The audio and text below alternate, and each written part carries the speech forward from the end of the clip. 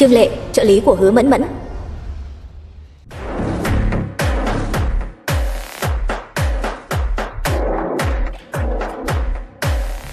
Bạch Vũ,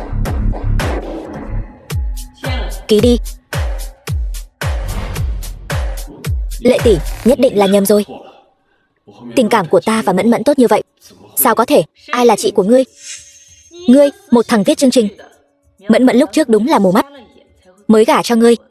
Bây giờ cô ta tỉnh ngộ rồi, đã muộn rồi, ít nói nhảm. Ký đi. Rồi cút xéo. Ta không tin. Đây nhất định không phải ý của cô ta. Đây chính là ý của ta. Hứa Mẫn Mẫn, vợ cũ Bạch Vũ. Đồ bỏ đi, mau ký đi. Số tiền này đều là của ngươi. Ngươi cứ việc vui vẻ đi. Ta với ngươi quen biết một thời gian. 1.000 vạn này cứ coi như là bồi thường cho ngươi. Chúng ta chia tay trong hòa bình.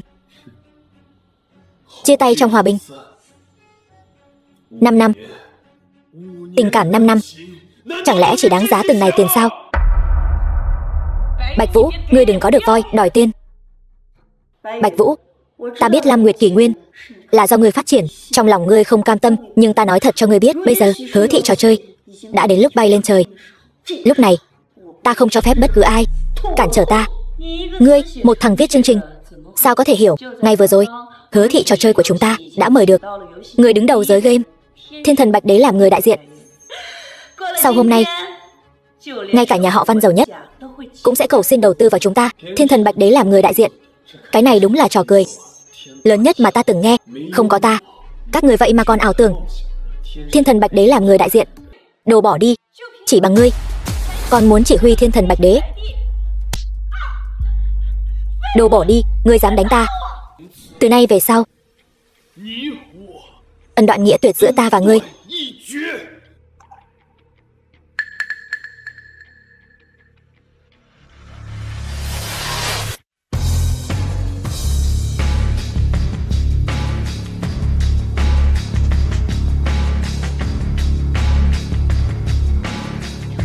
Mẫn Mẫn, ngươi nhìn xem tên vô dụng này là ai. Mau, ly hôn với hắn đi, rũ bỏ hắn ta, đi theo Đường thiếu. Như vậy thì tương lai của ngươi mới tốt đẹp hơn được.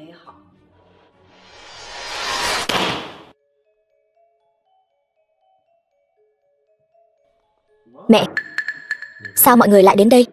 Câm miệng, ngươi và Mẫn Mẫn đã ly hôn rồi. Trương Tô, mẹ Hứa Mẫn Mẫn, ngươi cũng xứng gọi ta là mẹ sao? Đồ vô dụng, ăn bám nhà họ Hứa chúng ta 5 năm. Hứa Bằng, em Hứa Mẫn Mẫn, nhìn ngươi đã thấy ngứa mắt từ lâu rồi. Nếu không phải ngươi không biết xấu hổ lấy 10 triệu chị ta cho, thì ta đã cho ngươi sống không yên thân rồi. Con trai ngoan, nói nhảm với nó làm gì? Đá hết đồ bỏ đi của nó cho nó, bảo nó cút nhanh lên. Cút đi, cầm lấy mấy thứ đồ này của ngươi.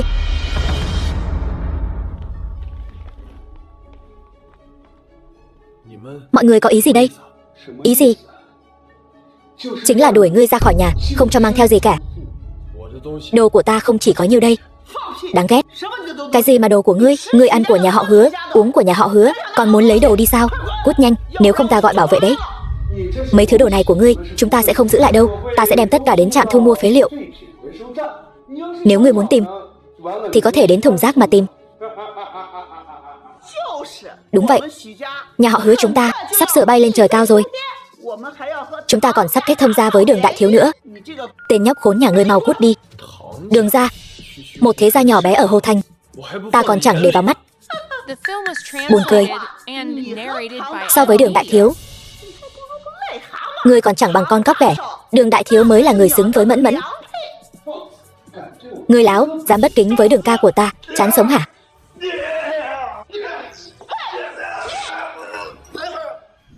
Alo, Mẫn Mẫn. Mẫn Mẫn, mau quay lại. Em trai ngươi sắp bị Bạch Vũ, tên vong ân bội nghĩa đó đánh ngỏm rồi.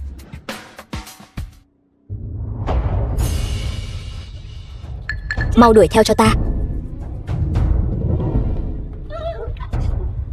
Xin lỗi. Văn Hy Nguyệt, đại tiểu thư Văn gia giàu có ở Hồ Thành. Đừng nói nữa, giúp ta.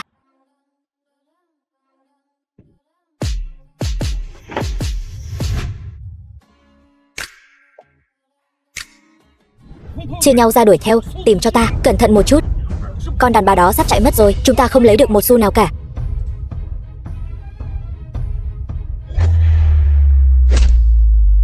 Chuyện tình cảm của người ta liên quan gì đến ngươi? Cút đi tìm người đi.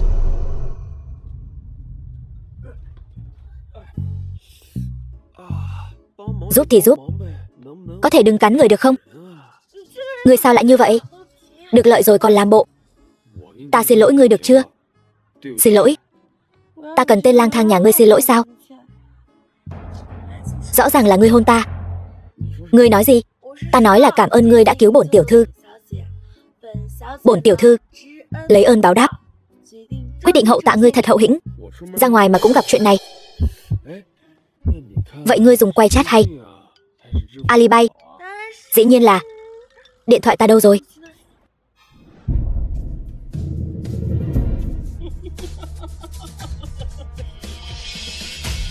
Này, hai người đừng hôn nữa. Quay lại để ta xem nào. Khốn nạn, thật sự là ngươi sao? Chạy. Đừng chạy, đuổi theo.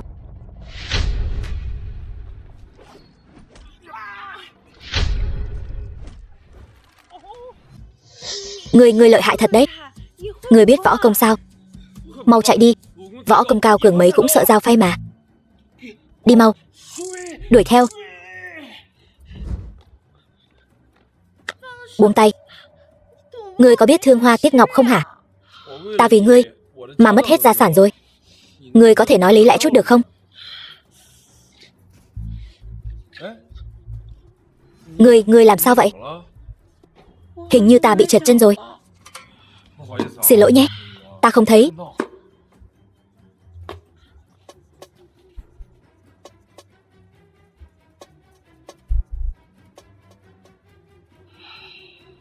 Để ta xem giúp cho. Không sao, chưa ngỏm được. Nếu mà tê nhẫn là thật thì thuật trị thương mới có được. Chắc chắn cũng có tác dụng. Ta đã bảo đừng đụng vào rồi mà. Sao không thấy đau nữa rồi? Chẳng lẽ ngươi là thần y sao? Coi như vậy đi. Thần y, van cầu ngài, ta còn việc cần ngài giúp đỡ. Ngươi thật là tự nhiên quá đấy. Quả nhiên là thần kỹ. Ông nội ta gần đây mắc một chứng bệnh lạ. Ông nội ta là Văn Trường Sơn. Nếu ngài bằng lòng giúp đỡ, ngài sẽ nhận được một khoản thù lao hậu hĩnh. Hồ Thành thủ phú Văn gia. Ta tên là Văn Hy Nguyệt. Ông nội ta tên là Văn Trường Sơn. Người hẳn đã từng nghe đến ta rồi. Văn Hy Nguyệt.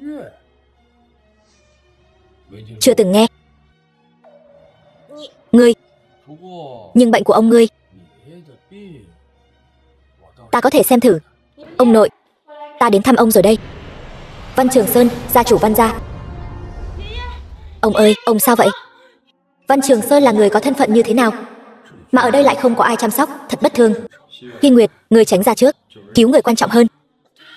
Bạch Vũ, ngươi mau cứu ông nội đi. Chỉ cần ngươi cứu được ông, Văn gia chúng ta nhất định sẽ không bạc đãi ngươi đâu. Các ngươi là ai? Ai cho các ngươi động vào bệnh nhân? Hồ đồ. Dương y sinh, ông mau đến cứu ông nội ta. Ông nội ta sắp không xong rồi. The film was translated and narrated by M Media. Văn tiểu thư, bệnh nhân đã suy đa tạng. Hãy chuẩn bị hậu sự đi. Thủ phú Văn Trường Sơn tiên sinh, nghe nói thân thể vẫn luôn rất khỏe mạnh. Lần trước còn thấy trên tivi. Sao đột nhiên lại suy đa tạng thế này? Tiểu tử, ngươi có ý gì? Nói năng phải có trách nhiệm đấy. Ta thấy rõ ràng là ngươi vừa rồi bấm loạn lên hại ông ấy. Không phải. Hắn là thần y. Thần y cái quái gì? Loại không ra gì đến giả danh thần y lừa đảo đấy sao? Văn tiểu thư, đây là sự cố y khoa. Trách nhiệm e rằng phải do chính ngươi gánh chịu.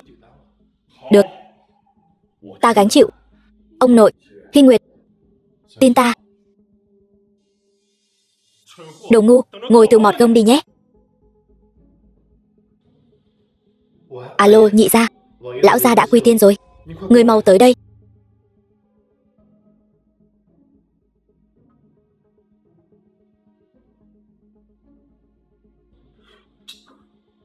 Sao có thể như vậy được? Đồ ngu, vừa rồi không phải nói ta là loại không ra gì hả? Thu nhận ta làm đồ đệ, ta nguyện hầu hạ bên cạnh, xin thần y truyền thụ y thuật tuyệt thế cho ta. Cút, đừng làm ảnh hưởng ta cứu người, cho mặt mà không biết giữ. Thần y, ta xin lỗi, chỉ cần ngài thu nhận ta làm đồ đệ, ta nguyện hầu hạ bên cạnh, ta nguyện làm trâu làm ngựa, cái gì cũng được, chỉ cần ngài truyền thụ y thuật tuyệt thế cho ta. Y giả nhân tâm, cầm ống nghe chọt đại 2 cái, liền phán người ta tử hình, không xứng làm thầy thuốc. Văn Hoành 3, nhị thúc Văn Hinh Nguyệt. Vô liêm sỉ, kẻ nào dám động thủ với Dương Y Sinh?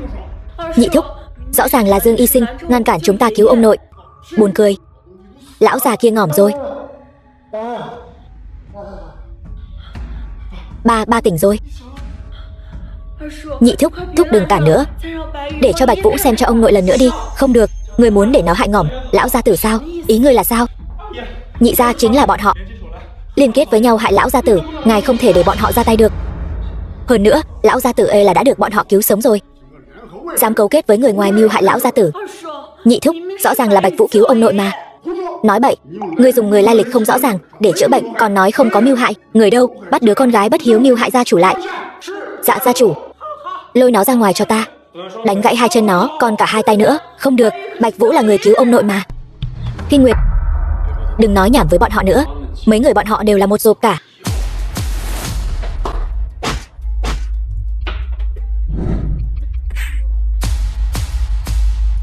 Cút, ngươi rốt cuộc là người nào? Xen vào chuyện nhà họ Văn ta. Hắn là bạn trai ta, sao lại không được quản? Tốt, tốt lắm. Quả nhiên là bạn trai mà Hinh Nguyệt coi trọng. Ông nội ông tỉnh rồi. Lão gia tử, thật ra ta không phải ông nội. Nghịch tử, đây là lang băm mà ngươi tìm đến chữa cho ta. Có phải ngươi đang mong ta ngỏm không? Để cho cái chức quyền gia chủ kia thành chính thức. Không, không, không có, tuyệt đối không có. Ta chỉ là không cử động được. Không phải bị điếc. Là hắn, là hắn, đều là hắn. Không, không phải ta. Là hắn, là nhị gia bảo ta làm như vậy. Đồ hỗn láo, ngươi dám mưu hại gia chủ, hôm nay ta đánh ngỏm ngươi. Đánh ngỏm ngươi. Giao lệnh bài gia chủ ra rồi, cút. Ba, ta sai rồi. Đừng bắt ta giao lệnh bài gia chủ ra nữa. Cha, đừng bắt ta giao lệnh bài gia chủ ra nữa. Cha, đừng bắt ta giao lệnh bài gia chủ ra nữa. Tốt lắm, may mà có các ngươi cứu ông. Nếu không bộ xương già này của ta hôm nay không còn nữa. Ông ơi, đây đều là công lao của Bạch Vũ.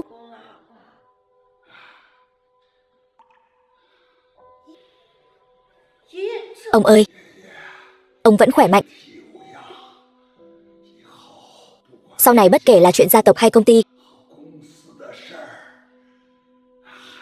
mong 2 đứa quản lý nhiều hơn. Vâng ông nội. Ông không sao là tốt rồi, ta không làm phiền ông nữa. Ông nghỉ ngơi đi. Was translated and narrated by M Media. Bạch Vũ thật to gan, dám ra tay nặng như vậy. Dì yên tâm, ta nhất định sẽ bắt được Bạch Vũ, đánh gãy tứ chi của hắn, để trả thù cho Hứa Băng. Mẫn mẫn nhà ta mà sớm đến với ngươi thì tốt rồi, chứ không phải tên khốn Bạch Vũ kia. Thật tức ngỏm mà. Bạch Vũ sao lại là ngươi? Ngươi chính là tên chồng cũ vô dụng của Mẫn mẫn. Nhìn cái bộ dạng nghèo hèn của ngươi kia, tính là cái thá gì? Hỗn xược, dám nói chuyện với Đường thiếu như vậy. Đường thiếu chính là đại thiếu gia nhà họ Đường, tài sản hàng tỷ. Ngươi là loại rác rưởi nào mà dám đụng vào? Nếu ngươi biết điều thì mau cút lại đây quỳ xuống xin lỗi ta. Nếu không, Đường thiếu chỉ cần một câu là có thể lấy mạng của ngươi. Nhà họ Đường. Sao vậy?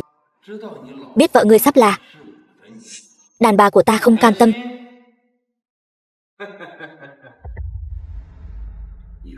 Ngươi nói xem, nếu ta quay video lại cảnh ta chơi vợ cũ của ngươi, rồi chia sẻ cho ngươi xem, thì ngươi thấy thế nào? Ngươi dám đánh ta, Đánh ngươi thì sao? Đồ rác rưởi, ngươi dám mắng ta là rác rưởi? Được lắm, ngươi giỏi.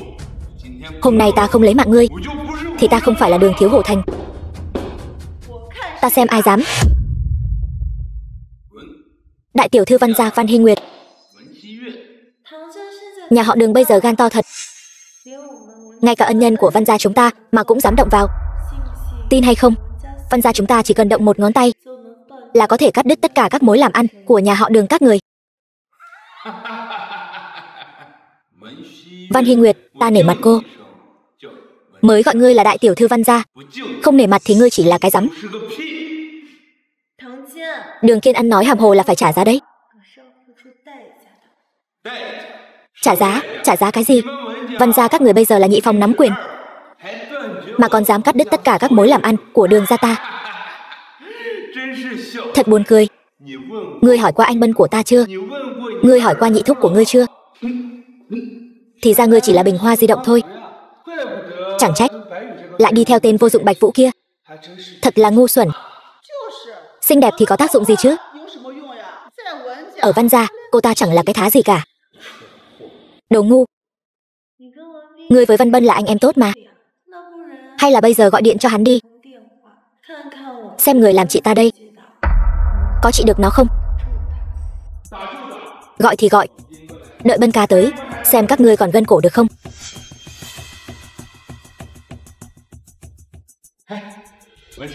Văn thiếu, là Tiểu Đường đây. Văn đại tiểu thư nói muốn cắt đứt giao dịch của hai nhà chúng ta. Hàng bên ngài cần e rằng Văn Hy Nguyệt là cái thá gì. Đợi ta tới liền. Được. Chúng ta đang ở bệnh viện Hồ Thành. Vừa rồi còn xưng huynh gọi đệ đấy thôi. Sao giờ lại thành Tiểu Đường rồi? Ngươi đừng có láo. Có gan thì đợi Văn thiếu tới phòng khám. Được, ta đợi.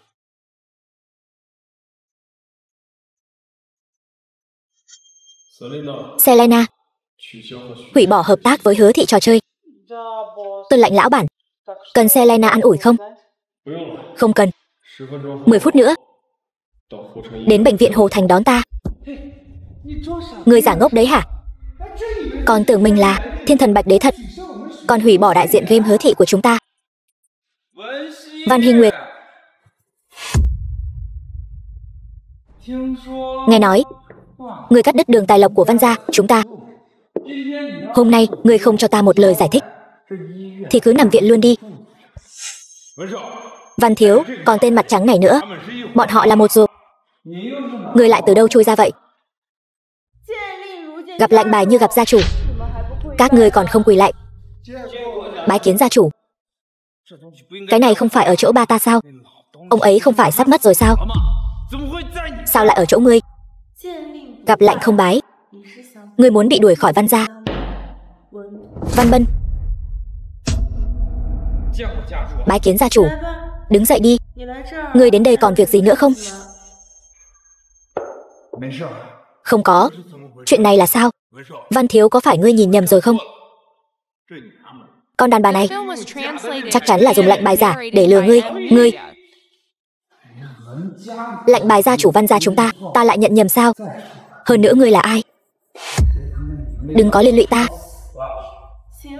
Thôi được rồi, vậy thì tát 3 cái. Ngươi có thể cút rồi.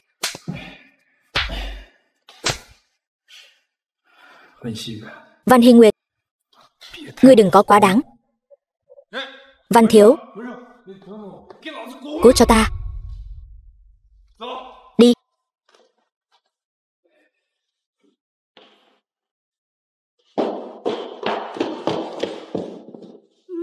Mẹ, mọi người bị làm sao vậy? Mẫn Mẫn, ngươi cuối cùng cũng đến rồi. Hắn lại đánh người. Bạch Vũ, ngươi còn chưa xong nữa sao? Ta đã đưa tiền cho ngươi rồi. Là ngươi tự ra vẻ thanh cao không cần. Ngươi đánh tiểu bằng bị thương còn chưa đủ, bây giờ phải xin lỗi. Xin lỗi, làm phiền ngươi tìm hiểu rõ tình hình thực tế, Hứa tiểu thư. Bạch Vũ, thì ra ngươi cặp kè với con hồ ly tinh này. Bảo sao lại muốn ly hôn với Mẫn Mẫn. Đúng đó chị, Chị xem bọn họ hợp sức đánh ta kia. Bạch Vũ, ta thật sự đã nhìn lầm ngươi. Ngươi vậy mà lại ngoại tình. Ta nói cho ngươi biết, ta, Bạch Vũ làm việc chưa bao giờ bẩn thỉu, hèn hạ như ngươi. Trên đời này vậy mà lại có loại đàn bà ngu ngốc như cô. Có anh Vũ tốt như vậy mà cũng không cần.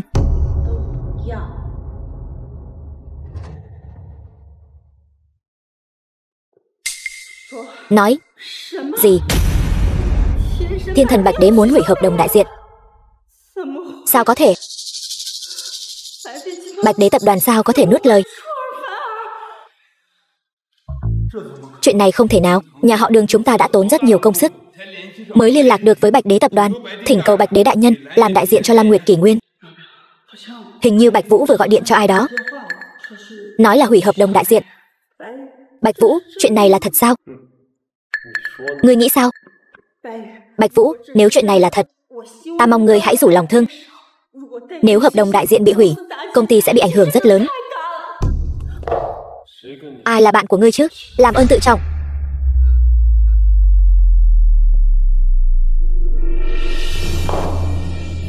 Giờ phải làm sao đây? Tin tức đã được tung ra rồi. Nếu Bạch Đế tập đoàn hủy hợp đồng, rất nhiều nhà tài trợ sẽ đòi bồi thường. Bồi thường? Nhà đầu ngốc này, nếu phải bồi thường thì làm sao bây giờ? Mong nghĩ cách đi. Nếu phải bồi thường, ngươi định ăn nói thế nào với em trai ngươi? Gì lầm cầm rồi. Tên vô dụng đó, làm sao có thể ảnh hưởng đến hợp đồng đại diện của Thiên thần Bạch Đế chứ? Ta thấy hắn ta sợ bị vạch chân nên bỏ chạy rồi. Ta suýt bị tên nhóc đáng ghét đó lừa rồi. Yên tâm, ta có thể làm cho Bạch Đế tập đoàn ký hợp đồng lần đầu.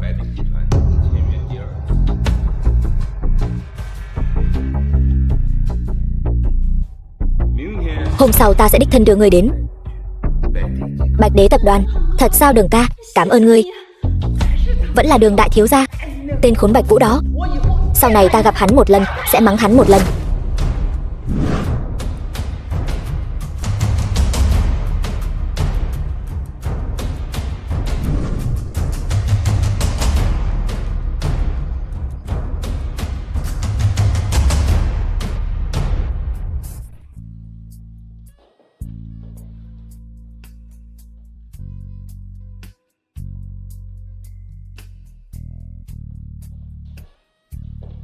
Chỗ ở mới của ta đã tìm được chưa?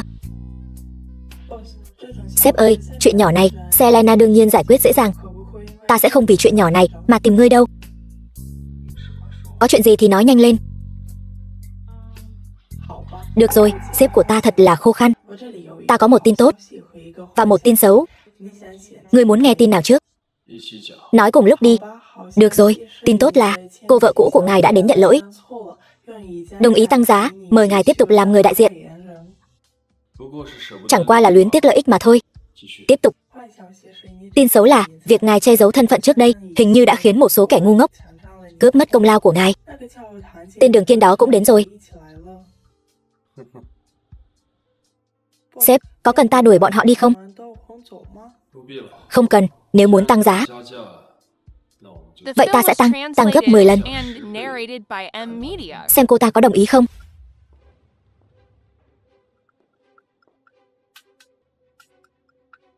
Gấp 10 lần. Sao ngươi không đi cướp luôn đi? Gấp 10 lần là nhiều lắm sao? Cũng chỉ 1 tỷ mà thôi. Ta mà tiêu hết 1 tỷ, ba ta sẽ đánh ngỏm ta mất. Đây vậy mà là một khoản phí đại diện của Bạch Đế. Hứa tiểu thư, ngươi có muốn tăng giá không? Được. Vì để trò chơi Lam Nguyệt Kỷ Nguyên có thể vươn ra toàn cầu, ta đồng ý trả giá cao gấp 10 lần. Ngươi điên rồi. Ngươi lấy đâu ra nhiều tiền vậy? Chỉ cần có Bạch Đế tập đoàn làm đại diện cho chúng ta, công ty sẽ phất lên như diều gặp gió. Đây là cơ hội ngàn năm có một. Dù có phải đem công ty đi cầm cố cũng đáng. Đàn bà đồ điên. Nếu ngươi mất công ty, ta còn cần ngươi làm gì? Hứa tiểu thư quả nhiên có khí phách. Ngươi cứ chờ đi. Cái gì? Cô ta thực sự đồng ý rồi sao? Cũng đúng. Vì trò chơi này, cô ta đã không còn đường lui. Sếp, lúc trước ngươi không nên đem đứa con tinh thần này tặng cho người vợ cũ của ngươi. Hỏi cô ta lần cuối, có bằng lòng trả giá đắt hơn không? Nếu bằng lòng thì cho cô ta vào. Vị Đường tiên sinh kia chắc chắn sẽ tức điên lên. Trả giá đắt hơn? Ngươi có ý gì? Hứa tiểu thư, người có thể quyết định chuyện này là một người đàn ông trẻ tuổi, đầy nhiệt huyết. Ngươi nói cái giá phải trả là có ý gì? Được, ta đồng ý. Ta không đồng ý. Hứa Mẫn Mẫn, bây giờ ngươi là người phụ nữ của ta. Ngươi dám? Xem ra Hứa tiểu thư có thể vì tiền đồ mà từ bỏ một người, cũng có thể từ bỏ một người khác. Đường tiên sinh, ngươi thấy sao? Buông ta ra. Khốn nạn, các ngươi đều là tiện nhân.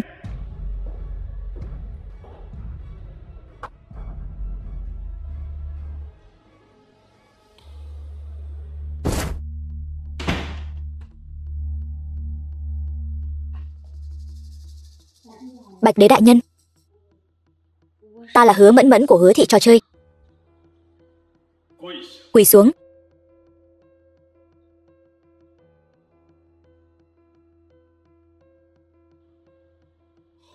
Chi mạnh 1 tỷ.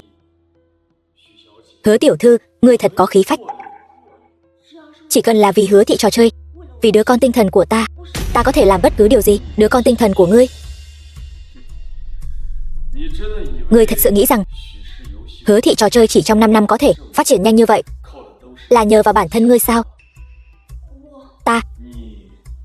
Ngươi thật sự cái gì cũng bằng lòng làm. Bạch Vũ, ta không có. Ta trong sạch. Trong sạch. Chúng ta đã ly hôn. Trong sạch hay không thì liên quan gì đến ta? Bạch Vũ, ta cầu xin ngươi. Cầu xin ta. Bây giờ cầu xin ta, ngươi nghĩ có tác dụng sao? Ngươi là tổng tài của Bạch đế tập đoàn, là vị thiên thần Bạch đế thần bí kia, đúng không? Đúng hay không thì có liên quan gì?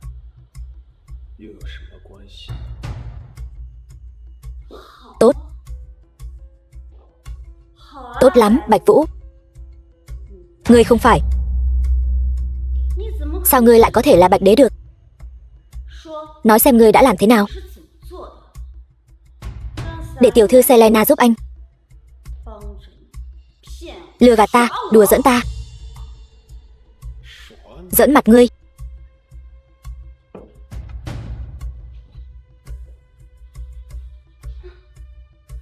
Chắc chắn là ngươi đã câu kéo con nhỏ Tây này,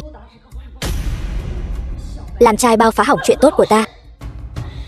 Cái gì mà tăng giá thất bại, ngay cả việc hầu ngủ đúng giờ cũng là sỉ nhục ta. Phá trò chơi của ta. Hứa Mẫn Mẫn, người thật là không thể nói lý lẽ. Thấy chưa, ta đã nói chúng rồi mà. Cạn lời rồi chứ gì. Bạch Vũ ơi Bạch Vũ, người thật sự làm ta thấy ghê tởm đến cùng cực. Người đâu? Bạch Vũ, ta chưa xong với người đâu.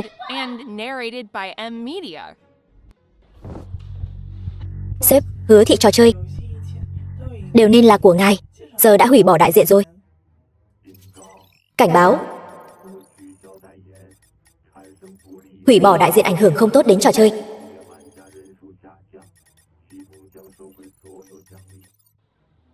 Xem ra chuyện này vẫn chưa thể nóng vội được. Ngài nói gì? Thông báo cho Hứa thị trò chơi, nếu muốn tiếp tục để ta làm đại diện cho họ cũng không phải là không được, nhưng ta muốn 3 phần cổ phần của Hứa thị trò chơi. Sếp, chúng ta hoàn toàn có thực lực và tư cách để nuốt trọn bọn họ. Thứ thuộc về ta, ta nhất định sẽ lấy lại. Bây giờ chúng ta không vội, cứ từ từ. Được rồi, sếp yêu quý của ta, Selena sẽ đi làm ngay. Ngươi mau đi xử lý đi. Vâng, Hứa tổng. Chuyện hủy bỏ đại diện chắc chắn sẽ gây ra dư luận. Có thể đè được thì cứ đè hết mức có thể. Vâng, Hứa tổng. Đúng rồi, Đường thiếu nói muốn đến tìm ngài. Ngài cũng nên nói chuyện cho rõ ràng với hắn. Dù sao thì gia hòa vạn sự hưng mà.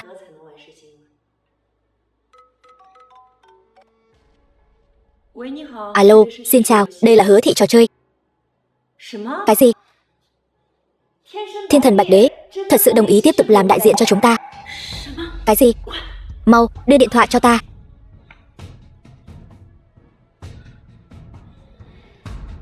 Xin lỗi, Selena tiểu thư, nếu Bạch Đế tập đoàn vẫn sẵn lòng làm đại diện cho Hứa thị trò chơi chúng ta nguyện đích thân đến xin lỗi. Ngươi có xin lỗi ta hay không không quan trọng, chủ yếu là thái độ của ngươi với Bạch Vũ tiên sinh, ta rất không thích. Vậy thì hãy chuyển lời xin lỗi của ta. Nếu cần, ta có thể đích thân đến xin lỗi. Vậy thì chúc mừng Hứa tiểu thư. Sau khi bàn bạc, chúng ta quyết định Bạch Đế đại nhân tiếp tục làm đại diện cho các ngươi cũng được, nhưng Hứa thị trò chơi phải trả 3 phần cổ phần làm điều kiện. Cái gì? Điều kiện này quá đáng quá rồi. Ta tuyệt đối không đồng ý. Ngươi đây là đang hét giá trên trời. Hứa tiểu thư, chuyện gì cũng có cái giá, bất kể là tình cảm hay trò chơi. Cô nói có đúng không? Tình cảm cái gì? Ngươi rõ ràng là đang trách ta, vạch trần chuyện gian díu giữa ngươi và Bạch Vũ. Hứa tiểu thư, xem ra ngươi cần phải biết thế nào là tôn trọng rồi đấy. Alo.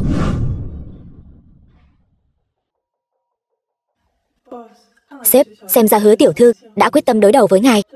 Đúng rồi, cái tên Đường Kiên đó lại dám tìm đến Hổ Thành Lôi Gia, mộng tưởng gây áp lực cho công ty, cảnh cáo Lôi Gia khai phá game Nam Thành không còn liên quan đến hắn nữa.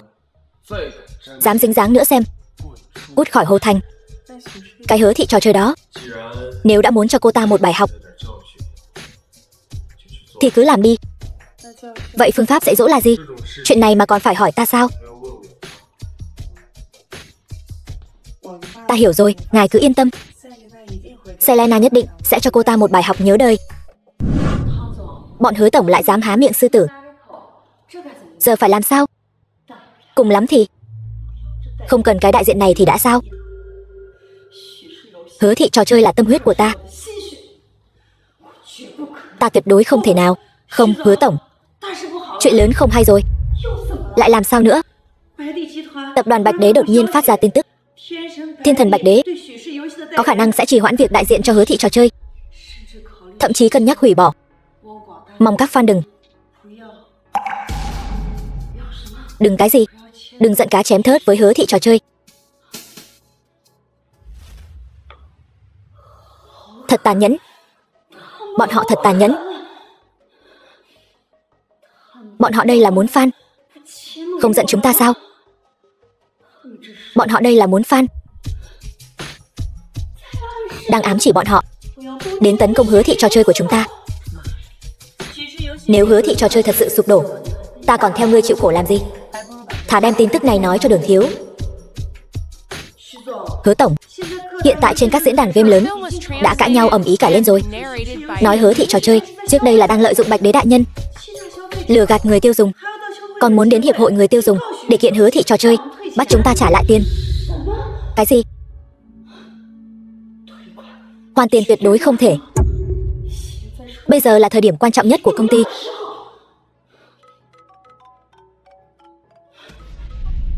Alo, Selena tiểu thư. Ta đồng ý hết.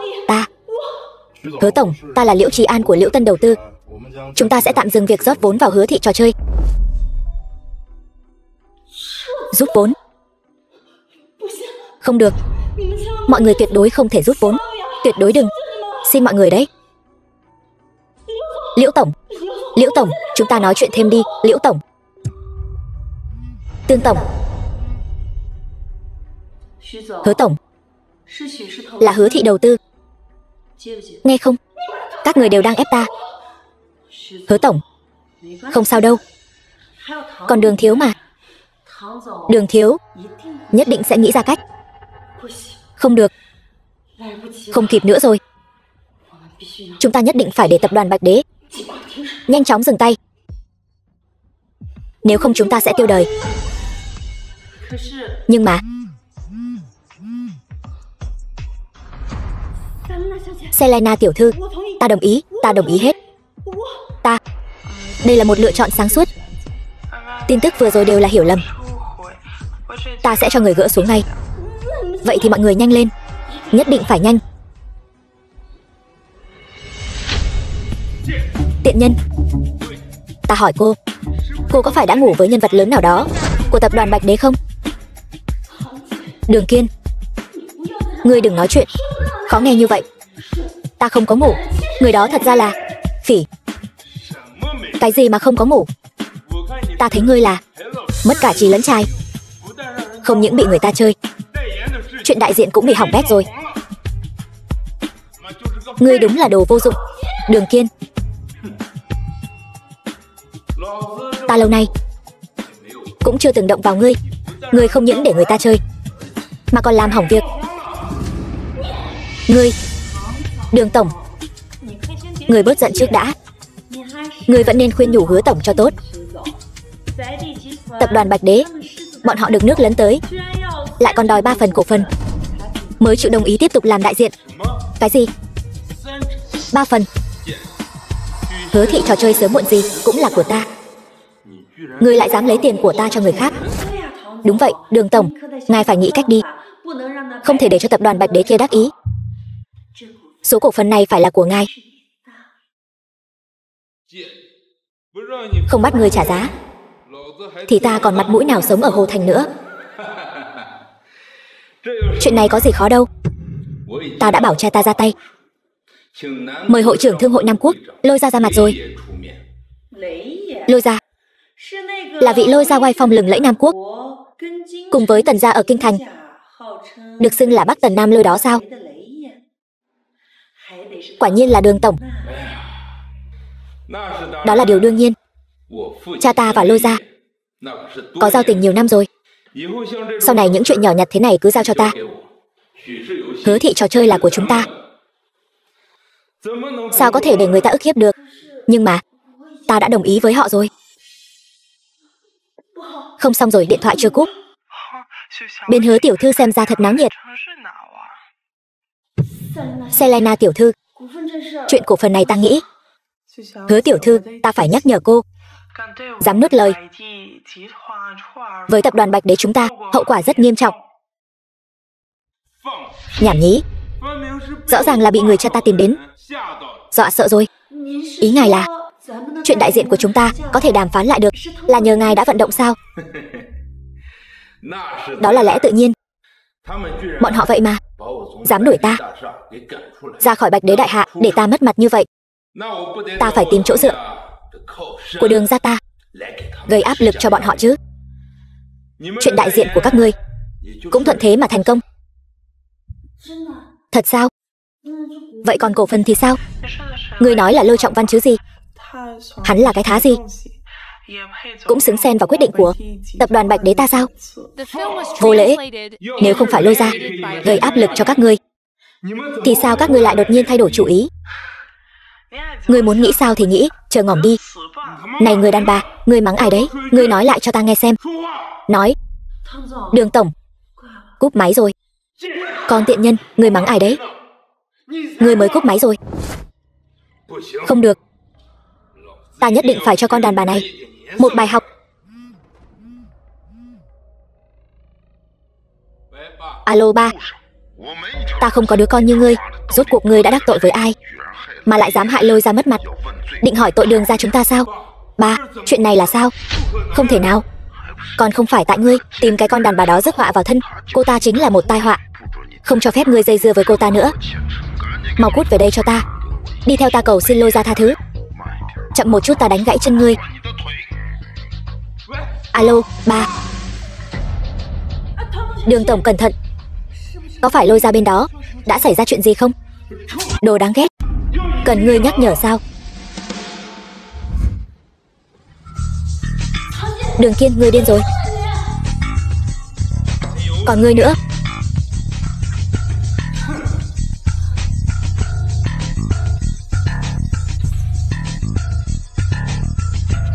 Hứa tiểu thư, ngươi lại đổi ý rồi sao? Nếu ngươi đã đồng ý chuyện cổ phần, vậy thì hãy định ngày ký kết đi. Được. Ngày mai Hứa gia sẽ tổ chức lễ kỷ niệm Lam Nguyệt Kỷ Nguyên tại khách sạn Vân Đỉnh Thiên Cung. Chúng ta tiện thể ký hợp đồng đại diện. Hợp đồng đại diện? Hứa tiểu thư có phải hơi vội vàng rồi không? Chúng ta còn chưa. Vậy được rồi. Hứa tiểu thư tạm biệt. Khoan đã. Còn chuyện gì sao? Ta rất bận. Khi đó liệu có thể để cho ngài Bạch Đế đến dự không? Nếu vậy thì thật tham lam.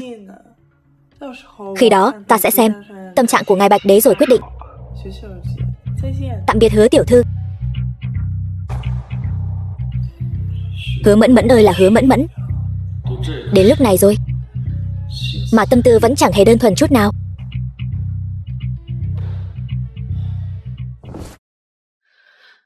Hứa tổng, chúng ta hiện đang bị ảnh hưởng bởi dư luận. Lễ kỷ niệm Lam Nguyệt Kỷ Nguyên có thật sự nên tổ chức đúng hạn không? Nếu lỡ như... Không có nếu lỡ như. Bây giờ ngươi hãy đi tuyên truyền rầm rộ cho ta chuyện tập đoàn Bạch Đế sẽ ký kết tại buổi lễ. Tập trung tuyên truyền tạo thanh thế cho ta. Nhưng mà tập đoàn Bạch Đế đâu có nói ngài Bạch Đế nhất định sẽ đích thân đến dự. Bất kể ngài ấy có đến hay không, tập đoàn Bạch Đế đã nhận cổ phần của ta rồi. Ta không tin bọn họ sẽ đứng ra phản bác.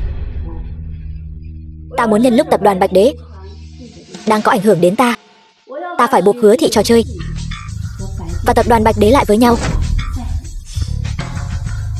để nâng cao danh tiếng. Vào ngày đại lễ, hãy mời các nhân vật nổi tiếng đến để làm rạng danh cho Hứa thị trò chơi của ta. Ngài đoán quả nhiên không sai. Hứa thị trò chơi đột nhiên tuyên truyền rầm rộ chuyện ngài sẽ đến dự lễ ký kết. Ngài xem chúng ta có nên ra thông cáo không?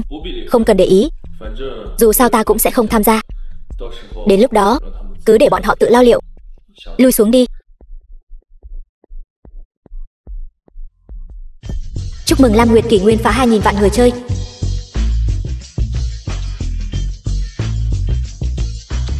Phần thưởng mới, bùa hộ mạnh, bảo vệ khỏi nguy hiểm.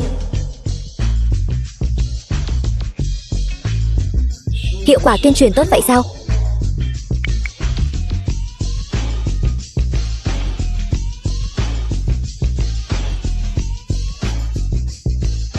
Văn Hy Nguyệt.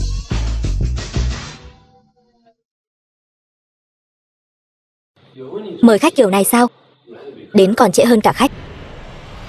Trần Lâm, bạn học Bạch Vũ, ly hôn rồi mà vẫn lừa được gái xinh thế này sao? Ta đến là để báo tin vui cho ngươi đấy. Ta ở đây để báo cho ngươi một tin tốt. Ta xin rửa tai lắng nghe. Nói trước nhé, ta đã điều tra tất cả tư liệu của ngươi. Ngươi sẽ không trách ta chứ? Ngươi điều tra ta, đừng nói khó nghe vậy chứ. Xét cho cùng ngươi cũng đã hôn ta rồi. Ta còn không thể tìm hiểu về ngươi sao? Rõ ràng là ngươi cưỡng hôn ta mà. Được hơi còn làm bộ làm tịch, giả vờ cái gì? Ta điều tra ra gần đây ngươi gặp chuyện không may, bị Hứa thị trò chơi, người đàn bà xấu xa đó lừa gạt. Biết ngay mà.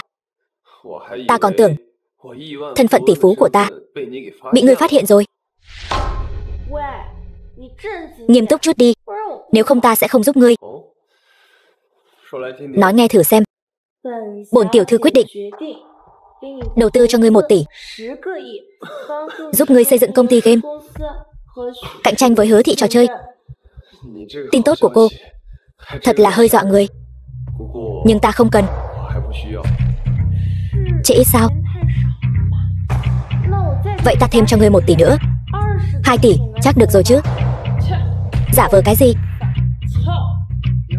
Hóa ra là hai đứa thần kinh.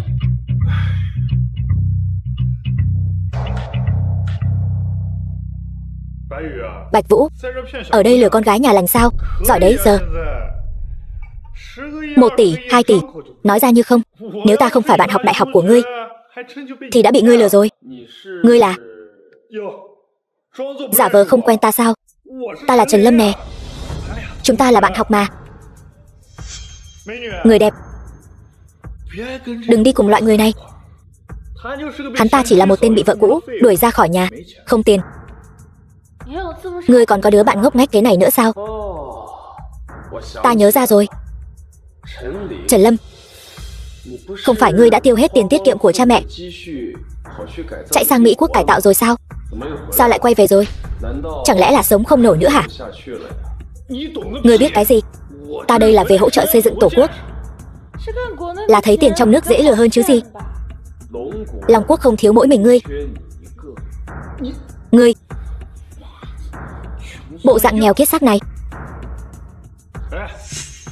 vội chạy cái gì vậy? Sợ ta vạch trần ngươi sao? Ngươi còn chưa biết sao? Hắn ta không chỉ là một tên bị vợ cũ đuổi ra khỏi nhà, mà còn ra đi tay trắng. Theo hắn ta thì không có tương lai đâu. Hắn ta không có tương lai thì ngươi có tương lai sao? Dĩ nhiên rồi, anh Trần của ta là kiều bào mà. Hóa ra là kiều bào. Bạch Vũ, đồ rác rưởi bất tài như ngươi, chỉ biết núp sau lưng đàn bà. Khó trách Hứa Mẫn Mẫn coi thường ngươi. Đáng đời. Biết lần này tại sao ta về Hồ Thành không? Lễ kỷ niệm Lam Nguyệt kỷ nguyên của Mẫn Mẫn mời ta làm khách mời. Xin lỗi, ta quên mất. Ngươi giờ bị đuổi ra khỏi nhà rồi. E là đến cả tư cách đi rửa bát cũng không có nữa đâu. Câm miệng, đồ đàn bà thối, dám đánh ta. Trần ca. Gì thế, thằng nhãi danh nhà ngươi? Ông nội nói là cách đưa tiền chăm sóc hắn quả nhiên không đáng tin cậy, vẫn phải tự mình ra tay. Ngươi cái gì mà ngươi? Không phải chỉ là lễ kỷ niệm của Hứa thị trò chơi thôi sao? Có gì ghê gớm chứ? Trước đó Hứa thị trò chơi gửi thư mời cầu xin nhà họ Văn ta đến. Lúc trước ta còn chẳng muốn đi đâu. Ngươi yên tâm, hôm kia lễ kỷ niệm này ta sẽ đi cùng ngươi, chống lưng cho ngươi. Chúng ta đi. Hóa ra cô ta chính là vị đại tiểu thư nhà họ Văn. Khó trách dám đầu tư 2 tỷ. Cô ta hoàn toàn có lý do chính đáng. Đừng nói 2 tỷ, ta mà tiêu 200 triệu, cha ta cũng đánh ngỏm ta. Không cần cảm ơn ta, bản tiểu thư luôn hào hiệp. Thật ra không cần đi đâu. Dừng lại. Cứ quyết định vui vẻ như vậy đi. Tạm biệt. Bản tiểu thư đã nói là không đi cũng phải đi rồi. Không có gì, tặng một món quà cho ngươi. Cất giữ cẩn thận. Đây là tín vật định tình. Nghĩ gì vậy? Cái này là bùa bình an ta đặc biệt cầu xin được đấy. Để bảo vệ bình an, cất giữ cẩn thận nhé. Còn đặc biệt cầu bùa cho ta nữa. Còn nói không phải, còn đeo bên mình nữa chứ. Rõ ràng là muốn. Dừng lại. Cứ vậy đi, mai gặp. Bye bye. Thật sự có người tặng con gái. Thứ này làm quà sao? Vẫn là tặng cho ông già đi.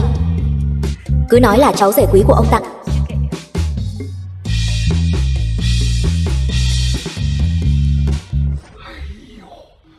Nhẹ thôi. Bộ xương già này của ta bị ngươi gõ cho rã rời cả rồi. Biết rồi. Thế nào? Cách của ông nội rất hiệu quả. Hiệu quả? Tốt, mới lạ. Trời đất ơi. Ông nội, ông nhìn lầm hắn rồi. Hắn căn bản không lấy 2 tỷ đó. Hơn nữa, hắn còn chuẩn bị quà nữa. Hắn không lấy. Ông nội vẫn không nhìn lầm người chứ? Để ta xem. Quà gì vậy? Ông nội, để ta xem nào. Ông chắc không thích đâu. Chắc chắn thích rồi. Lại đây, để ta xem nào. Đưa ta coi. Ông nội, thời gian thăm nom hôm nay đã hết rồi. Vậy ông nội, ông nghỉ ngơi cho khỏe. Con về trước đây. Được rồi, về trước đi. Dọc đường cẩn thận. Yên tâm đi ông nội, con đi rất vững mà. Chậm thôi.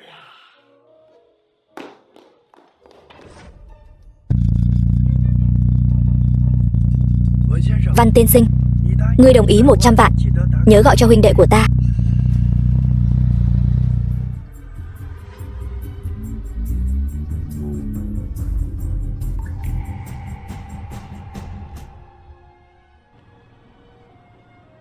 Vừa rồi là ngươi bảo vệ ta sao?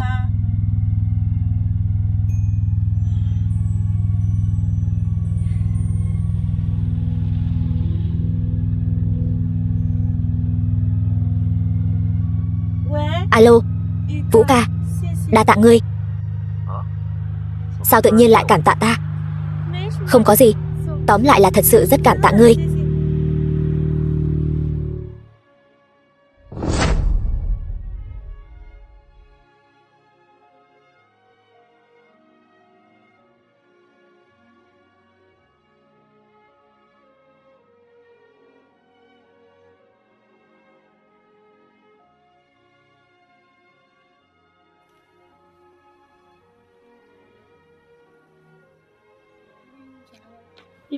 Bên kia có người tìm ta, đợi ta một chút nhé.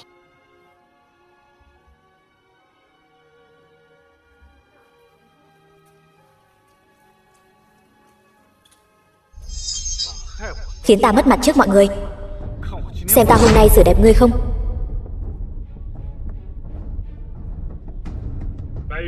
Bạch Vũ, ngươi còn mặt mũi đến tham dự buổi lễ của Mẫn Mẫn? Chẳng lẽ là đến ăn trực sao? Trần thiếu gia, ngài nói đúng thật. Tên tiểu tử này mặt dày hơn cả tường thành. Thật không biết Văn đại tiểu thư làm sao lại tìm thứ hàng này đến tham dự yến tiệc. Dám động vào nữ nhân mà lôi bưu ta để ý. Bây giờ lập tức quỳ xuống học 3 tiếng cờ hó sủa. Nói không chừng hôm nay còn tha cho ngươi. Nếu không thì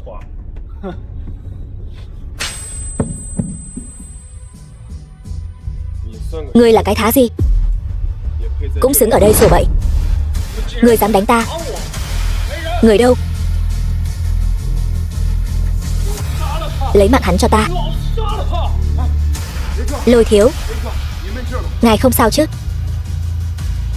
Mấy người các ngươi còn đứng ngây ra đó làm gì? Trước tiên phế cái chân của hắn cho ta. Dừng tay, tránh ra. Các ngươi muốn làm gì? Văn tiểu thư, Bạch Vũ làm Lôi thiếu bị thương, chẳng lẽ ngươi muốn bao che cho hắn? Ngươi là ai? Lôi Bưu là cha ruột của ngươi sao? Ngươi, chúng ta mới gặp nhau hôm kia mà. Cút. Chó tốt không cản đường. Hy Nguyệt, loại người bất tam bất tứ này sao có thể xứng làm bạn với ngươi chứ? Đúng vậy, loại rác rưởi này không nên bước vào cửa lớn này. Vô lễ. Nữ nhân kia, ngươi dám đánh ta?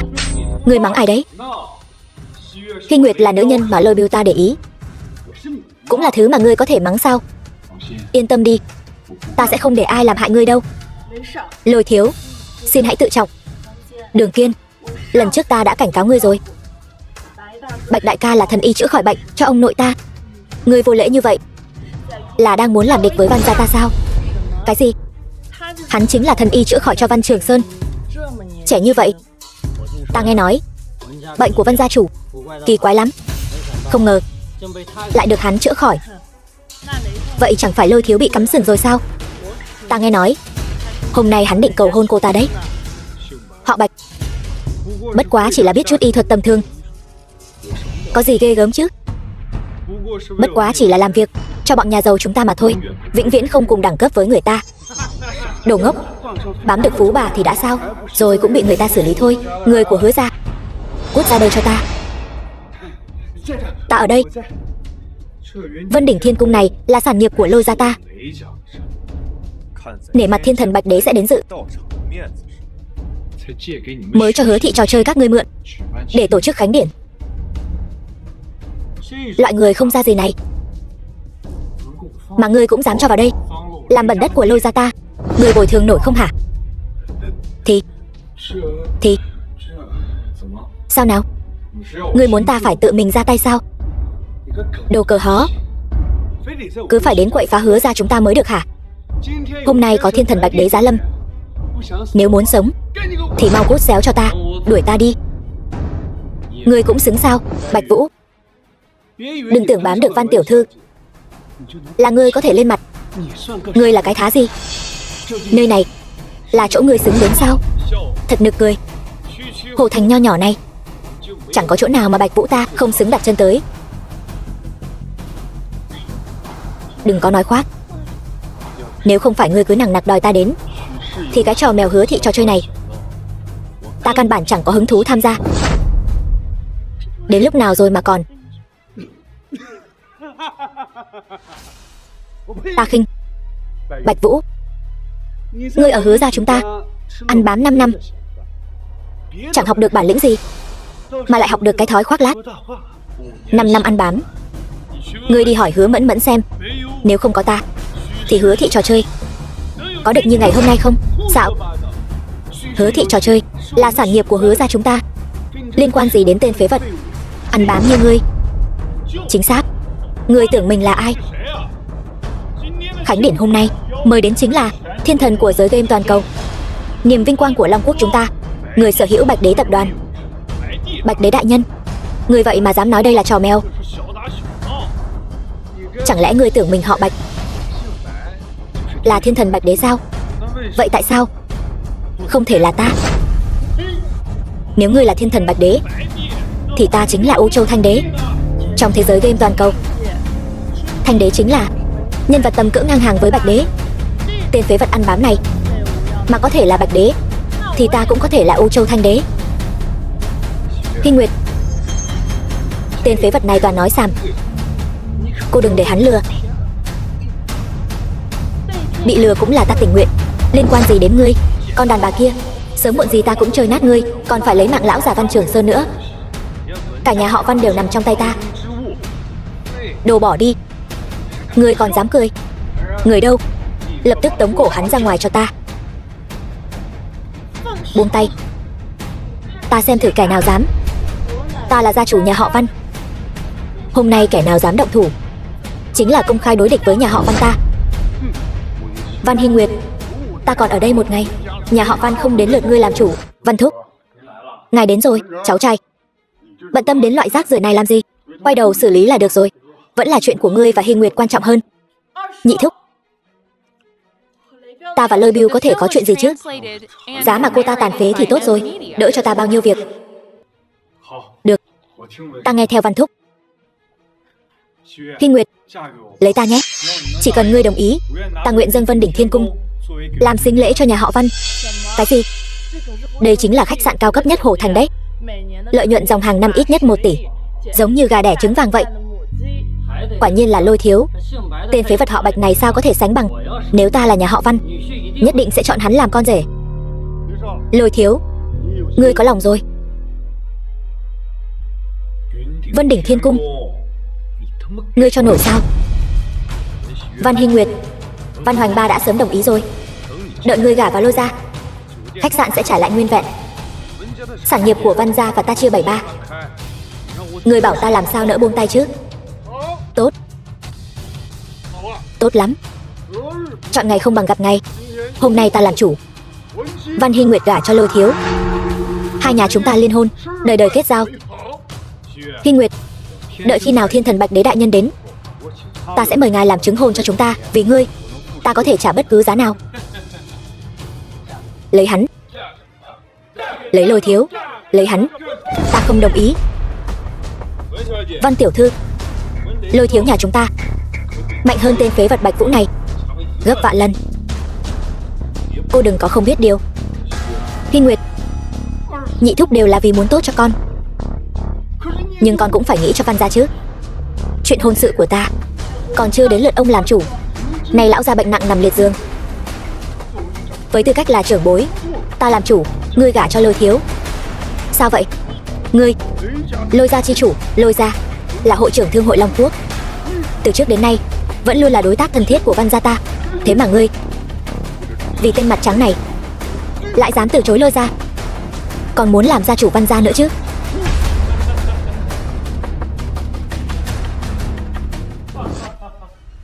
Này anh bạn, ngươi cười cái gì thế?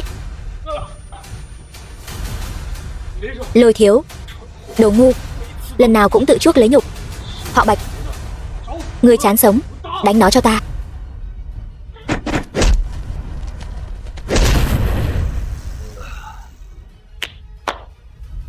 Văn Hoành Ba, Ta thấy người chán sống rồi. Lần nào cũng bị đánh mà không biết đau. Cút xéo, Bạch Vũ. Ngươi. Đủ rồi.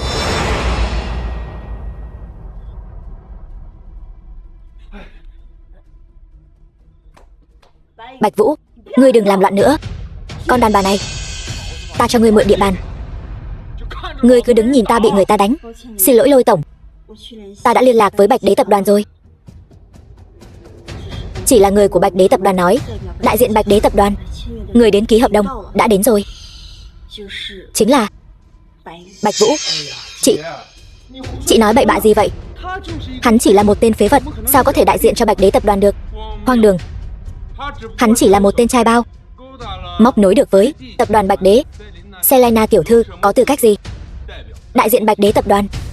Là Selena tiểu thư của Bạch Đế tập đoàn chính miệng nói. Bạch Vũ hôm nay toàn quyền đại diện Bạch Đế tập đoàn. Bạch Vũ, người rốt cuộc là ai?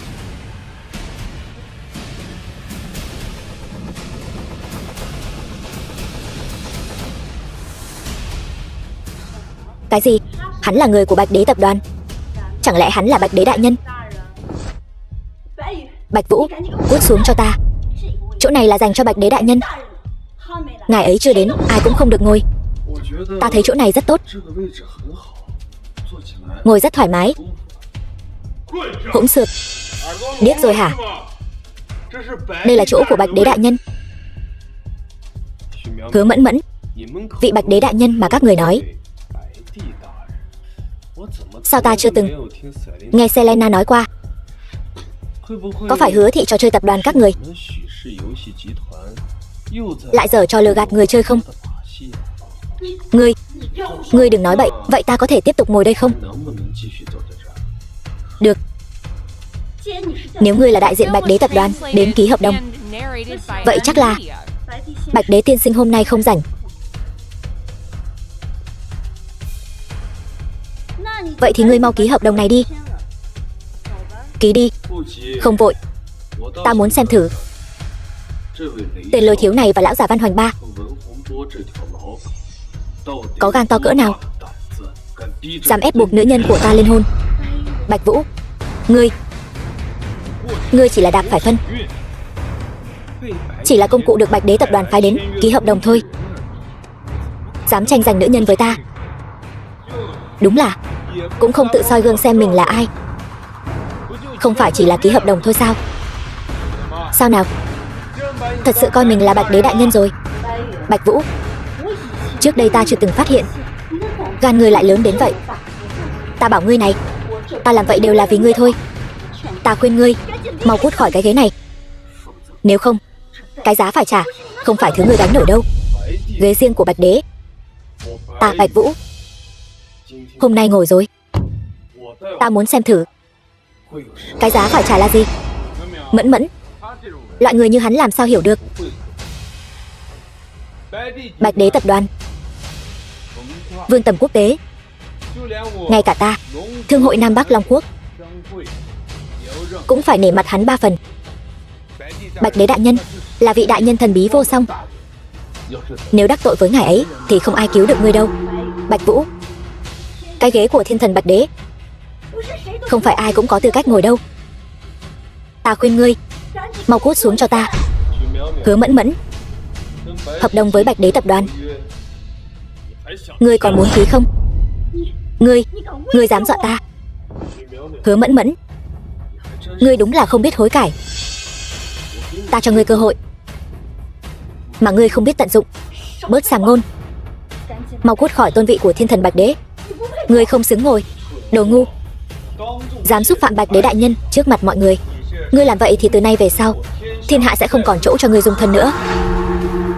Lôi ra ta, nhất định sẽ vì Bạch Đế đại nhân mà diệt trừ tên cuồng đồ láo xực như ngươi. Còn cả Văn gia ta nữa, còn cả Đường gia ta nữa, còn cả ta nữa, còn cả Hứa gia ta nữa.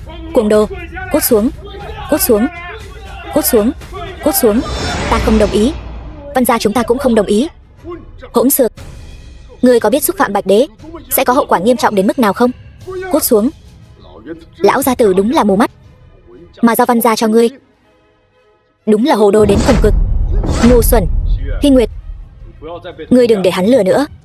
Có ta xin tha cho ngươi. Bạch đế đại nhân sẽ không trách phạt ngươi đâu. Bạch Vũ, hay là ngươi chạy nhanh đi, ta cản bọn họ cho. Bọn họ chắc chắn không dám động đến ta đâu. Đi. Hy Nguyệt, không sao đâu. Ở Hồ Thành chưa có ai dám động đến Bạch Vũ ta đâu.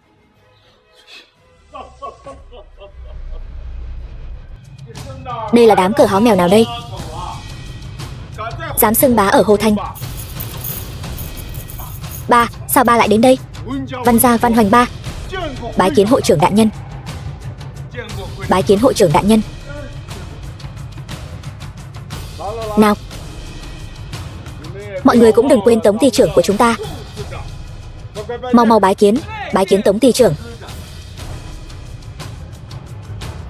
Tống ty trưởng, thật ra ta muốn cùng ngài gặp Bạch đế đại nhân, bàn bạc về mảng game khu Nam.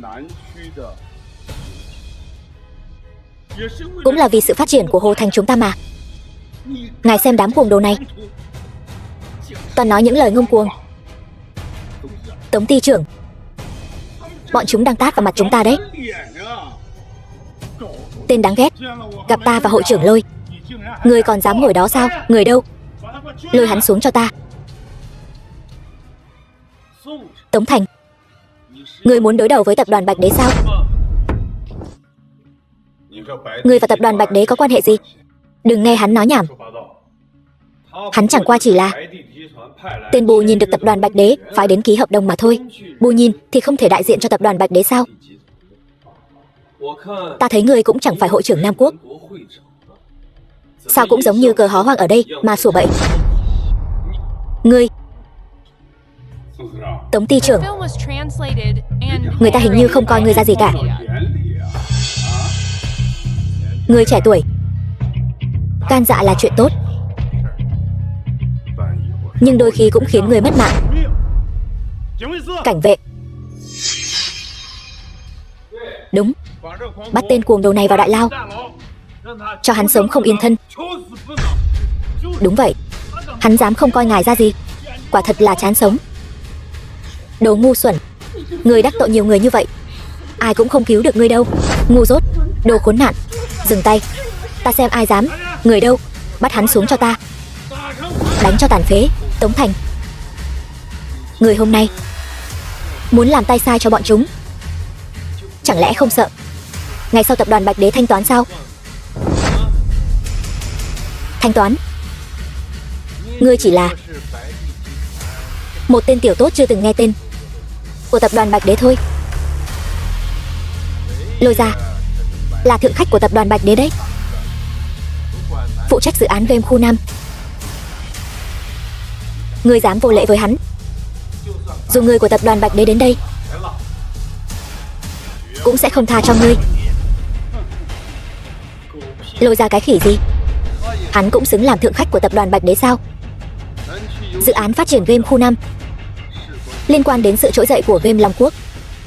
Hắn vì tư tâm quá nặng nên đã bị đá ra khỏi cuộc chơi từ lâu rồi. Các ngươi cái gì cũng không biết, nghe hắn ở đây nói nhảm. Sao có thể chứ? Nam Quốc thương hội chẳng phải luôn cứng rắn, có thể so găng với tập đoàn Bạch đế sao? Ta khinh. Tập đoàn Bạch đế tung hoành toàn quốc. Nếu không phải 5 năm trước bị Lôi Bạo Game, công ty số 1 thế giới, chèn ép, thì bây giờ cũng là doanh nghiệp xuyên quốc gia rồi. Sao có thể so sánh với Nam Quốc thương hội được? Ngươi nói bậy, sao có thể có chuyện như vậy được? Cứ hỏi cha ngươi thì sẽ rõ tất cả. Ta đã phong tỏa tin tức từ lâu, chỉ cầu lần này được Bạch đế đại nhân tha thứ. Tin tức vậy mà bị người tiết lộ, đáng ghét.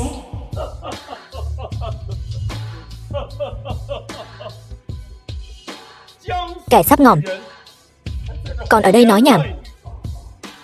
Quan hệ của ta và tiểu thư Selena rất mật thiết, làm sao ngươi, một tên tiểu tốt, có thể hiểu được?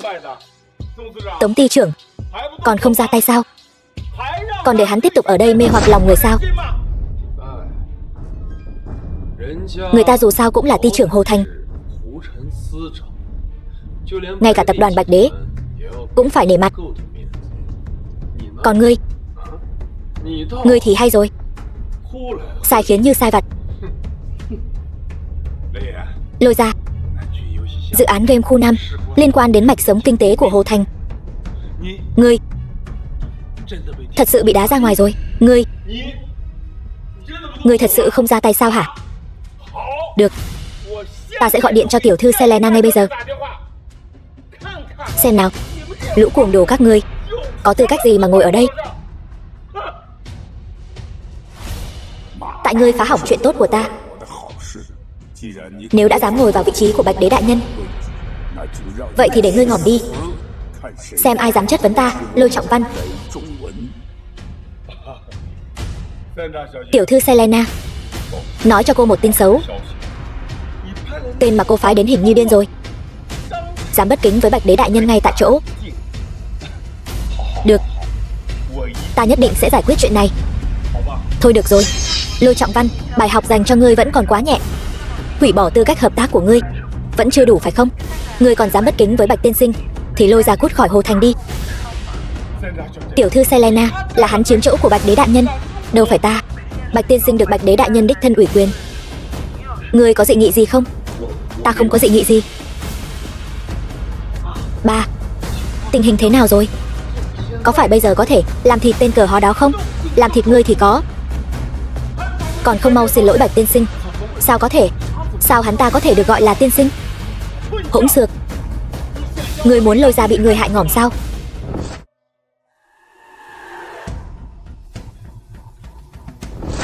Bạch tiên sinh, xin hãy tha thứ cho ta.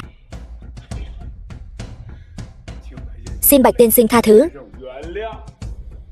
Người này họ Bạch, lại còn được Bạch Đế đại nhân ủy quyền, thân phận chắc chắn phi phàm. Với thực lực của Lôi Gia ta lôi kéo, giành lại quyền phát triển game khu 5 cũng không phải chuyện khó. Lôi hội trưởng thật có khí phách. Bạch tiên sinh, nói đùa rồi. Bạch tiên sinh có quan hệ gì với Bạch Đế đại nhân vậy? Con trai ngươi vừa rồi còn muốn làm thịt ta đấy, bây giờ ngươi lại khúm núm với ta. Ngươi coi ta là kẻ ngốc sao? Hiểu lầm thôi. Con trai ta nào biết vị trí của ngươi ở tập đoàn Bạch Đế. Tuyệt đối là hiểu lầm. Lão già này không lẽ đã đoán ra được gì rồi? Đã biết rồi, sao còn không mau cút đi cùng với đứa con trai ngu ngốc của ngươi? Còn trướng mắt nữa. Tên này thân phận chắc chắn không tầm thường. Bạch tiên sinh nói đùa rồi. Con trai ta đã đắc tội với ngươi, nào có đạo lý không đền tội. Không chỉ phải đền tội mà còn phải bồi thường hậu hĩnh. Làm ơn đi Bạch tiên sinh, giúp ta giới thiệu với Bạch Đế tiên sinh. Trò chơi này phát triển đối với Lôi Gia ta vô cùng quan trọng. Ba nó chỉ là một tên nghèo kiết xác, sao có thể quen biết Bạch Đế đại nhân? Hỗn xược, có thể đừng để nó sổ bậy được không? Khá phiền phức. Đồ cờ hó, ngươi câm miệng. Ngươi mới là đồ cờ hó. Ngươi muốn phá hỏng đại sự của Lôi Gia ta sao? Bạch tiên sinh, Lôi Gia nguyện dùng Vân Đỉnh Thiên Cung làm bồi thường, mong ngài nhất định phải nhận cho. Không được. Vân Đỉnh Thiên Cung là sính lễ ta muốn tặng cho Hy Nguyệt. Sính lễ sao? Sính lễ. Ngươi có đồng ý không? Của hắn ta không đồng ý, nhưng nếu là của ngươi ta có thể cân nhắc. Phát triển game khu 5, Lôi Gia các ngươi có lẽ vẫn có thể tiếp tục tham gia, nhưng tuyệt đối không thể là người dẫn đầu. Ngươi không hối hận chứ? Ta Lôi Trọng Văn tuyệt không hối hận. Tống mỗ tại đây chúc mừng Lôi Gia. Cảnh vệ, lui ra.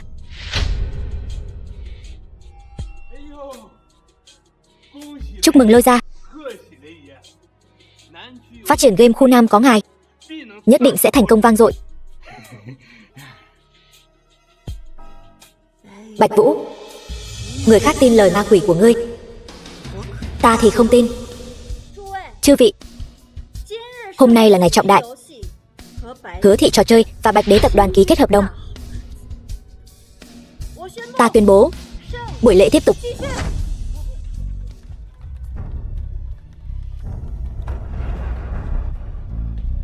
Đợi ngươi ký hợp đồng rồi, xem ta vạch trần ngươi thế nào.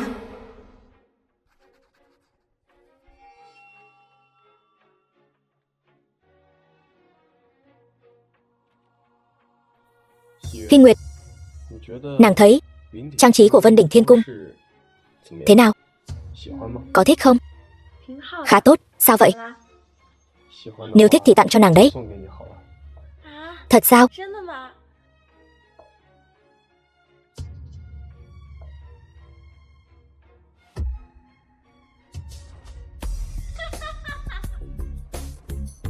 Lôi ra, ngài sợ là bị tên Bạch Vũ này lừa rồi. Hắn kỳ thực căn bản không phải là nhân vật lớn nào của Bạch Đế tập đoàn, cũng căn bản không thể quen biết thiên thần Bạch Đế. Chuyện này không phải thật chứ? Đương nhiên là không rồi.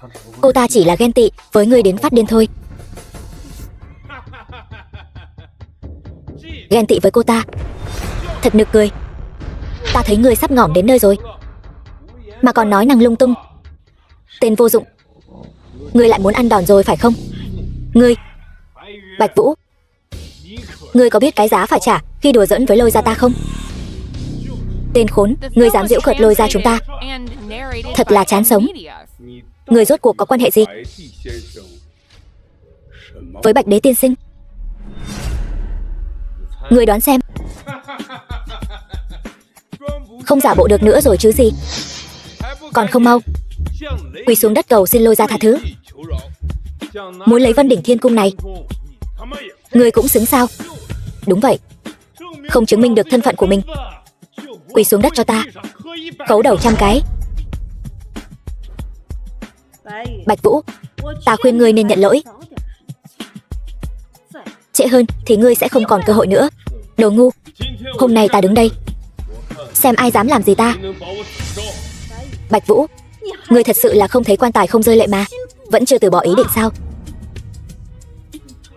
Ngươi mau chạy đi. Muộn rồi. Hôm nay ngươi khó thoát. Lôi Biêu, chỉ cần ngươi chịu tha cho Bạch Vũ, ngươi muốn giá nào chúng ta có thể thương lượng. Lão tử không thiếu tiền, nhưng nếu ngươi chịu gả cho ta, ta sẽ tha cho hắn. Ngươi.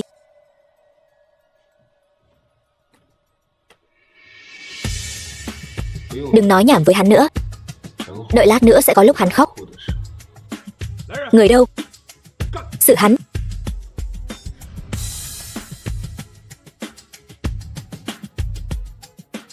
Thuộc hạ đến muộn, xin tiên sinh đừng trách. Không phải là diễn viên do Bạch Vũ thuê đến đấy chứ? Ba, tên đáng ghét. Ngươi dám bất kính với tổng tài đại nhân? Tổng tài? Sao có thể? Lôi thiếu gia. Tổng tài đại nhân, ngài lại đích thân đến đây. Vị tiên sinh này và Bạch Đế đại nhân rốt cuộc có quan hệ gì vậy?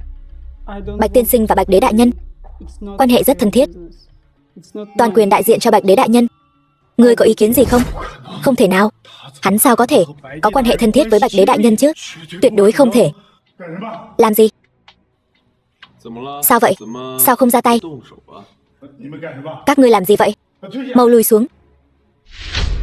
Hồ Thành ty trưởng Tống Thành bái kiến Bạch tiên sinh. Trước đó đều là hiểu lầm. Hiểu lầm.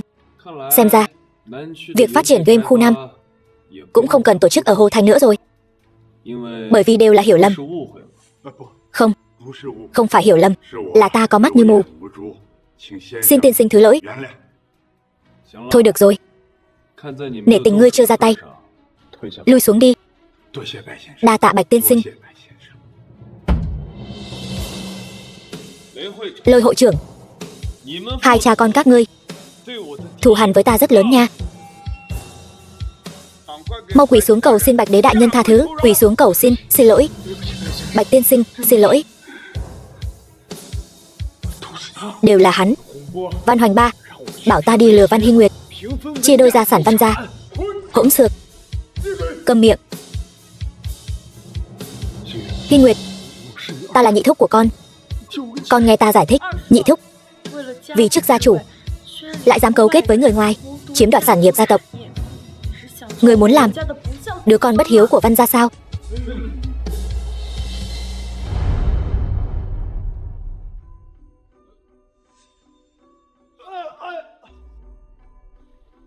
Kể từ hôm nay, Bạch Đế tập đoàn hủy bỏ tất cả hợp tác với Lôi gia, Đường gia và Hứa gia. Những hỗ trợ kỹ thuật liên quan, chúng ta sẽ thu hồi toàn bộ. Thu hồi toàn bộ? Sao có thể thu hồi toàn bộ được? Lôi hội trưởng cũng đã trả giá rồi. Để lại 3 phần đi. Đa tạ. Đa tạ. Người bất nhân thì đừng trách ta bất nghĩa. Chính người ép ta gia nhập phe Thanh Đế.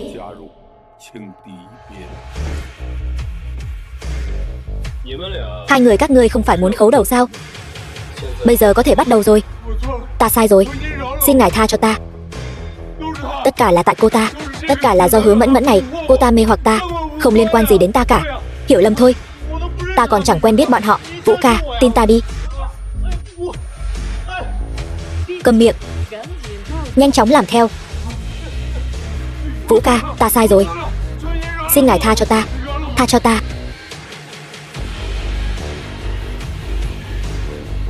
Hứa Mẫn Mẫn, bây giờ ngươi còn gì để nói?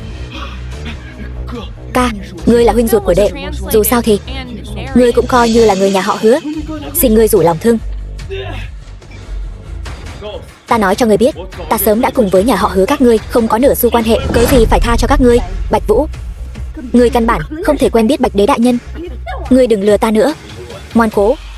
Ta thật không ngờ ngươi lại cùng với con nhỏ Tây này phát triển đến mức này. Cô ta lại vì ngươi không tiếc lừa gạt tất cả mọi người. Trí tưởng tượng thật phong phú. Để ngươi lấy thân phận Bạch Đế ký kết hợp đồng. Ta không tin ngươi sẽ không màng đến lợi ích, phá hủy Lam Nguyệt Kỷ Nguyên. Ngươi tưởng ngươi rất quan trọng sao? Ngươi hiện tại chỉ có 4 phần cổ phần, chúng ta có tới 6. Ta cũng không sợ nói cho ngươi biết, đằng sau Hứa thị trò chơi của chúng ta còn có một nhà đầu tư thần bí. Với thực lực của hắn không hề nhỏ hơn so với Bạch Đế tập đoàn của các ngươi. Bạch Đế tập đoàn vì ngươi mà xuống nước, đã đem Lam Nguyệt lộ ra trước mắt một số người rồi. Nếu đã như vậy thì xem ai không nhịn được mà nhảy vào cắn thịt trước. Long Hưng sáng tạo đầu tư của ta không dễ chơi đâu. Người đó chẳng phải là Bạch Vũ. Nếu đã là vị đó, hôm nay sẽ tha cho ngươi một mạng. Làm game cho tốt, đừng để người chơi thất vọng. Nhà đầu tư của ta rốt cuộc là ai?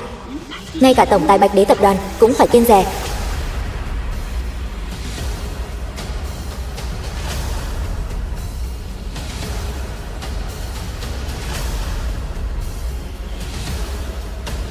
Bạch Vũ, người rốt cuộc là ai?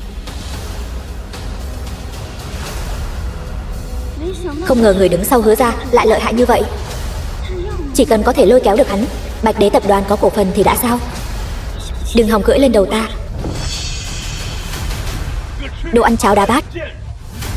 Ngươi sớm biết Bạch Vũ quen biết Bạch Đế, đúng không? Ngươi đáng ghét. Đồ ngu. Đó là Selena đang phối hợp với hắn diễn trò thôi. Với năng lực của Bạch Vũ, cả đời này cũng không thể quen biết Bạch Đế đại nhân được. Này con kia, cần ta nhắc nhở ngươi sao? Hứa thị trò chơi của chúng ta sắp sửa bay lên trời rồi. Đường ra các người sắp tàn rồi, vẫn còn muốn động thủ với ta sao? Nghe thấy chưa? Mau cút ra ngoài cho ta. Con đàn bà này, ngươi cứ đợi đấy.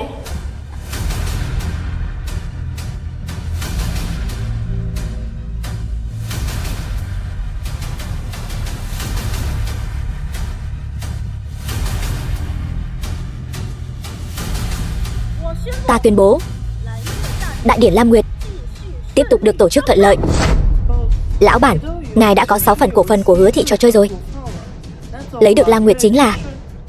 Người quên rồi sao? Bạch Đế tập đoàn chúng ta đã bị Lôi Bạo Game chèn ép suốt 5 năm.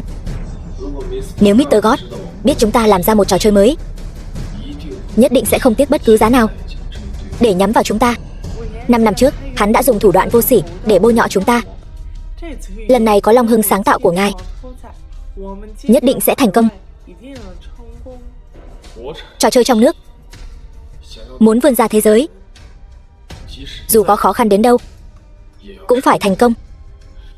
5 năm mài một kiếm. Hiện tại, những người khác vẫn chưa biết Lam Nguyệt có thể đại diện cho giá trị của game trong nước. Đây là một cơ hội, cũng đồng thời là một thử thách. Chúc mừng, người chơi trò chơi Lam Nguyệt kỷ nguyên của ngài đã vượt qua 30 triệu, danh vọng cộng 999. Hệ thống thưởng một chiếc nhẫn sức mạnh. Nhẫn sức mạnh có được sức mạnh gấp 50 lần bản thân.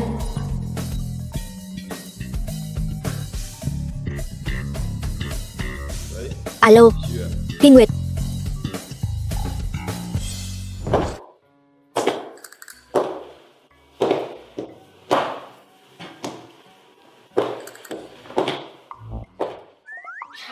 Điều tra. Không được. Lần trước điều tra hắn đã nổi giận rồi. Không điều tra. Không được. Bí mật nhỏ của hắn thật sự là quá nhiều.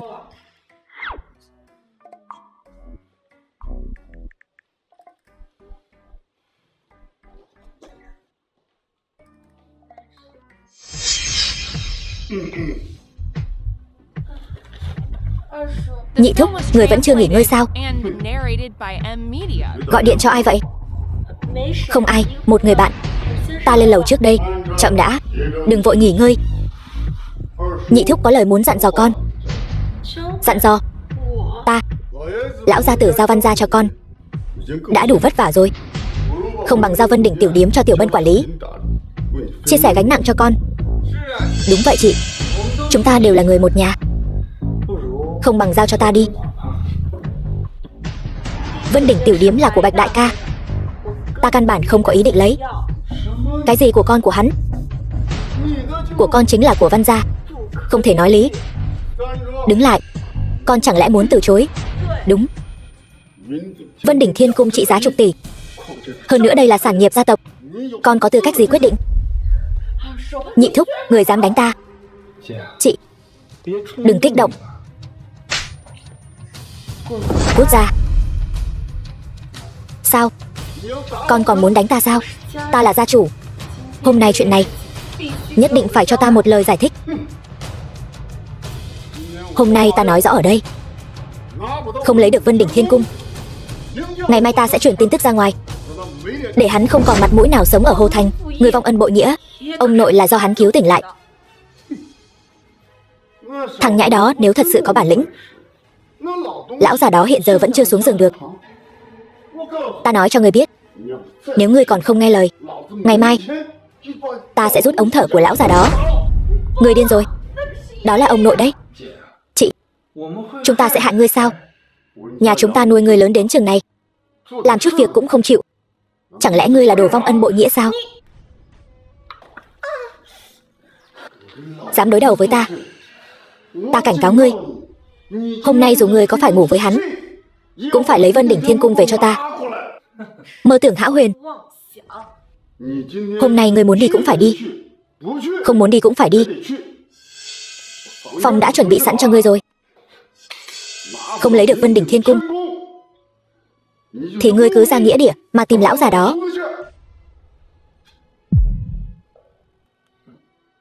Chị, dù sao thì thằng nhóc đó cũng có ý với chị. Chuyện này chẳng phải dễ như trở bàn tay sao?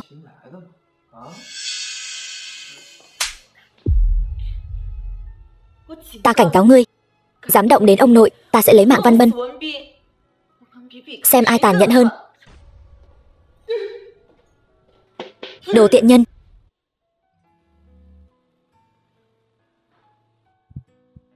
Bạch Vũ. Alo, Hy Nguyệt, em vừa bị sao vậy? Vũ ca ca, em uất ức quá. Đừng xến xúa nữa, ai mà dám bắt nạt ngươi chứ? Đồ vô lương tâm, ngươi không thể an ủi ta trước được sao? An ủi, được thôi. Ngươi đang ở đâu? Ta đến tìm ngươi, làm sắc yêu cơ gì đó. Dám đến không? Khách sạn tình thú. Cái gì vậy? Nếu mà ngươi không dám đến thì thôi vậy, vậy đi. Đợi ta.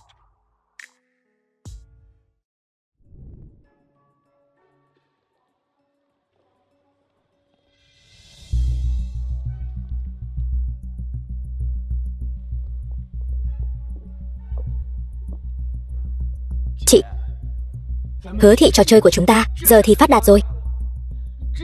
Mấy kẻ trước đây từ chối ký hợp đồng, giờ quay lại như cờ hó. Đừng quá tham lam. Đợi công ty phát triển lên, chị mua cho người chiếc xe mới. Vậy thì cảm ơn chị nhiều lắm. Đồ tiện nhân, kiếm được nhiều tiền như vậy, vậy mà còn bắt ta đợi. Ta không đợi được nữa rồi.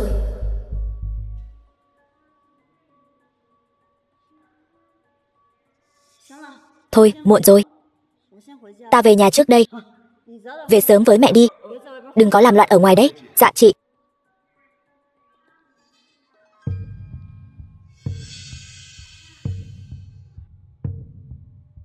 Alo, The film was Đường Kiên. translated and Lời ngươi nói trước đây narrated còn by tính không? Media. Được rồi. Ta nói cho người biết, chị ta về rồi. Đồ cờ hó, dám mở mồm đòi ta 5 triệu. Có số để lấy, sợ ngươi không có số để tiêu. Đường thiếu, ta thấy con tiện nhân đó rồi, mau ra tay thôi. Đi nhanh lên, nằm ra đất dụ nó ra.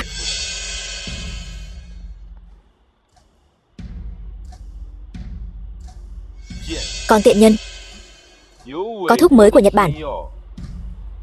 Lần này ta nhất định phải đòi lại những gì đã mất trên người ngươi.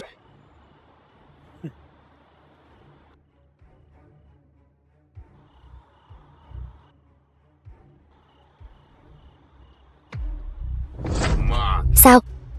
Lâu như vậy rồi cũng không cho ta chạm vào.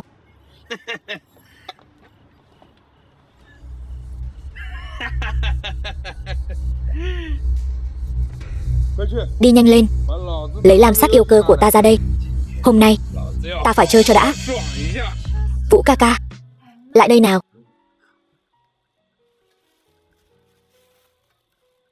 Nghĩ gì thế? Tôm hùm đất nguội rồi ăn không ngon đâu.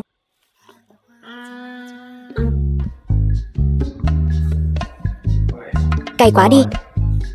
Đêm hôm khuya khoắt gọi ta tới đây chỉ là để ăn tôm hùm đất thôi hả? Sao? Không được hả? Lần sau ta mời ngươi ăn đại tiệc. Không phải vậy. Kỳ lạ thật đấy. Nhìn ngươi là biết chẳng có kinh nghiệm gì rồi. Làm vậy mới tránh được chú tới kiểm tra. Được rồi, có chuyện gì nói mau. Không phải sợ cô gặp nguy hiểm nên mới tới tìm cô sao? Ta có thể gặp nguy hiểm gì chứ? Trong căn phòng này, mối nguy hiểm lớn nhất chẳng phải là ngươi hay sao? Này, ta giúp cô.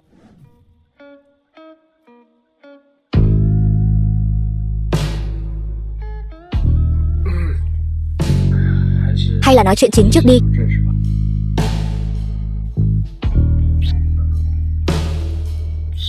Ăn xong rồi nói. Cô có thể rửa tay trước không vậy? Mơ đi. Ta chỉ là...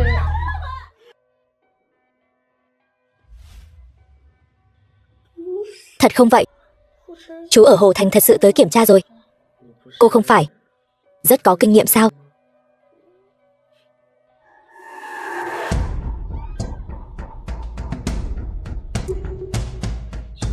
Dậy đi, ta đi xem sao.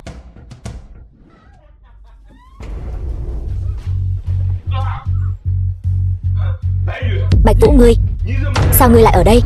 Bạch Vũ, ngươi tới cứu ta sao? Bây giờ ta đang ở đây, xem ta có thể làm gì ngươi. Con nhỏ Tây đó lại không có ở đây. Anh hung hăng cái gì? Đánh được hả? Được, chờ đấy cho ta. Ta sẽ gọi người tới băm ngươi ra cho cờ họ ăn. Mang người tới đây cho ta. Mang người theo. Ta bị đánh rồi. Bạch Vũ, bọn chúng có vũ khí, nhưng mà cũng chỉ là lũ rác rưởi thôi. Xử lý hết một lượt là được. Bạch Vũ, cảm ơn đã tới cứu ta. Ta xin lỗi anh. Cô đừng có tự mình đa tình. Ta chỉ là không thể nghe lũ rác rưởi này kêu gào thôi.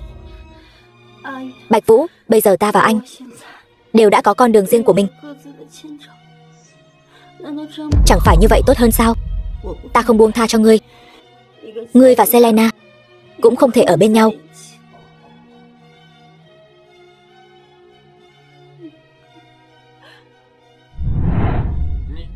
Cô.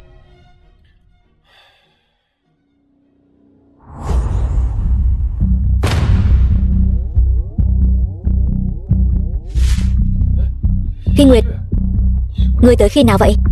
Ngươi nghe ta giải thích. Cô ta đang nghe đây. Vừa hay ta cũng đang muốn hỏi ngươi chuyện này. Ngươi ngàn vạn đừng nghe cô ta nói bậy. Ta kỳ thật cẩn thận. Chuyện này là sao? Lấy mạng hắn cho ta.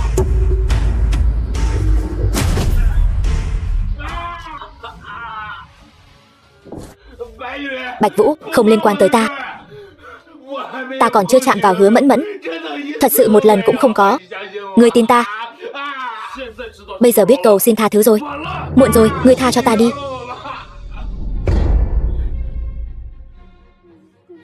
Bạch Vũ, ta thật sự yêu ngươi. Ta thật sự. Đừng nhìn, cô ta bị chuốc thuốc rồi. Cô ta không ổn lắm. Ta thấy cũng vậy. Mau buông ra. Nói gì vậy? Nói cứ như ta đá cô ta vậy.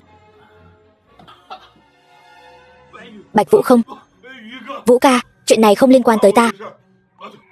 Đúng, đều là do đệ đệ của cô ta. Đệ đệ cô ta, Hứa Bằng, còn tống tiền ta, bắt ta đưa tiền.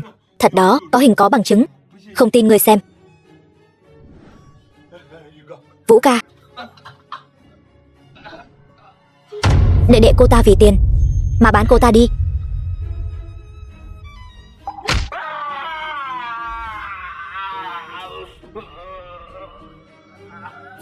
Đi.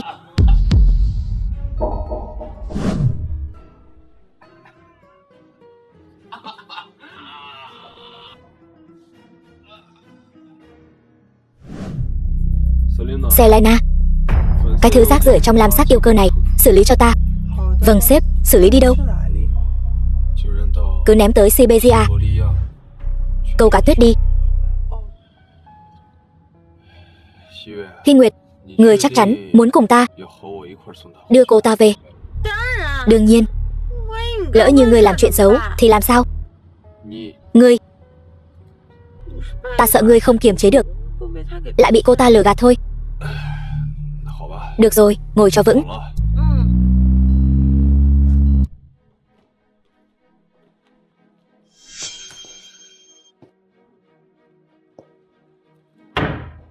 Người đối với nơi này cũng khá quen thuộc nhỉ? Phải. Nơi này ta đã sống 5 năm. 5 năm sao? Lại đây phụ một tay. Để ta. Bạch Vũ, bây giờ dược hiệu vẫn chưa hết. Chúng ta làm sao đưa cô ta vào phòng? Văn Hy Nguyệt, người có phải ngốc rồi không? Không sợ Bạch Vũ đột nhiên nổi hứng? Hai người nối lại tình xưa sao? Cô ta ngủ không được yên ổn lắm. Ta sợ cô ta nghỉ ngơi không tốt. Ly hôn rồi. Còn nói gì nữa? Ta. Đi thôi, cô ta có thể tự chăm sóc bản thân mà. Được. Bạch Vũ, đừng đi. Ta không muốn ly hôn với ngươi nữa. Hóa ra ngươi đã tỉnh từ sớm rồi. Ta nói thuật trị liệu, sao dược hiệu chậm thế? Chẳng lẽ chúng ta tái hôn không tốt sao? Trước đây ngươi yêu ta lắm mà. Ngươi xem ta là gì? Là con cún gọi đến vẫy đi sao? Là vì đàn bà này sao? Ta tốt đẹp chỗ nào? Ngươi đem Vân Đỉnh Thiên Cung, ngươi nỡ lòng nào cho Tại sao? Quả nhiên là ngươi. Vì một cái khách sạn. Thật là hết thuốc chữa. 10 tỷ. Nó trị giá 10 tỷ. Cớ gì lại cho cô ta chứ? Ta dựa vào cái gì? Dựa vào việc cô ấy là bạn gái ta. Dựa vào việc cô ấy tốt hơn cô gấp vạn lần. Đủ chưa? Vũ ca ca, ta cũng vậy. Tối nay, nếu không phải vì thương hại cô, chúng ta ngay cả em bé cũng đã tạo ra rồi. Cô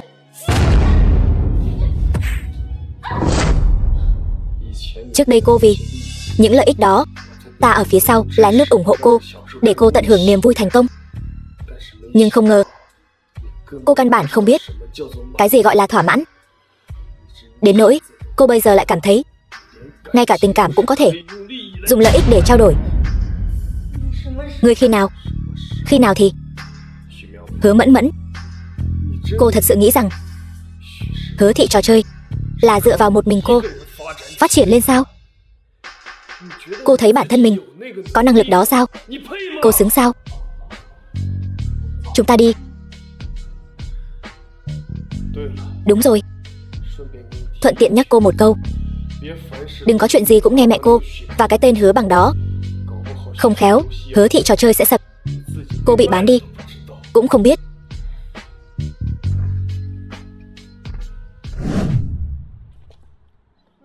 Vậy nên sự việc là như vậy.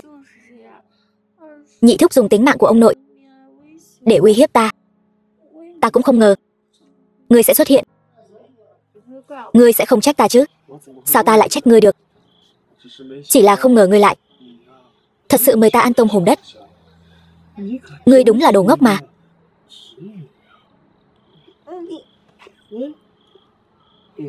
Sờ soạng muốn làm gì?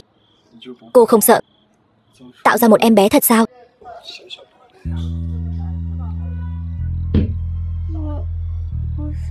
Ta lấy lời nói kích thích Hứa Mẫn Mẫn thôi. Chỉ là muốn giúp ngươi hạ giận thôi. Ngươi còn cười ta.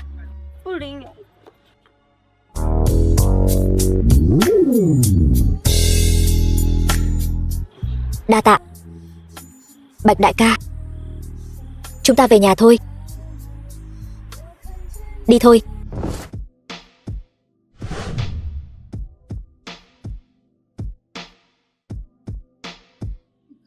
Vũ ca ca, ta yêu ngươi.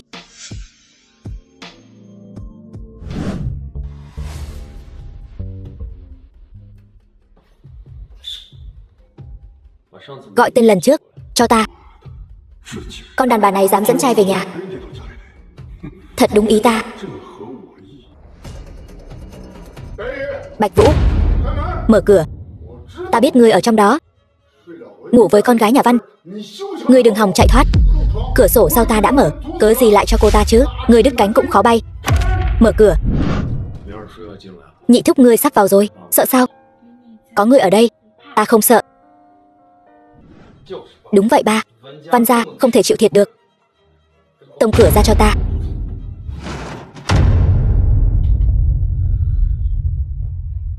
Nhị thúc, đây là phòng ngủ của ta, mời ngươi ra ngoài. Thằng nhãi. Phi Nguyệt là con gái của Văn gia. Ngươi ngay cả sính lễ cũng chưa đưa mà ngươi dám ngủ với cô ta, có được sự cho phép của ta chưa? Đúng vậy. Ba mẹ cô ta mất sớm từ nhỏ, là cha ta cực khổ nuôi cô ta lớn. Không phải để ngươi bắt nạt không đâu. Tỷ tỷ, có phải hắn cưỡng bức tỷ không? Câm miệng. Ta là tự nguyện. Đồ không biết liêm sỉ. Mặt mũi người Văn gia ta đều bị ngươi làm mất hết rồi. Lão già, ngay cả ngươi cũng biết lễ nghĩa liêm sỉ sao? Ngươi bớt nói hưu nói vượt ở đây. Văn gia ta không đòi hỏi nhiều. 5 tỷ cộng với lời hứa của ngươi về Vân Đỉnh tiểu điếm. 5 tỷ. Các người điên rồi sao? Sính lễ làm gì nhiều tiền như vậy? Người bớt banh vực người ngoài. Của ngươi chính là của ta, chính là của Văn gia. Đúng, không có thì đi ăn trộm, không có thì đi cướp cho ta, đi lừa cho ta. Đúng rồi, con nhỏ Tây của cái Bạch Đế tập đoàn đó chẳng phải là tổng tài sao? Bảo nó đưa tiền đi. Đây là thứ ta tặng cho Hy Nguyệt. Các ngươi cũng dám cướp. Ngươi ngủ với cô ta, đưa sính lễ là lẽ đương nhiên. Người đâu? Cho thằng nhãi này nếm mùi đau khổ. Bạch Vũ, ngươi nghĩ ngươi đánh được ta sẽ không chuẩn bị sao? Ta nói cho ngươi biết, trang bị của những người này đều là đồ cách điện hoàn toàn, chuyên dùng để đối phó với ngươi. Lão Phu ở bữa tiệc tận mắt nhìn thấy ngươi chỉ dùng dùi cui điện đánh lén người khác thôi. Các ngươi quan sát cũng khá nhạy bén đấy, chỉ là hơi ngu ngốc một chút, tin tức cũng hơi chậm một chút. Ngươi còn dám ngông cuồng sao? Chờ ngỏm đi. Lên cho ta, lên. Vô lễ, gặp lạnh bài như gặp gia chủ. Các ngươi muốn tạo phản sao? Ngươi cấu kết với người ngoài, không mang lợi ích gia tộc, không có tư cách làm gia chủ. Lạnh bài con, người con. Ta chính là tân gia chủ. Nghe lệnh gia chủ, nghe hiệu lệnh của gia chủ. Bắt cô ta lại cho ta.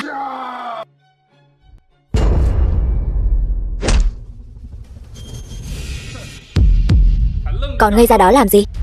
Lên cho ta. Ta đã mang hợp đồng đến rồi. Ký vào đây, cút. Tặng không cho ngươi. Ta tất nhiên.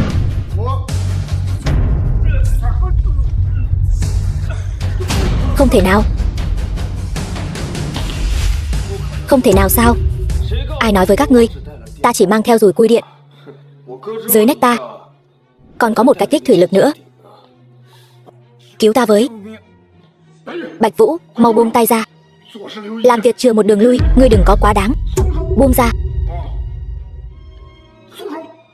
Buông tay ra.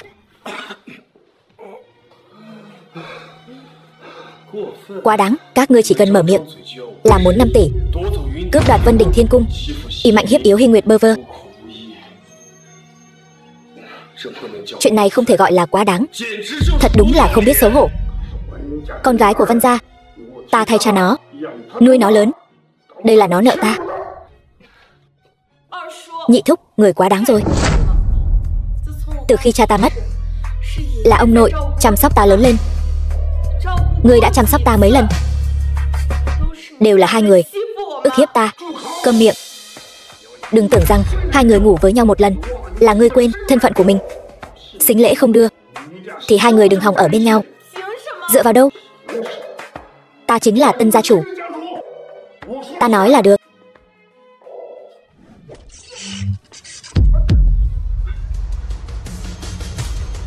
Ngươi là gia chủ Văn gia. Vậy hắn là ai? Hỗn xược, ta còn chưa ngỏm.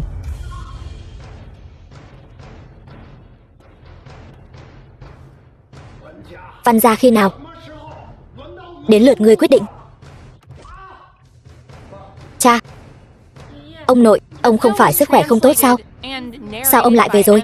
Nếu ta không về, Văn gia sẽ bị hắn lật tung lên trời. Yên tâm, ông nội trở về chính là vì con, mà chủ trì công đạo. Không phải đâu cha, không phải đâu. Là tên tiểu tử thối đó, hắn sỉ nhục Hy Nguyệt trước. Ta thay nó bảo vệ tôn nghiêm của gia tộc, nhưng mà hắn đánh ta và Văn Bân. Ông nội, cha đứng dậy trước đã. Ông nội, lần này chúng ta đã chịu thua rồi. Ta nói với bọn họ để hắn cưới chị, nhưng hắn không những không đồng ý, còn đánh chúng ta.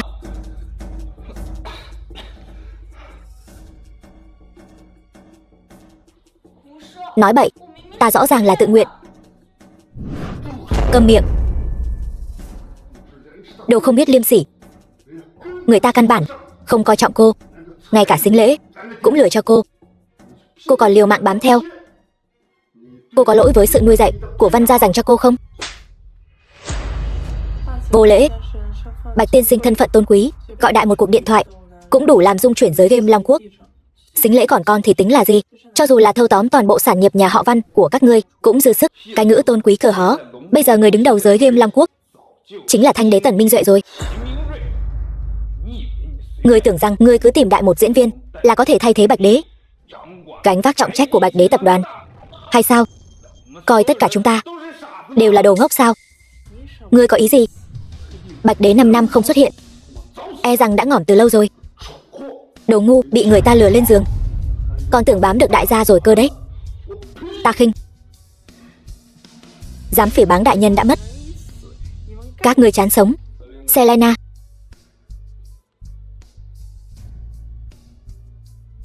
Những chuyện khác chúng ta có thể chờ xem. Nhưng thứ không phải của ngươi, ngươi không thể cướp.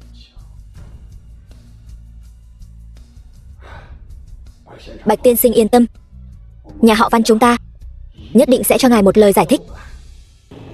Ta không cần lời giải thích nào cả. Ta chỉ muốn nói cho các ngươi biết,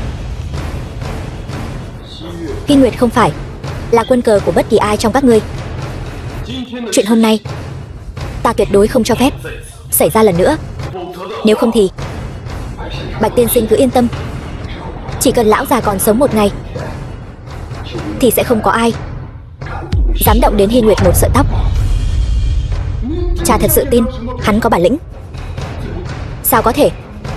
Bạch đế thật sự đã mất từ lâu rồi. Hắn chỉ là kẻ thế thân. Cầm miệng. Ngươi dám nguyền rủa Bạch Vũ đại nhân. Cha có thể không tin, nhưng cha không thể không tin Bắc Quốc Thương hội. Không thể không tin Thanh đế thân là hội trưởng. Đây là do chính miệng hắn nói ra, sao có thể là giả được? Đúng vậy ông nội, ông nhất định đừng để bị hắn lừa. Chúng ta bây giờ bắt gian tại trận, còn có thể để hắn giao Vân Đỉnh tiểu điếm ra. Nếu không đến lúc đó Thanh đế đại nhân giáng lâm Hồ Thành, ra tay với Bạch đế tập đoàn, thì nhà họ Văn chúng ta lại có thể kiếm được chút lợi lộc gì chứ? Thanh đế hắn tại sao lại muốn ra tay với Bạch đế tập đoàn? Cũng giống như người có thể làm được gia chủ nhà họ Văn vậy. Thanh đế đại nhân là người duy nhất sau khi Bạch đế biến mất có thể gánh vác trọng trách của giới Yêm Long Quốc. Kỳ tài tuyệt thế, một núi không thể có hai hổ. Những điều này ngươi có hiểu không? Kỳ tài tuyệt thế cũng chỉ là kẻ ham danh hám lợi, cấu kết với ngoại bang, đồ bỏ đi mà thôi. Bây giờ lại còn thêm một con đường ngỏm. Tên khốn, chỉ bằng ngươi cũng xứng đánh giá Thanh đế đại nhân sao? Thanh đế cái khỉ gì? Hắn ta bất quá chỉ là ăn vạ Bạch đế đại nhân, mà phát triển lên đến sách giày cho Bạch tiên sinh cũng không xứng. Cấu kết với ngoại bang, chèn ép game nội địa, thừa dịp tập đoàn Bạch đế chịu sự trừng phạt, ra sức bóc lột người chơi. Tập đoàn Tần Thị cũng xứng sách giày cho ta sao? Bạch tiên sinh nói đúng lắm. Bạch Vũ, ngươi ngông cuồng cái gì? Thanh đế đại nhân sắp sửa giáng lâm Hồ Thành, có gan ngươi thử ngông cuồng trước mặt ta nữa xem. Đúng vậy, Thanh đế đại nhân sắp tới sẽ tổ chức tiệc. Có gan thì ngươi đi gặp Thanh đế đại nhân xem ngài ấy có vạch trần ngươi không. Văn lão tiên sinh, năm xưa ta cứu ngươi một mạng, tập đoàn Bạch đế cũng coi như có giúp đỡ ngươi. Không biết Văn gia các ngươi có dự định gì không? Ba, ngươi còn do dự gì nữa? Hắn ta chỉ là kẻ thay thế, lại không phải Bạch đế. Cho dù là Bạch đế thật thì đã sao? Thanh đế đại nhân đã phát triển 5 năm, sớm đã là vua của giới game Long Quốc. Tiếp theo hắn ta muốn đối phó với tập đoàn Bạch đế, vừa hay Văn gia chúng ta còn có thể kiếm được công trạng phò tá rồng. Ông nội, ta không quan tâm cái gì Thanh đế giáng lâm. Ta chỉ nhớ năm đó tập đoàn Bạch đế đã tài trợ cho Văn gia chúng ta đứng vững ở Hồ Thành, bảo ta vong ân bội nghĩa. Chuyện này tuyệt đối không làm được. Ba, ta tuyên bố tất cả chức vụ của ngươi trong tập đoàn đều bị bãi miễn. Gia chủ Văn gia hoàn toàn do Hy Nguyệt tiếp quản. Ta trung thành với Văn gia, ngươi dám đối xử với ta như vậy? Đồ hỗn láo! Lão già, ngươi vô tình với ta thì đừng trách ta tàn nhẫn. Cút ra ngoài cho ta.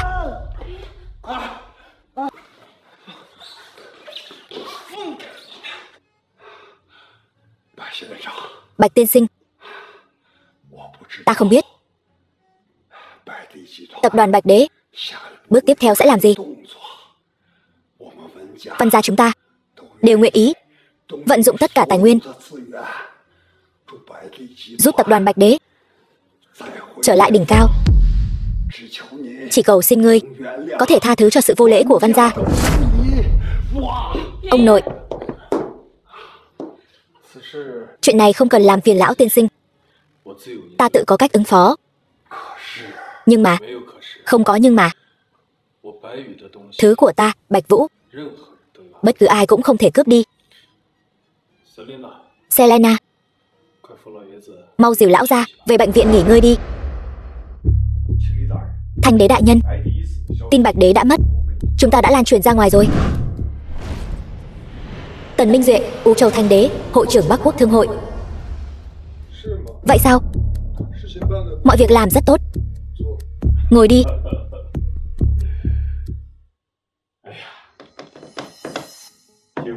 Tần hội trưởng, công việc bận rộn, còn đến đây giúp đỡ chúng ta. Thật sự cảm ơn. Lôi hội trưởng khách sáo rồi. Ta thân là người đứng đầu Thương hội Long Quốc, Thương hội Nam Quốc gặp nạn, ta tất nhiên sẽ đến. Cảm ơn. Tần hội trưởng, cảm ơn. Nếu không phải Bạch Đế tập đoàn chèn ép Thương hội Nam Quốc, ngươi chỉ là một tên khỉ gió.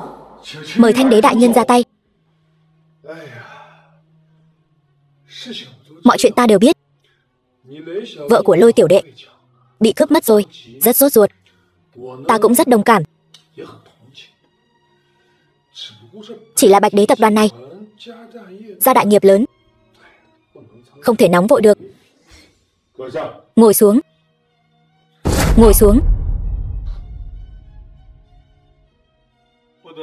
Không được vô lễ với Tần hội trưởng. Là tự ngươi gây chuyện, bị đám phế vật nhà Văn lợi dụng, khiến lão phu mất mặt, mất cả Vân Đỉnh Thiên Cung. Tần hội trưởng, nếu ngươi có thể thay Lôi gia ta xả được cơn giận này, Vân Đỉnh Thiên Cung chính là của ngươi.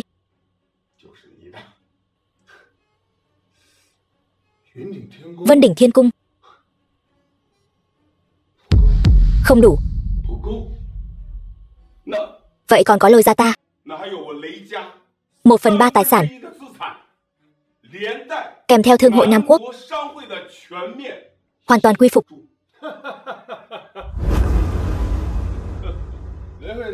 Lôi hội trưởng thật có khí phách. Nếu Thương hội Nam Bắc có thể thông suốt, Lôi gia ngươi sẽ là công đầu. Được. Chỉ cần Bạch Đế tập đoàn sụp đổ,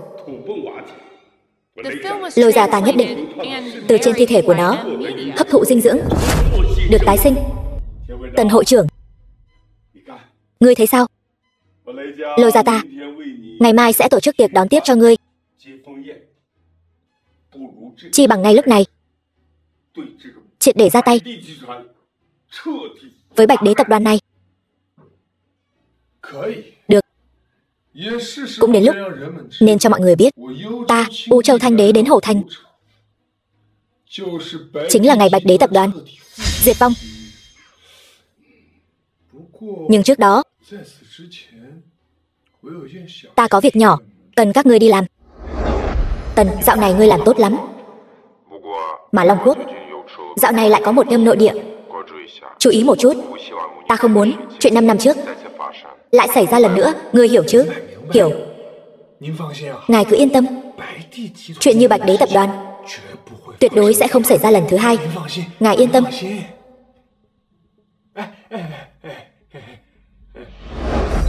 Chuyện gì? Ngài cứ phân phó. Ta nghe nói gần đây có một đêm nội địa gọi là Lam Nguyệt, khá hay.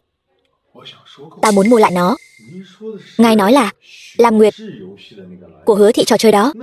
Nhưng các ngươi thấy dùng bao nhiêu tiền mua lại là hợp lý? Giao cho ta 500 triệu. Được. Chính là ngươi. Ba. Đằng sau Hứa thị tập đoàn bây giờ có sự rót vốn của tập đoàn Bạch Đế. Chúng ta có nên nhắc nhở Tần Minh Duệ một chút không? Đây là hậu quả của việc nhiều chuyện. Hội trưởng Tần có thể để mắt đến trò chơi này. Chắc chắn không sai đâu. Chuyện này ngươi không cần nhiều lời. Đúng, hắn chắc chắn là biết. Vị hội trưởng Tần này nhắm vào trò chơi này. Ta sẽ nghĩ thêm cách. Lần này phải làm việc này cho đẹp.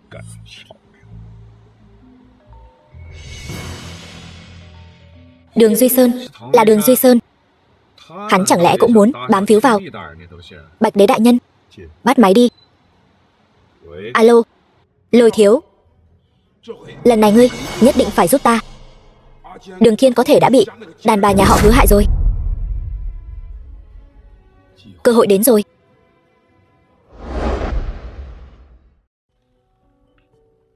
Sếp đại nhân, việc ngài dặn dò ta đã cho người đi làm rồi. Ta dự định ban đầu dùng 5 tỷ để mua lại nó. Giá 5 tỷ đã ưu đãi rồi. Ta còn tưởng cần 10 tỷ. Làm tốt lắm, Tần. Đều là phục vụ ngài. Cái gì? Lam Nguyệt này chỉ là một trò chơi do công ty hạng 3 làm ra. Lôi bạo đâm của chúng ta mạnh như vậy, chẳng lẽ còn cần nó sao? Tần, ngươi là người Long Quốc, nhưng lại chẳng hiểu gì về người Long Quốc. Đó là bởi vì ta có một trái tim của Mỹ Quốc. Gót tiên sinh, thân mến của ta. Được rồi, nhưng ngươi phải hiểu, ngăn chặn sự phát triển Game Long Quốc là nhiệm vụ của ngươi. Tuân lệnh, ta nhất định sẽ theo dõi sát sao. Vậy ngài ngủ ngon. Xin chào tạm biệt.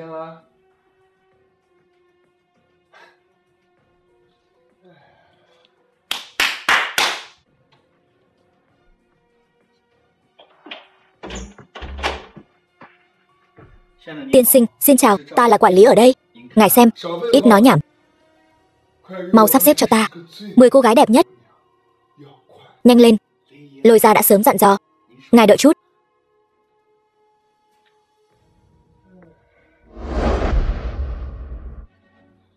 Nam Quốc Thương hội, nhà họ Lôi làm việc. Bán mạng sao? Cút. Lôi tổng, mọi người làm gì vậy? Người cút cho ta. Lôi thiếu, đây chính là công ty của người phụ nữ đó. Việc con trai ta mất tích nhất định có liên quan đến người phụ nữ đó. Vậy sao? Vậy thì phải lục soát cho kỹ. Đến đây, đập phá cho ta. Nghe thấy không? Đập. Đập đi.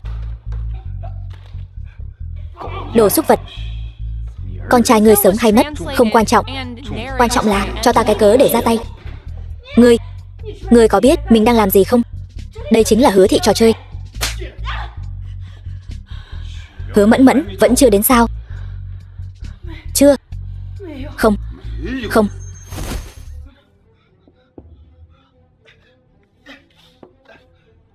Ta đã báo cảnh vệ Hồ Thành rồi. Các ngươi mau dừng tay lại. Cảnh vệ đến thì đã sao? Chẳng lẽ bọn họ sẽ bao che cho tên sát nhân nhà ngươi sao? Lôi thiếu gia, lần này ngươi nhất định phải làm chủ cho ta. Tên vô dụng đó không phải quỵt nợ thôi sao? Sao lại ngỏm rồi? Lôi thiếu gia, ngươi đừng nói đùa chứ. Mẫn Mẫn nhà chúng ta từ nhỏ đã hiền lành lương thiện, làm sao cô ấy có thể là kẻ sát nhân được? Cô ấy rất lương thiện.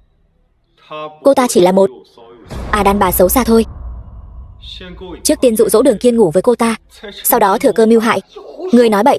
Rõ ràng là hắn ta chuốc thuốc ta rồi cưỡng gian. Ngươi, con đàn bà này. Nói, rốt cuộc các ngươi đã giấu con trai ta ở đâu? Hắn đi đâu? Sao ta biết được? Cũng không phải ta giấu hắn.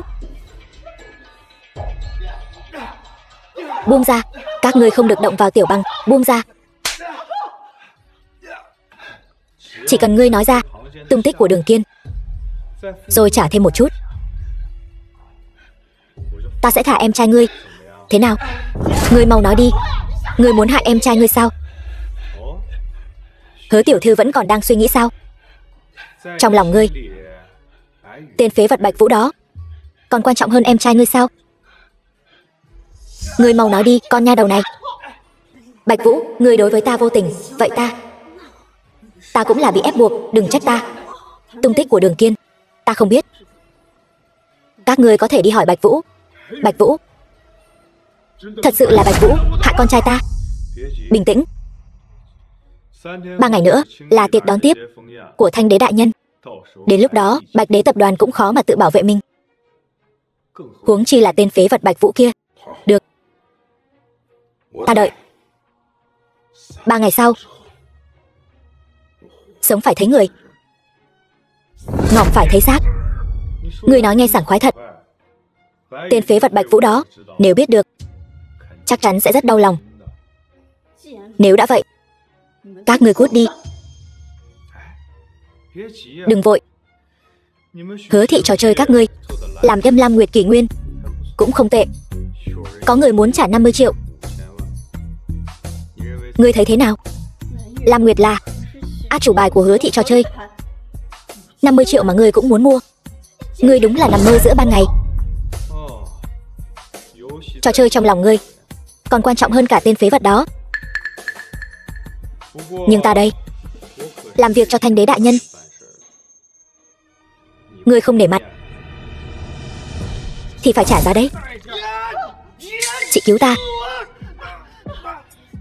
Cứu ta với, con bé. Sao ngươi lại cùng cái thứ Bạch Vũ đó dính dáng vào nhau? Em trai ngươi sắp bị ngươi hại ngỏm rồi. Sao nào? Có đồng ý không hả? Tay của ta. Tay của ta. Hứa Mẫn Mẫn, ngươi đồ tiện nhân. Ta hận ngươi. Ta hận ngươi. Con trai của ta. Ngươi đồ tiện nhân. Ngón tay của hắn đều bị gãy rồi, sao mà tìm bạn gái được, sao mà tiếp quản công ty được. Lam Nguyệt hiện giờ đang phát triển nhanh chóng, ít nhất cũng phải trị giá chục tỷ. Ngươi rõ ràng là đang cướp trắng trợn. Cướp trắng trợn. Đây là thứ mà bọn họ phải cống nạp cho Thanh Đế đại nhân. 50 triệu. 50 triệu cho một cái game vớ vẩn. Ngươi còn không đồng ý nữa hả? Mẹ, ngươi. Là Đường Kiên muốn ép buộc ta. Bạch Vũ mới ra tay với hắn. Hắn nên đi tìm Bạch Vũ mới phải. Nói gì mà mua game, rõ ràng là đang cướp đoạt trắng trợn. Ngươi, mụ đàn bà này, Đường thiếu muốn ngủ với ngươi, đó là vinh hạnh của ngươi đấy. Ngươi cùng cái tên vô dụng đó hợp tác với nhau hại người, ngươi đáng đời. Ngươi đáng ngỏm. Lôi thiếu, ta thay mụ đàn bà này đồng ý. Xin ngài tha cho con trai ta. Hứa tổng, ta có quay phim lại đấy. Mẹ ngươi đã thừa nhận ngươi hại người rồi. Nếu ngươi không biết điều, ngươi và Hứa thị trò chơi của ngươi cứ chờ mà tiêu tùng đi. Còn cái thứ Bạch Vũ đó nữa, hắn cũng phải bỏ mạng. Các ngươi vô sỉ. So với hai người cặp gian phu này thì bọn ta có gì là vô sỉ chứ? Chỉ cần ngươi ký vào hợp đồng này, hôm nay ta sẽ thả ngươi. Được, chúng ta ký. Xin ngài mau thả con trai ta ra. Tiện nhân, ngươi thật không sợ ta giao nộp bằng chứng khiến ngươi ngồi tù mọt gông sao? Lam Nguyệt bây giờ không phải một mình ta quyết định. Hứa thị trò chơi bây giờ là do ba bên góp vốn. Vậy thì bảo bọn họ đến đây. Thanh Đế đại nhân thân chinh đến Hổ Thành gửi quà chúc mừng, là vinh hạnh của bọn họ. Bạch Đế tập đoàn, các ngươi có tư cách bảo bọn họ đến sao? Biết ngươi nói không phải Bạch Đế tập đoàn. Đồ ngu, kẻ thần bí tài trợ cho Hứa gia chúng ta. Ngay cả Bạch Đế tập đoàn cũng phải kiêng rẻ 3 phần. Nếu ngươi đã muốn biết, vậy thì để ngươi ngỏm cho rõ ràng. Được, ta lập tức thông báo nhà đầu tư của tập đoàn Hứa thị. Chúc mừng Lam Nguyệt trò chơi phá 4.000 vạn người chơi. Thưởng linh hồn hỏa phù 1 sao. Khóa mục tiêu tấn công từ xa.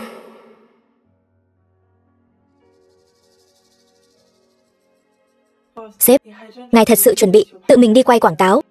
Nếu lại bị lôi bạo game tấn công, ta e là Lam Nguyệt khó mà ra mắt suôn sẻ ở nước ngoài. Bọn họ không phải đều nói ta đã ngỏm rồi sao? Dù ta có nổi tiếng hơn nữa, bọn họ cũng không tin đâu. Nhưng mà không có nhưng nhị gì cả. Bạch Đế tập đoàn ẩn mình 5 năm. Cũng đến lúc xuất hiện rồi.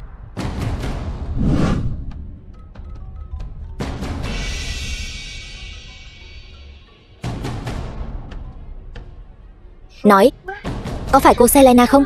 Có người muốn ra tay với Hứa thị trò chơi, còn muốn cướp Lam Nguyệt Kỷ Nguyên tặng cho Thanh Đế. Thanh Đế. Lôi bạo game đáng ngỏm. Bạch Vũ, sao ngươi lại ở cùng cô Selena? Bảo ngươi thông báo cho Bạch Đế tập đoàn. Ta không biết. Selena.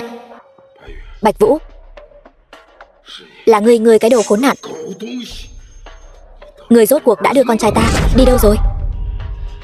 Đâu cơ? Hình như là Siberia. Đồ khốn nạn, sao ngươi dám? Bạch Vũ, cứu ta. Lôi Bill bọn họ đã đánh lên công ty rồi. Bọn họ muốn cướp Lam Nguyệt. Bạch Vũ, ngươi mau bảo Bạch Đế tập đoàn. Muốn báo tin? Đợi Bạch Đế tập đoàn đến. Lam Nguyệt ta đã lấy được từ lâu rồi. Sếp chúng ta. Xuống xe. Ta tự mình đến Hứa thị trò chơi. Thông báo cho Tống Thành. Hôm nay có thể phải đi nhặt xác cho người ta rồi. Kịp không? Bọn họ ra tay rất nhanh. Kịp.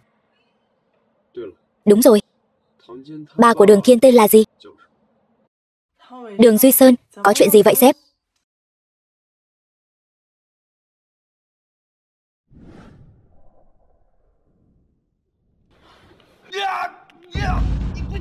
Ngươi mau ký đi. Ngươi mau đồng ý đi. Ngươi muốn hại em trai ngươi, muốn để Hứa ra tuyệt hậu sao? Ngươi, con tiện nhân này, mau ký đi. Ta cũng họ Hứa. Tại sao? Tại sao ngươi cứ ép ta mãi? Hứa Mẫn Mẫn. Ta hận ngươi lắm.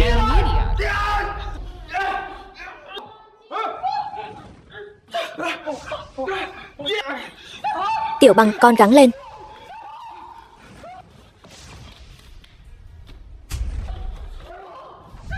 Tiểu Bằng, con gắng lên. Hôm nay thật kỳ lạ. Đều tại ngươi. 50 triệu mà muốn mua Lam Nguyệt. Giá trị của Lam Nguyệt chỉ ít. Bây giờ ta không vui. Một tắc cũng không cho.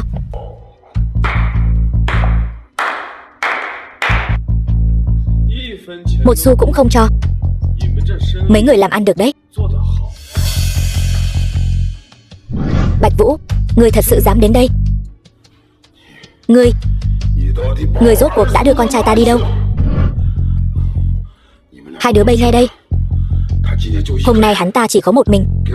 Đánh cho ta. Đánh tới ngỏm cho ta. Thật sự tưởng cầm cây rùi cui điện là ghê gớm lắm sao? Đồ ngu, sao ngươi lại tới đây một mình? Đúng, đánh ngỏm hắn. Hắn ta chính là tai họa. Nhà họ Hứa chúng ta vô tội. Con trai ta vô tội. Đánh ngỏm hắn. Còn ngây ra đó làm gì? Đánh cho ta.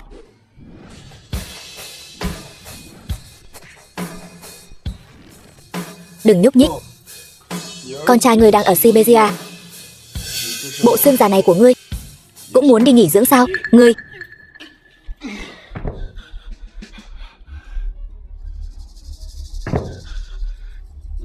Nhà họ Lôi các ngươi thật sự là không biết điều. Hết lần này đến lần khác chọc giận ta. Chọc giận ngươi. Rõ ràng là ngươi đang đối đầu với ta. Con đàn bà Văn Hy Nguyệt kia. Bây giờ lại vì con tiện nhân vợ trước của ngươi. Ngươi lại tới nữa rồi. Ngậm cái mồm lại cho ta. Ngươi dám đánh ta? Ngươi biết bây giờ ta theo ai không? Ta mặc kệ ngươi theo ai. Trước mặt ta thì ngoan ngoãn cho ta. Người đứng sau lưng hắn là Thanh Đế Tần Minh Duệ. Với thân phận hiện tại của ngươi, căn bản không thể đắc tội nổi. Ngươi mau đi gọi vị đại nhân kia ra đây. Ta nói sao bây giờ xương cốt lại cứng lên rồi?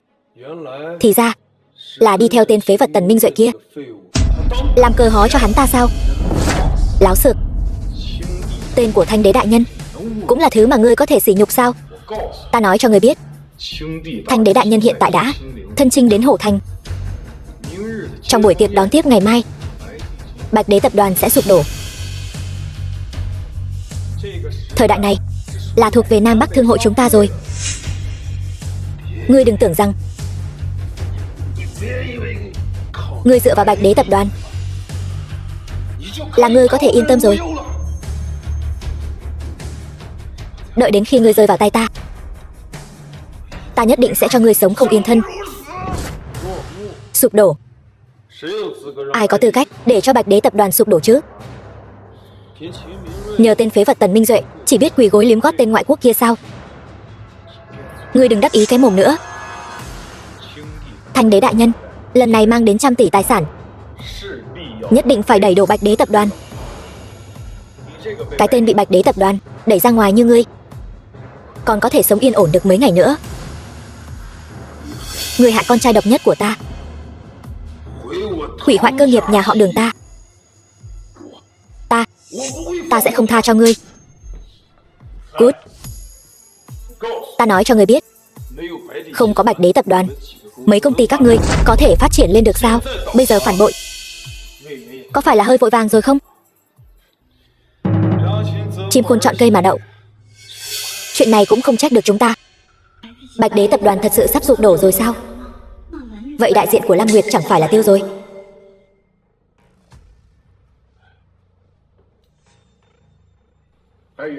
Bạch Vũ, ta khuyên ngươi dừng tay lại. Hôm nay người làm bị thương nhiều người như vậy, còn cố ý lấy mạng người. Cái này phải ngồi bóc lịch dài dài đấy. Là do ta làm sao? Đúng, chính là ngươi. Ta có thể làm chứng. Đúng, ta làm chứng. Đồ vong ân bội nghĩa thì đáng phải ngồi tù. Không có ngươi, con trai ta sao có thể bị thương nặng như vậy? Má ơi, tay con đau quá. Bạch Vũ, đừng có ngu ngốc nữa. Không còn Selena nữa rồi, ngươi chẳng là cái thá gì cả. Nếu bị đưa đến cảnh vệ, ngươi sẽ bị lột da. Ngươi chạy nhanh đi, đi báo cho vị đại nhân kia, ngươi vẫn còn cơ hội.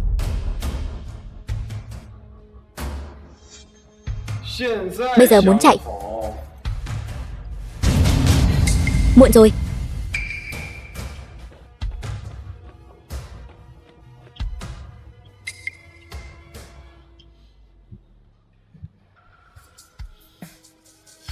Selena dặn dò thế nào? Tống Thành chỉ phái mấy người này đến thôi sao? Sao đến muộn thế này?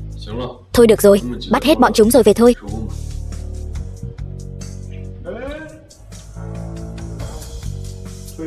Lui ra, đừng có manh động. Tên vô dụng. Lý đội trưởng là người của ta. Giả vờ cái gì?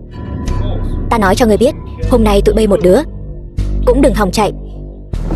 Tất cả tại cái đầu phế vật nhà ngươi, bọn ta sắp bị tụi bay hại mất mạng rồi. Ngươi muốn hại bọn ta rồi. Ngươi còn không mau xin lỗi Lôi thiếu, bọn ta đều vô tội. Phải, ngươi chỉ là một thằng nghèo hèn, còn dám đối đầu với Lôi thiếu. Cho dù ngươi có đánh được thì sao? Ngươi đánh được cả cảnh vệ sao? Ngươi đúng là như con cún. Tay bị người ta đánh gãy rồi mà vẫn còn muốn liếm gót người ta sao? Đúng, ngón tay. Lý đội trưởng, chính là hắn. Chính là cái thằng phế vật này, nó còn bẻ gãy tay ta. Ngươi nhất định phải làm chủ cho ta.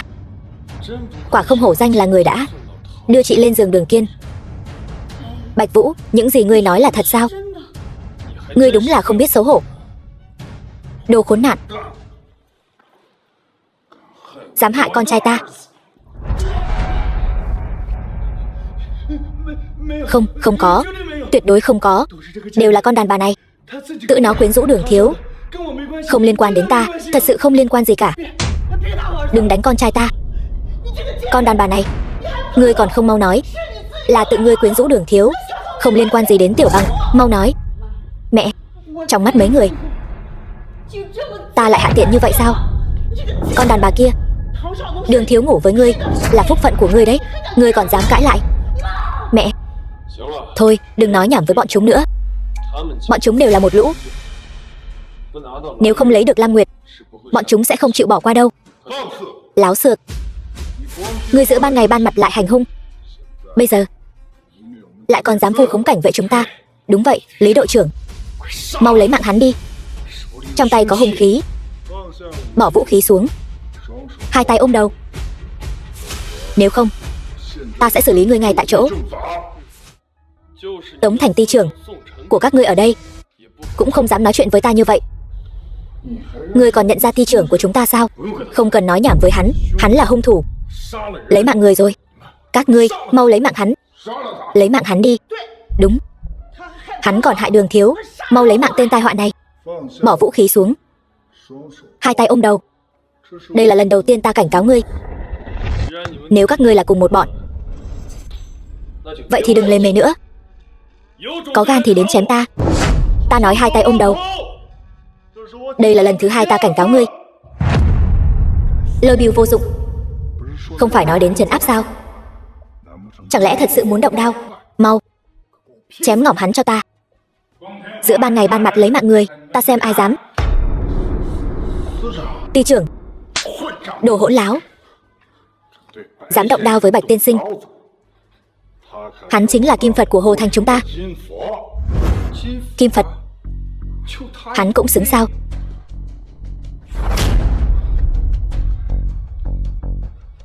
Bạch tiên sinh chính là người của Long Hưng.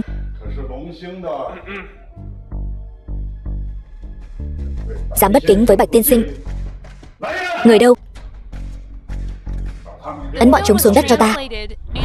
Tát vào mồm. Lôi thiếu, hôm nay ta liều mạng với ngươi. Tống Thành, ngươi điên rồi. Ngày mai chính là tiệc đón tiếp Thanh đế đại nhân. Ngươi lúc này động thủ với ta chính là công khai đứng sai phe, ảnh hưởng đến vận mệnh tương lai của Hồ Thành.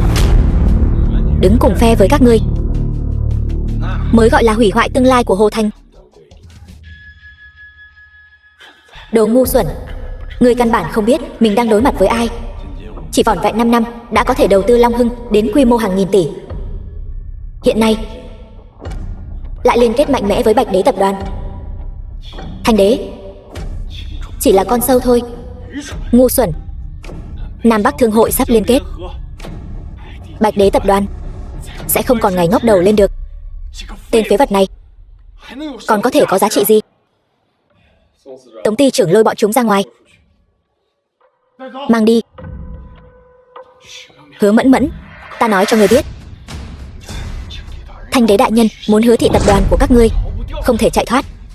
Các ngươi chỉ có thể hợp tác với Thanh đế đại nhân. Nếu không, Lam Nguyệt của các ngươi sẽ vĩnh viễn không thể lớn mạnh, vĩnh viễn không thể bước ra khỏi quốc môn. Bạch tiên sinh, may nhờ ngươi để Long Hưng. Đừng ở đây nữa, chúng ta ra ngoài đi. Được. Ngươi làm gì vậy? Tống ty trưởng, Bạch Vũ hắn dựa vào cái gì? Văn phòng trên lầu ta có trà nước, mời ngài nói chuyện. Bạch tiên sinh.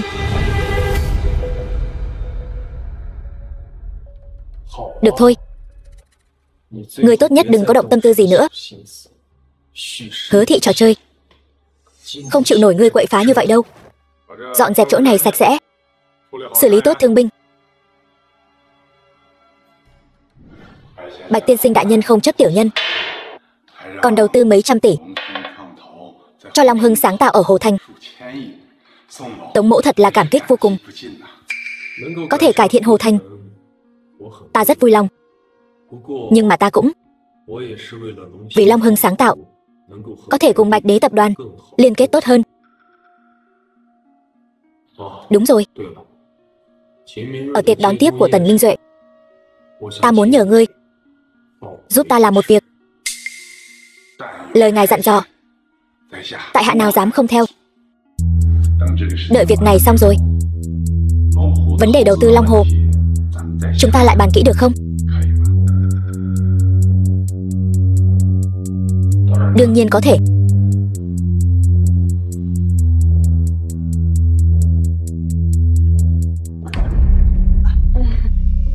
Xin lỗi ty trưởng đại nhân, chúng ta chỉ đi ngang qua. Về trước đi. Vâng. Ty trưởng đại nhân, ngài có thể bảo vệ Hứa thị trò chơi chúng ta không? Chúng ta thật sự... Tại sao các người lại xa cầu mà gần bỏ chứ? Các người muốn cầu xin cũng phải cầu xin Bạch đại nhân. Ty trưởng đại nhân, có rảnh đến chơi. Không nghe ty trưởng đại nhân nói sao? Sự hắn. Mẹ, chúng ta đã ly hôn rồi. Đừng nói mấy chuyện này nữa, con bé vô dụng này. Ly rồi có thể tái hôn mà. Không nghe ty trưởng đại nhân nói. Hắn có thể khiến Long Hưng sáng tạo ở Hồ Thành đầu tư trăm tỷ đó. Con rể, ta pha cho ngươi ít trà, hay châm cho ngươi điếu thuốc.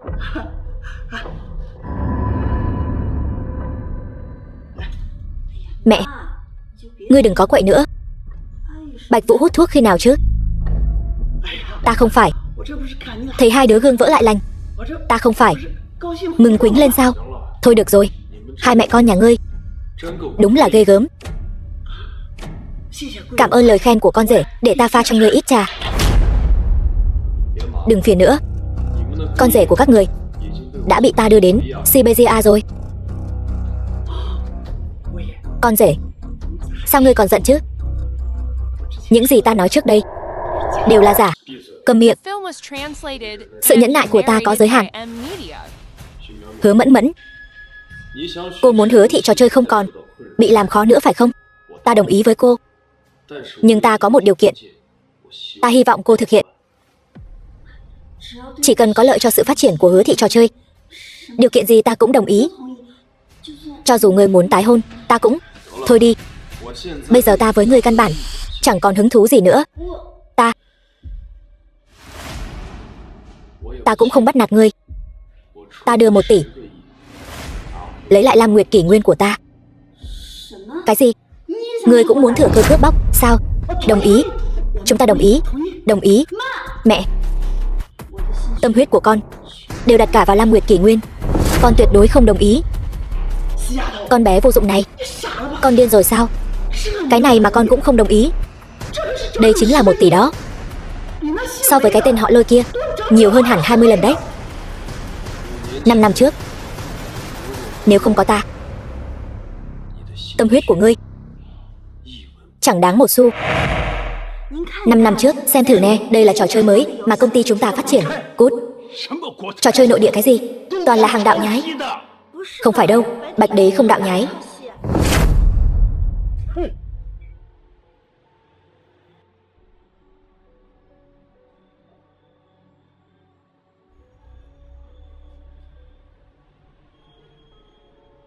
Bạch đế đại nhân có làm đại diện cho trò chơi này đâu. Các người đang lừa đảo sao? Không phải việc của ngươi. Ta sớm muộn gì cũng sẽ mời Bạch đế đại nhân làm đại diện. Được rồi, ta cho ngươi thêm một cơ hội. Được, con rể tốt, ngươi nói đi.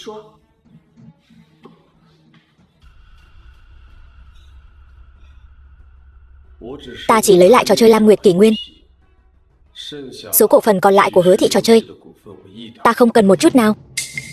Cứ coi như là vốn khởi động lại cho Hứa thị trò chơi vậy. Giấc mộng làm game của ngươi cũng có thể.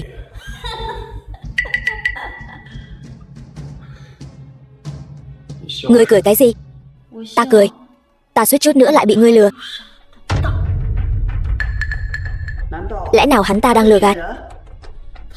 Nói về ước mơ hả? Bạch Vũ, cái thứ lời lẽ ba hoa trích chòe của ngươi cũng quá tầm thường rồi đấy. Thật sự tưởng ta sẽ tin sao?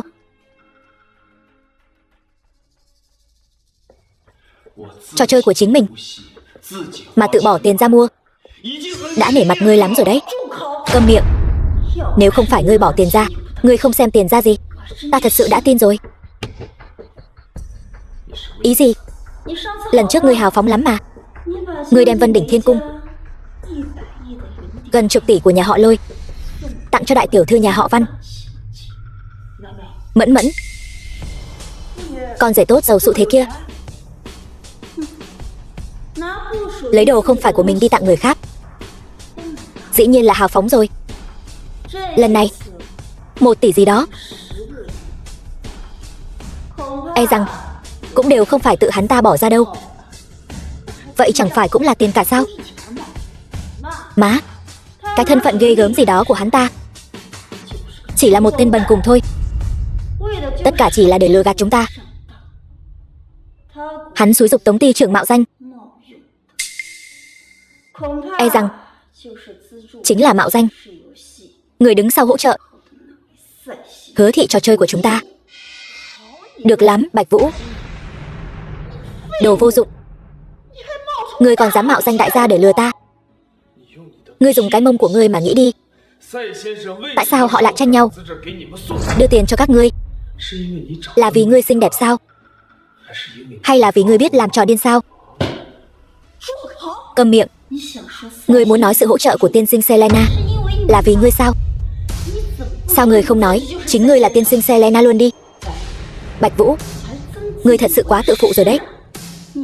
Ngươi vĩnh viễn sẽ không bao giờ biết được trên thế giới này vẫn còn có những người mà ngươi vĩnh viễn phải ngước nhìn. Từ trước đến nay, kẻ tự cho mình là đúng chính là ngươi. 1 tỷ làm vốn phát triển cho Hứa thị trò chơi đã hoàn toàn đủ rồi. Tự cho mình là đúng, ngươi sẽ gặp báo ứng. Đồ cuốn không có tiền thì cút. Đừng làm bẩn đất nhà họ Hứa.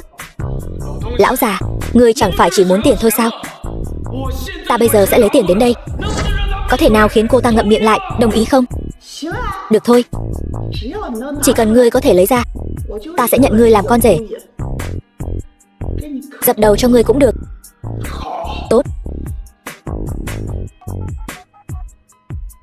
Alo. Bây giờ, ngay lập tức gửi 1 tỷ đến cho Hứa thị trò chơi. Vẫn qua tài khoản của Long Hưng sáng tạo. Long Hưng sáng tạo. Chẳng lẽ đây chính là tên công ty của vị đại nhân thần bí kia?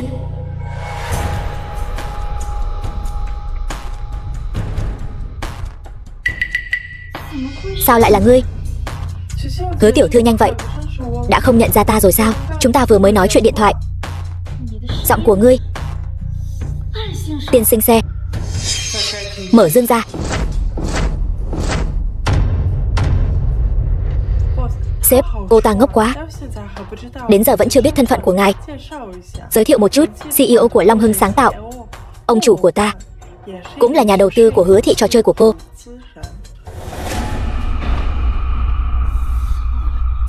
Sao lại như vậy? Ngươi không phải là tổng tài của tập đoàn Bạch Đế sao? Sao có thể? Ngươi, đồ đàn bà ngu ngốc này, ngươi không nghĩ nhiều thêm một chút sao? Bạch Đế đại nhân, ngài ấy có phải cũng là Selena?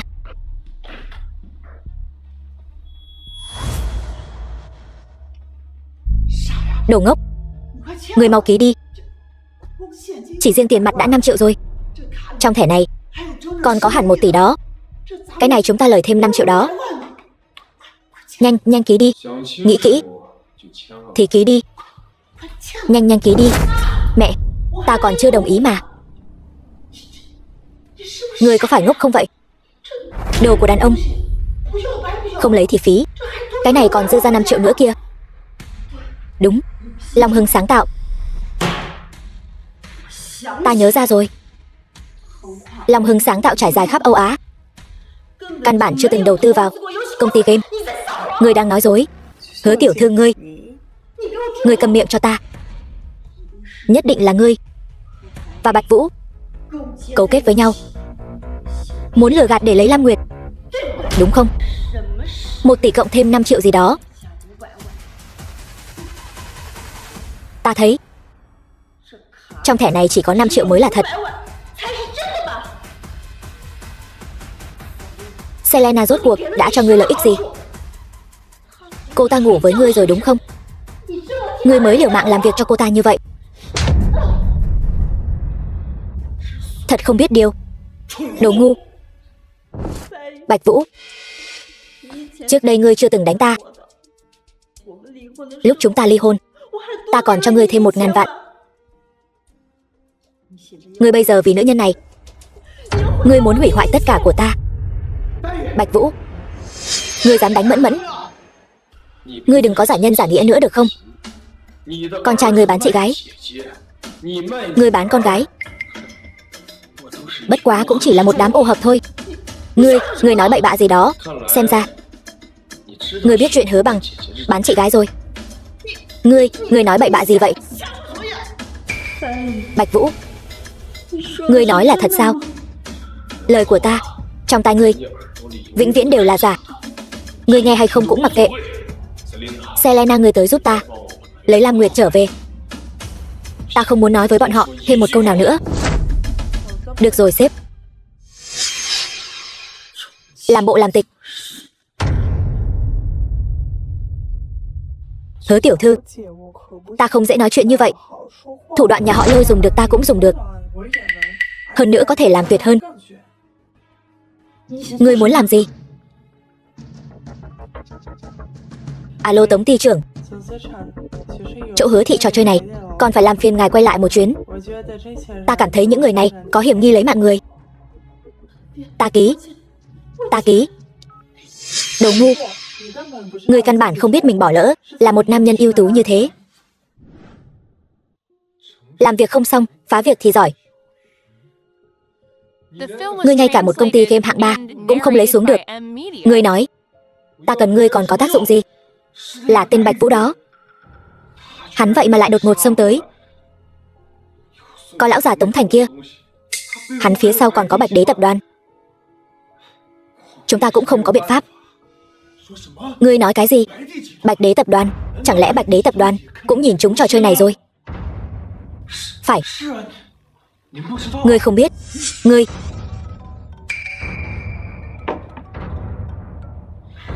cút đi. Còn không mau cút. Ngươi cũng cút cho ta.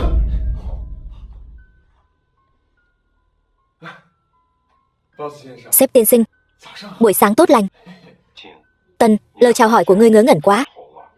Nói cho ta đáp án. Trò chơi tên Lam Nguyệt đó lấy được chưa? Cái này có thể cần thêm chút thời gian. Ta vẫn đang thương lượng đây. Quá chậm. Giá cả có thể nới lỏng thêm chút. Nhất định phải lấy được. Sếp đại nhân, cảm tạ ngài đối với sự ủng hộ Bắc Quốc Thương hội. Đợi Bạch Đế tập đoàn triệt để sụp đổ, chúng ta và Lôi Bạo Game nhất định có thể thống nhất Long Quốc thị trường trò chơi. Đến lúc đó sẽ không có ai dám trêu chọc chúng ta nữa. Tân, ngươi lựa chọn Lôi Bạo chúng ta là đúng. Không giống như cái tên lúc trước từ chối ta thu mua Bạch Đế kia. Đúng là một tên ngu ngốc. Vâng, sếp đại nhân ngài nói đúng.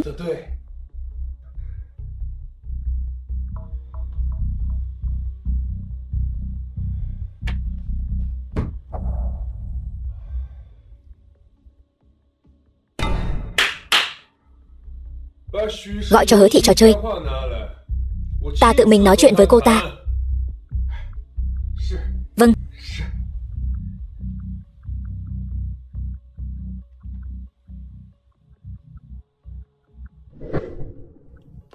Sếp, may mắn hoàn thành nhiệm vụ. Thuở ban đầu, ta tách Long Hưng sáng tạo ra khỏi tập đoàn Bạch Đế để kinh doanh bất động sản, chỉ là để tránh sự chèn ép của Lôi Bạo Game tiếp tục cung cấp máu cho tập đoàn Bạch Đế. Không ngờ lại phát triển tốt như vậy. Sếp, ngài không cần phải đau lòng vì người như Hứa Mẫn Mẫn. Đây vốn dĩ là thứ của ngài. Cô ta năm xưa cho ngài 1.000 vạn. Ngài đã trả 1 tỷ, đủ rồi. Phải. Thành công lấy được Lam Nguyệt rồi. Vốn dĩ cũng nên có một phần công lao và vinh quang của cô ta. Không ngờ là cô ta không đủ kiên trì. Không trách ngài được. Alo Hy Nguyệt. Vũ ca, Lôi ra nhắn. Nếu Văn gia không đến Thiên Khuynh tiểu điếm tham dự tiệc đón tiếp Thanh Đế, sẽ bị loại khỏi Hồ Thành. Sếp, đây là một trong những bất động sản của Long Hưng đầu tư. Alo Vũ ca, người yên tâm, có ta ở đây, không ai dám động đến Văn gia. Sếp, đằng sau Tần Minh Duệ là Lôi Bạo Game. Ngài đi chẳng phải sẽ lộ tẩy sao? Dù sao cũng phải lộ. Chi bằng nhân cơ hội này cho Lam Nguyệt xuất ngoại, làm nóng trước một đợt. Hiểu rồi, ta đi chuẩn bị ngay. Luôn sẵn sàng đợi lệnh ngài. Được, đi làm đi.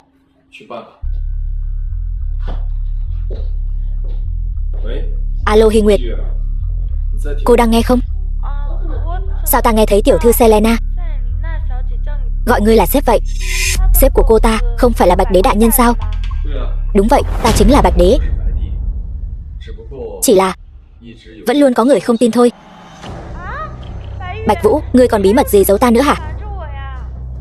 Thật ra, ông chủ của Long Hưng sáng tạo cũng là ta.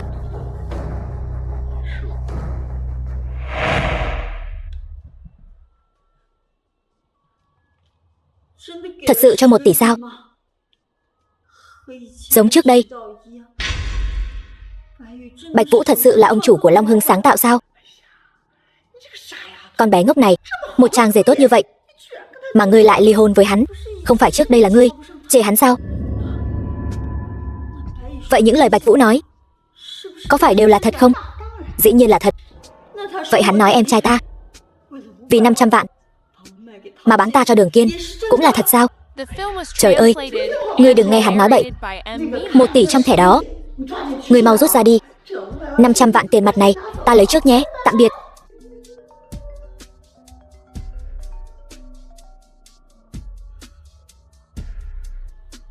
Ai vậy? Xin chào người đẹp, ta là Tần Minh Duệ. Trước tiên xin lỗi cô. Xin lỗi, anh gọi nhầm rồi. Đừng vội. Ngoài lời xin lỗi, ta còn muốn mời cô tham dự tiệc đón tiếp ngày mai. Không cần đâu, ta. Đừng vội từ chối. Đừng tưởng bám được vào tập đoàn Bạch Đế là có thể bình an vô sự. Mai chính là ngày Bạch Đế tập đoàn sụp đổ. Hứa thị trò chơi của ngươi, nếu không muốn cùng chịu tai ương thì ngoan ngoãn nghe ta điều khiển. Là muốn thu được lợi ích, sinh tồn hay hủy diệt, ngươi tự chọn. Bạch Vũ, mất ngươi, hứa thị trò chơi của ta cũng không phải không còn đường nào khác. Ta đồng ý. Hoan nghênh mọi người bận rộn trăm công nghìn việc đến tham dự bữa tiệc đón tiếp mà lôi ra ta tổ chức cho Tần hội trưởng. Lão Phu vô cùng cảm động. Cảm ơn mọi người. Ta tuyên bố, mời công tử vào.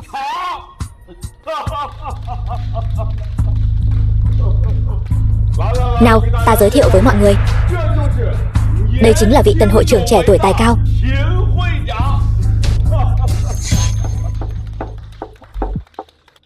Hồ Thành này trả ra gì? Bày ra toàn là thứ hàng gì thế này? Tần hội trưởng nói đúng. Tần hội trưởng nói đúng. Nền tảng của thành phố Hồ chắc chắn là không đủ. Sao có thể so sánh với kinh đô được? Nhưng mà dưới sự lãnh đạo của Tần hội trưởng, Hồ Thành nhất định sẽ có bước phát triển lớn. Chúng ta cùng nhau tiến bộ, đúng không? Đúng vậy. Tần hội trưởng dẫn dắt chúng ta, Hồ Thành phát triển, chúng ta đều có thể được thơm lây. Nhưng mà luôn có kẻ không nhìn rõ tình thế, cứ tưởng bám theo Bạch Đế tập đoàn là có thể cao gối vô yêu. Nào ngờ Bạch Đế tập đoàn đã sớm mục ruỗng, chỉ là một bộ xương khô đẩy là đổ thôi. Ty trưởng Hồ Thành Tống Thành thay mặt Bạch Đế tập đoàn bái kiến Tần hội trưởng. Ngươi là cái thá gì cũng xứng đến gặp ta.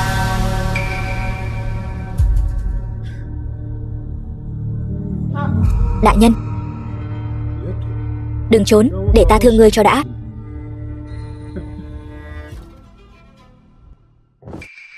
Vũ ca, chẳng phải ngươi đang chờ cơ hội này dùng phát trực tiếp để quảng bá rầm rộ, đưa Lam Nguyệt vươn ra hải ngoại sao? Để giấu tin tức. Ngươi giấu ta lâu như vậy, sao ta có thể quên được? Chỉ là loại người như hắn, ta nhịn không được. Hắn làm sao có thể sánh vai với ta? Những chuyện này chỉ là tạm thời, có ta ở đây, yên tâm. Sếp, hình như ta đến không đúng lúc. Mọi việc đã xử lý xong chưa? Buổi phát trực tiếp lần này nhất định phải đảm bảo diễn ra suôn sẻ. Nhờ sự hỗ trợ thiết bị của Văn tiểu thư, khách sạn đã bố trí xong đường truyền phát trực tiếp. Đã bắt đầu rồi. Ta chỉ có thể làm được đến đây thôi. Người đã làm rất nhiều rồi. Tiếp theo là xem màn trình diễn của Tống ty trưởng.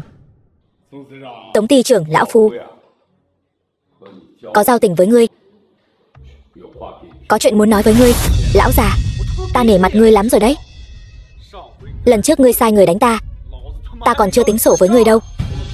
Tống ty trưởng, chúng ta làm người phải làm người thông minh. Ngươi xem, hôm nay Bạch Đế tập đoàn cũng không dám phái người đến. Ngươi hà tất phải để bọn họ sai khiến như vậy? Đắc tội Tân hội trưởng, ngươi gánh vác nổi sao? Phải. Thanh đế đại nhân dẫn dắt chúng ta, Hồ Thành phát triển, chúng ta đều có thể được nhờ. Thu lợi. Bạch Đế tập đoàn bao nhiêu năm qua để các ngươi thu lợi còn ít sao? Đó là trước đây. Hiện tại kinh doanh của bọn họ đều đình trệ. Nói không chừng Bạch Đế này đã ngỏm rồi. Chẳng lẽ để chúng ta hết không khí mà sống sao? Chính là vậy. Theo Thanh đế đại nhân, có gì không tốt? Thẩm tổng, Lưu tổng, hai vị không tin Tần hội trưởng mà tin hắn. Ai, sao dám thế được? Tần hội trưởng đường xa mà đến là vì Hồ Thành, thậm chí cả Nam Quốc, mang đến cơ hội mới. Bạch Đế tập đoàn đã phát triển không được rồi, còn muốn kéo chúng ta xuống nước nữa sao? Làm người không thể vong ân. Hồ Thành nhiều năm phát triển như vậy, không thể quên công lao Bạch Đế tập đoàn. Lẽ nào các ngươi 3-4 câu nói là có thể xóa bỏ sao? Thật vô lý. Nhưng chúng ta 5 năm nay cùng Bạch Đế tập đoàn chịu khổ, đã sớm không có tiến bộ. Không có tiến bộ. Các ngươi cũng không nghĩ lại bao nhiêu năm nay các ngươi đã bỏ ra cái gì? Chẳng lẽ để Bạch Đế tập đoàn cứ mãi lau mông cho các ngươi sao? Nói thẳng đi, chúng ta trước đây là đi theo Bạch Đế tập đoàn, nhưng 5 năm nay nó không có tiến triển gì. Hiện tại cơ hội của chúng ta đã đến, chính là Tân hội trưởng.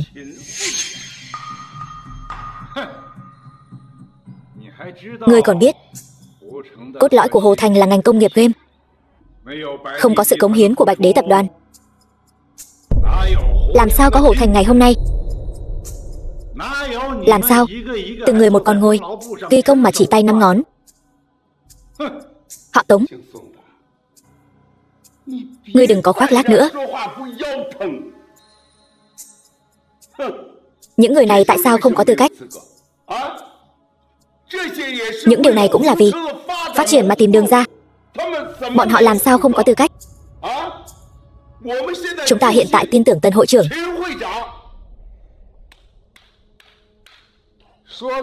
Nói hay. Bạch Đế tập đoàn có thể cho, ta có thể cho. Bạch Đế tập đoàn không cho được, ta vẫn có thể cho. Tóm lại chỉ một câu, theo ta, ăn ngon uống sướng. Nếu có ai không muốn ra khỏi cửa này thì chúng ta là kẻ thù không đội trời chung. Sự thanh toán của Lôi Bạo Game sẽ không tha cho bất kỳ ai trong số các ngươi. Hắn sẽ không nghĩ người thật sự đã ngỏm rồi chứ. Hắn chỉ giả vờ thôi. Nói đến chính mình cũng tin. Phát trực tiếp của Selena hiệu quả thế nào rồi? Lượng người xem vẫn chưa nhiều lắm, nhưng đang tăng lên. Nhưng lại có rất nhiều người bàn luận về quá khứ của tập đoàn.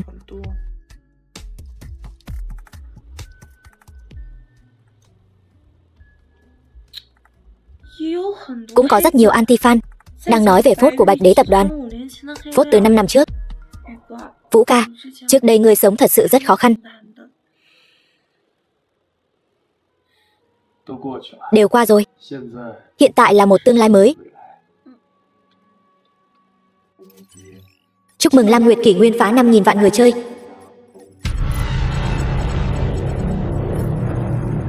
Phần thưởng là một nhẫn long. Nhẫn long sau khi đeo vào Tác dụng, tăng hiệu quả ảnh hưởng.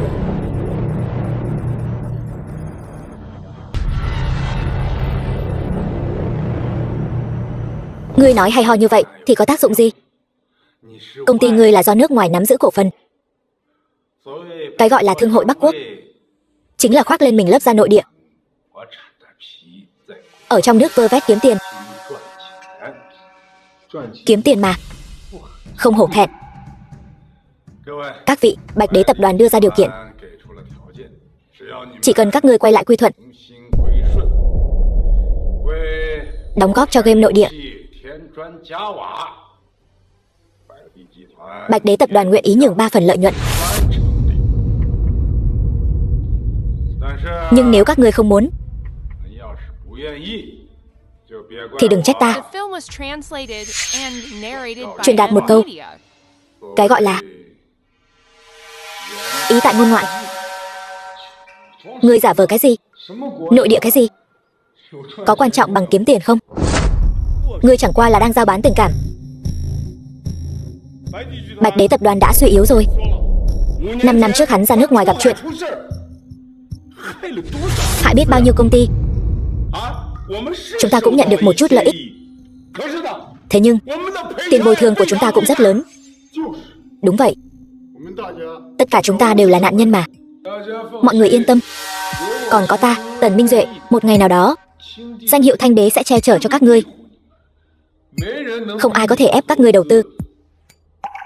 Ở Hồ Thành, thậm chí nửa giới đầu tư của Long Quốc đều nghe ta.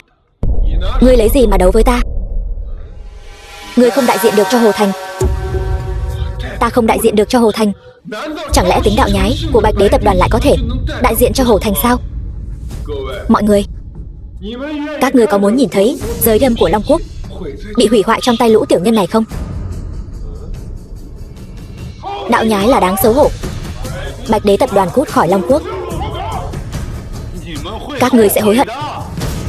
Cái gọi là Thương hội Bắc Quốc phía sau là Lôi Bạo Thâm. Sớm muộn gì các ngươi cũng sẽ bị gặm đến mức không còn xương. Vốn nước ngoài thì sao? Vốn nước ngoài vẫn có thể thúc đẩy sự phát triển đâm của Long Quốc.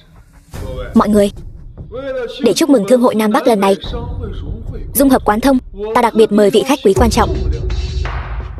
Hoan nghênh CEO của Lôi Bạo Thâm, Mr. God tiên sinh long trọng ra mắt. Vũ ca, hiện tại trên mạng đang tranh cãi ầm ĩ, đều đang mắng Bạch Đế tập đoàn là đạo nhái, còn lôi cả chuyện 5 năm trước vấn đề tranh chấp quyền sở hữu trí tuệ ra để nói nữa. Nhưng càng nhiều người lại bày tỏ sự thông cảm với Bạch Đế tập đoàn.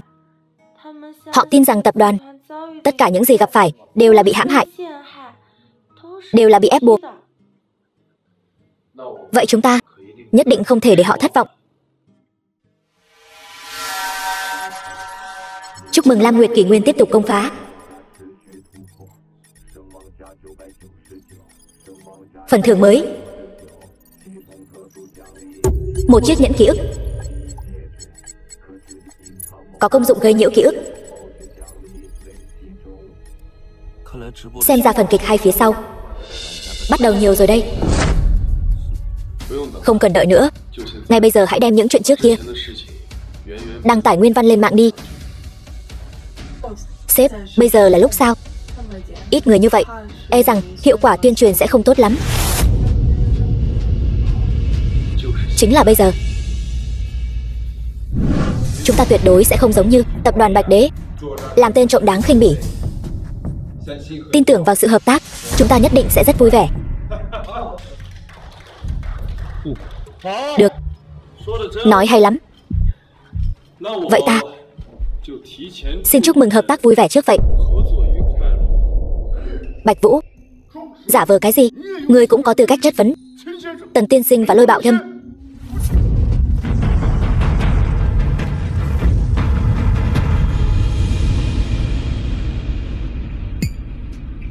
Xin lỗi Bạch tiên sinh, ta đã phụ lòng mong đợi của ngài. Ngươi đã làm rất tốt rồi, vượt ngoài mong đợi của ta. Tập đoàn Bạch Đế lại phái tên vô dụng như người tới đây. Vị Bạch tiên sinh này, ta thấy người hơi quen mắt. Chúng ta đã gặp nhau ở đâu rồi phải không? gây nhiễu ký ức thành công. Xin lỗi, người Long Quốc đều thấp bé như nhau. Ta không nhớ rõ nữa. Tên vô sỉ hèn hạ. Ta thì lại nhớ người đấy. 5 năm trước, rất tiếc, Bạch Đế tiên sinh đến từ Long Quốc. Ngài cần bồi thường cho chúng ta 100 tỷ. Nếu không, tập đoàn Bạch Đế sẽ vĩnh viễn không được đặt chân lên mảnh đất này. Mơ tưởng hão huyền. Cười lên nào. Hãy giữ lại ảnh chụp chung của ta và kẻ thất bại. Ngươi nói lời ta nói đều là giả dối. Chẳng lẽ ta lừa gạt bọn họ sao? Ngươi có phải lừa bọn họ đầu tư không? Ta không quan tâm. Nhưng mà ngươi nói tập đoàn Bạch Đế không có game nội địa xuất sắc. Ta nghĩ tin tức của ngươi cũng quá lạc hậu rồi. Tập đoàn Bạch Đế vĩnh viễn cũng không thể tạo ra đâm nội địa của riêng mình. Game Long Quốc toàn là rác rưởi. Đồ bỏ đi. Đúng vậy. Chẳng lẽ ngươi không biết trong tay chúng ta hiện giờ có game nội địa xuất sắc nhất? Lam Nguyệt kỷ nguyên sao? Lam Nguyệt là đâm của tập đoàn Bạch Đế. Lam Nguyệt đã đạt được thành tựu trọng đại về mặt chúng ta về nội địa cũng đạt được những bước tiến và phát triển vượt bậc. Ta tin rằng Lam Nguyệt kỷ nguyên nhất định sẽ dẫn đầu làn sóng game Long Quốc trở thành đỉnh cao thế giới. Ta bảo ngươi phong tỏa game Long Quốc. Ngươi đã hoàn thành nhiệm vụ như thế nào? Sếp yên tâm, mọi thứ đều nằm trong tầm kiểm soát. Ta đã mua lại công ty sản xuất game Lam Nguyệt, nhất định sẽ không xảy ra sai sót. Ưu điểm hắn ta nói đều là của chúng ta. Thật sao? Vậy để hắn ta quẫy đạp thêm chút nữa. Đem Hứa Mẫn Mẫn đến cho ta. Hôm nay ta muốn cho tập đoàn Bạch Đế sụp đổ từ nay về sau. Hoan nghênh mọi người tích cực mua. Bạch Đế tập đoàn có tiền án đạo nhái. Điều này ngươi không thể chối cãi. Hy Nguyệt,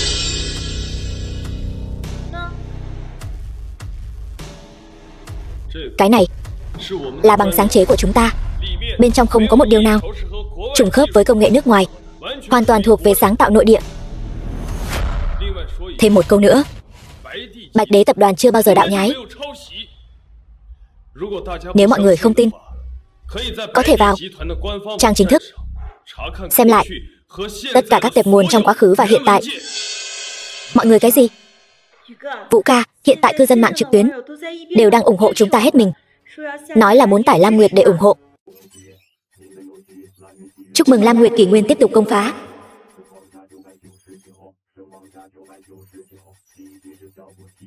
Sau đây là phần thưởng mới dành cho người chơi.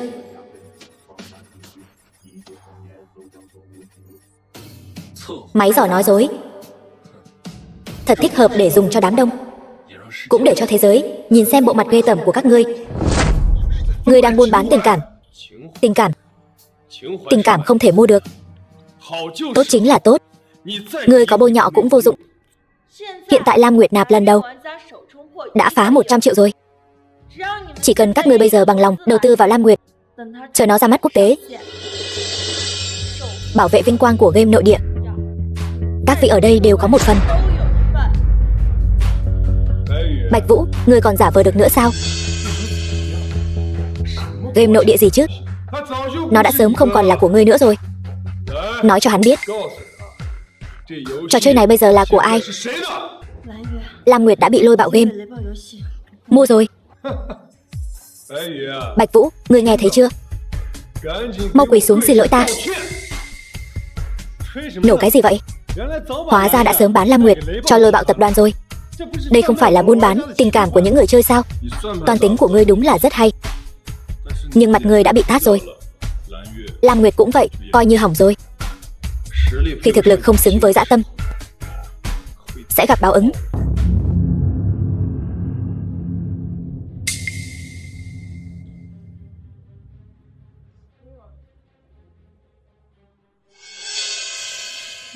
Vũ ca, đừng lo lắng. Ta đã cho Văn Gia bỏ tiền tuyên truyền rồi. Chúng ta nhất định có thể lật ngược tình thế. Hứa Mẫn Mẫn, ngươi nói cho hắn biết, Hứa thị game hiện tại do ai phụ trách? Là Bắc Quốc Thương hội. Là ngươi Thanh Đế. Chúng ta sẽ không đầu tư cho Bạch Đế tập đoàn một xu nào. Công ty rác rưởi như vậy thật có lỗi với người chơi. Đúng, chúng ta cũng vậy. tuyệt đối sẽ không đầu tư một xu nào. Tiếc thật, Lam Nguyệt căn bản không bị bán, mà là bị Bạch Đế tập đoàn chúng ta thâu tóm. Gây nhiễu ký ức thành công. Nói thật, những gì ta nói trước đây đều là giả. Lam Nguyệt của chúng ta đã bán cho Bạch Vũ rồi. Sủa cái gì? Ngươi dám nói bậy thêm một lần nữa không? Ta không. Nói mau, những gì ngươi nói đều là giả, đúng không?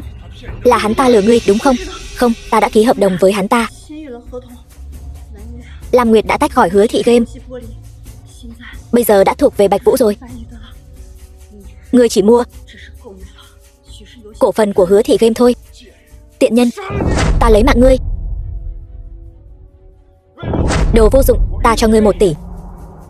Ta bảo ngươi thâu tóm Lam Nguyệt, ngươi lại làm cho ta ra nông nỗi này. 1 tỷ gì cơ? Không phải chỉ có 50 triệu sao? Đồ bỏ đi.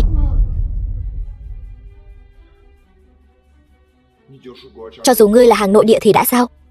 Ta không để ngươi bước ra khỏi quốc gia này, ngươi vĩnh viễn cũng không bước ra được. Trừng phạt như 5 năm trước. Chính xác. Người Long Quốc sinh ra đã thấp kém, đáng đời, sẽ nhận toàn bộ trừng phạt. Phong tỏa chiếc game, cấm bán máy chủ, thủ tục bằng sáng chế bị siết chặt nhất. Hắn điên rồi. Chuyện này mà cũng nói bừa được. Ta nói đều là lời thật lòng. Nếu không phải lũ rác rưởi các ngươi vẫn còn có tí tiền, ta mới không đích thân đến đây. Ta cảnh cáo các ngươi, kẻ nào dám đầu tư vào Lam Nguyệt chính là kẻ thù của Lôi Bạo Game. Không có tiền tài trợ, Lam Nguyệt này đừng hòng ra khỏi Long Quốc. Cái đám game thủ Long Quốc này chỉ xứng chơi game rác. Tại sao ta lại nói ra lời thật lòng chứ? Cái thứ lời thật lòng mà các ngươi nói ra đáng bị xử bắn 10 lần rồi.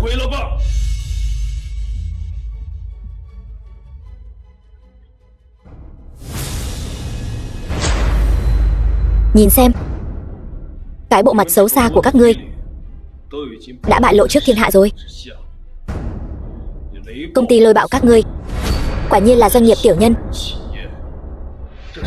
Đây là đang ghi hình, hình như đây là đang phát trực tiếp. Lũ khốn kiếp, còn không gọi người. Mau gọi người đến, nhanh chóng tắt phát trực tiếp đi, để cho đám game thủ ngu ngốc kia biết được chúng ta còn kiếm tiền kiểu gì. Hình tượng của ta không thể bị hủy hoại. Lôi Bạo Game của ta còn phải kiếm tiền, kiếm thật nhiều tiền, trở thành người giàu nhất thế giới, để cho lũ ngu ngốc các ngươi bỏ tiền cho game của ta. Tên phế vật, còn không gọi người đến. Mau cắt tín hiệu đi, ta tiêu đời rồi. Các ngươi cũng đừng hòng sống yên ổn. Nhanh tìm người đi.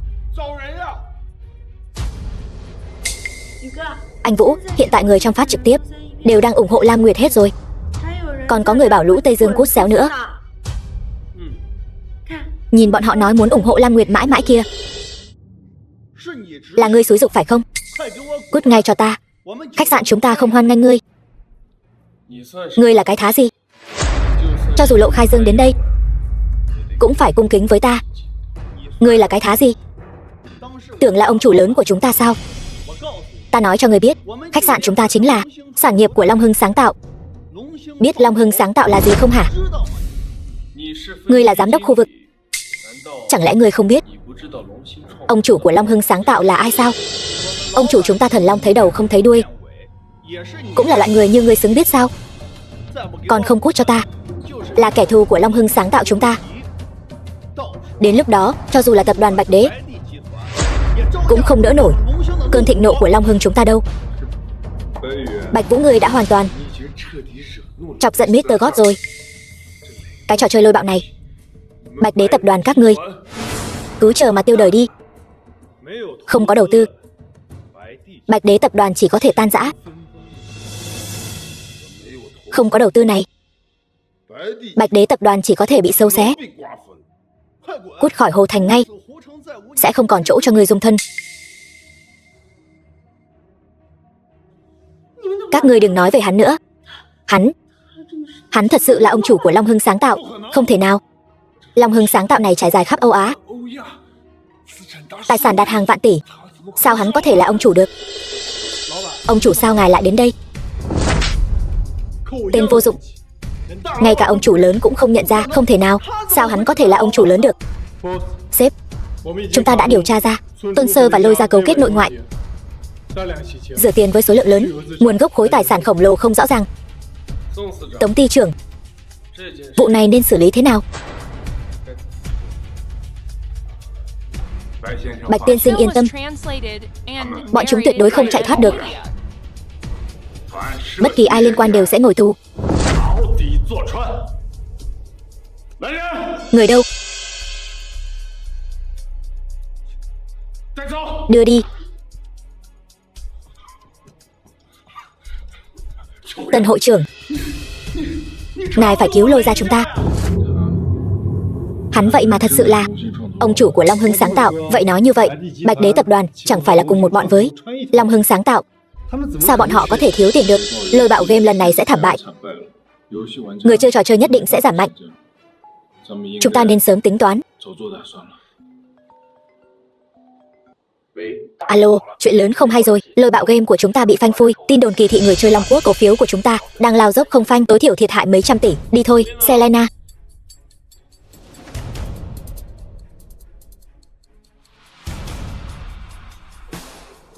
Đừng vội chạy.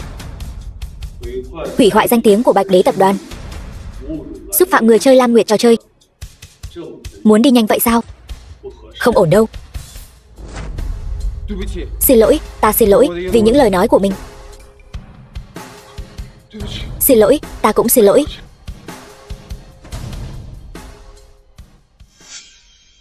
Vũ ca, người thật ngầu.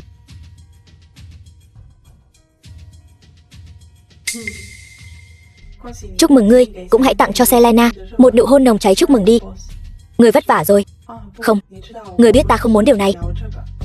Bạch Vũ, ở đây không có việc của ta. Ta đi trước đây. Đừng vội đi chứ. Selena, đây là giấy chuyển nhượng cổ phần của Hứa Thị trò chơi. Đừng làm thân. Ta chỉ muốn cảm ơn cô 5 năm qua đã cống hiến cho Lam Nguyệt thôi. Đúng rồi, mọi việc đừng có nghe mẹ và em trai cô. Cứ thế mà đi. Đi thôi, cô tự do rồi. Mau nhìn hai tên này, bị làm thành biểu cảm meme kìa, buồn cười quá. Còn có chú thích nữa kìa. Vị khách bí ẩn bại trận chạy khỏi Mạch Thành. Nguyên nhân lại là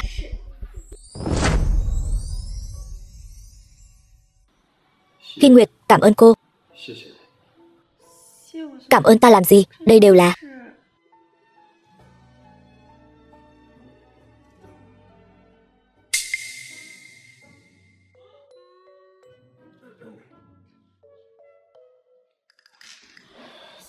Selena, ta nghi cô cố ý đấy. Sếp, lời ngài làm Selena rất buồn. Nếu hai người còn việc chính, vậy ta đi trước. Hy Nguyệt, cô ta ghen tị vì bài đăng của cô viết hay thôi. Sếp, ta nghĩ ngài có thể sắp thành công rồi. Lần này có Mr. God làm người đại diện tốt nhất. Thị trường nước ngoài của họ lại kỳ diệu mở ra. Chỉ cần duy trì như vậy, Lam Nguyệt nhất định sẽ trở thành game hay nhất. Vũ ca, tốt quá. Chúc mừng anh, lý tưởng của anh lại tiến gần thêm một bước đến hiện thực rồi. Được rồi, xem ra ta thật sự không thích hợp ở lại đây.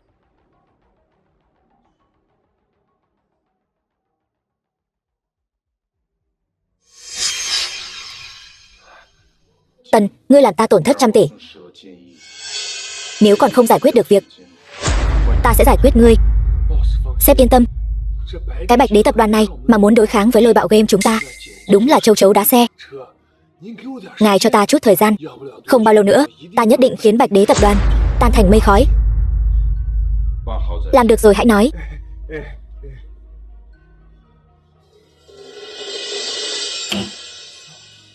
Ngươi chạy sang Mỹ rồi sao? Bỏ ta lại đây. Tên Bạch Vũ đáng ghét, lại là ông chủ của Long Hưng sáng tạo. Tần tiên sinh, ngài nói đúng. Tai họa này nhất định phải trừ bỏ. Ta có một biện pháp hay. Nói. Con nhỏ Văn Hy Nguyệt kia rất thân thiết với lão già đó. Chỉ cần khiến lão già đó sống không yên thân, cô ta chắc chắn sẽ cầu xin Bạch Vũ cứu ông ta. Ngài chỉ cần sắp xếp một sát thủ lấy mạng hắn,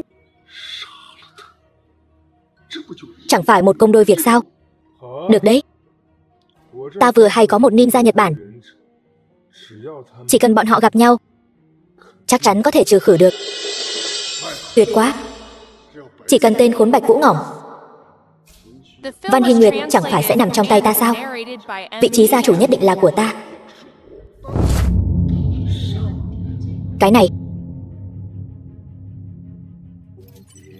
Chúc mừng Lam Nguyệt Kỷ Nguyên phá hàng vạn người chơi.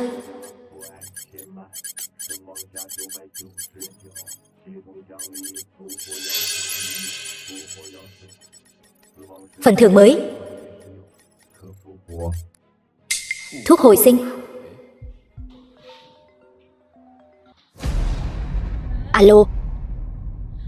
Ngươi nói gì? Hy Nguyệt. Sao vậy? Vũ ca. Ông nội. Ông ấy sắp không xong rồi.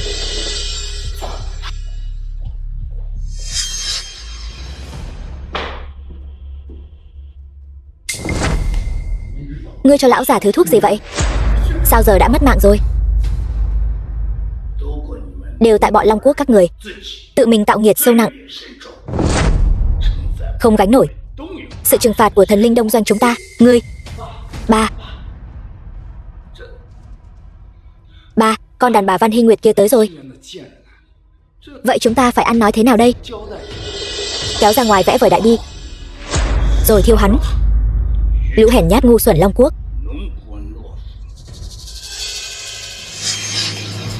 Ông nội. Các người làm gì vậy? Buông ra, ta muốn vào thăm ông. Tiểu thư, cô không thể vào.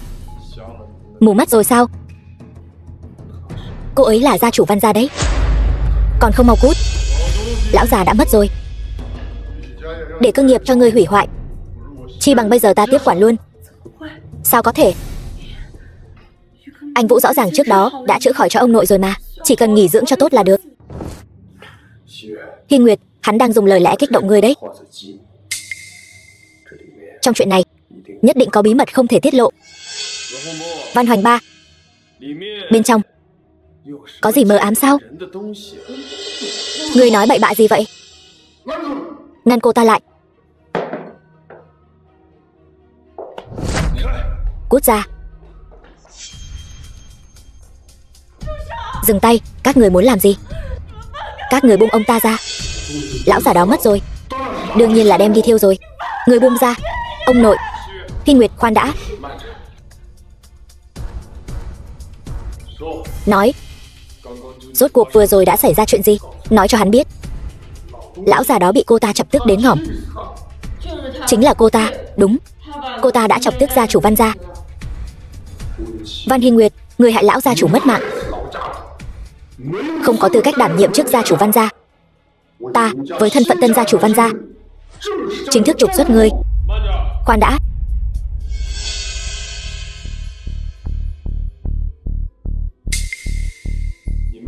Các người vội vàng như vậy, lén lút đưa lão gia tử đi, đổ tội cho Hy Nguyệt, là sợ người ta phát hiện các người đã hạ độc lão gia tử sao? Ngươi đừng có ngụy biện nữa. Sao lại là hạ độc được? Đây là cái gì? Rác rưởi rắn độc của Đông Doanh. Tưởng ta không nhận ra sao? Nói, ai sai ngươi hạ độc? Không phải ta. Gia chủ Văn gia bị tức ngỏm. Là nhị gia sai ta làm. Nói bậy. Ngươi dám vu khống ta? Ba, xe nhà tang lễ đến rồi. Sao ngươi lại ở đây? Bạch Vũ, ngươi cuối cùng cũng đến rồi. Ta đến cứu lão gia tử. Sao, ngươi đang đợi ta sao? Cứu lão gia tử? Lão già này ngỏm rồi. Bạch Vũ, đây là chuyện của Văn gia. Ngươi là người ngoài, đừng có xen vào nữa. Ta không phải người ngoài đâu. Lão gia tử đã nhận ta làm cháu rể rồi. Ông nội.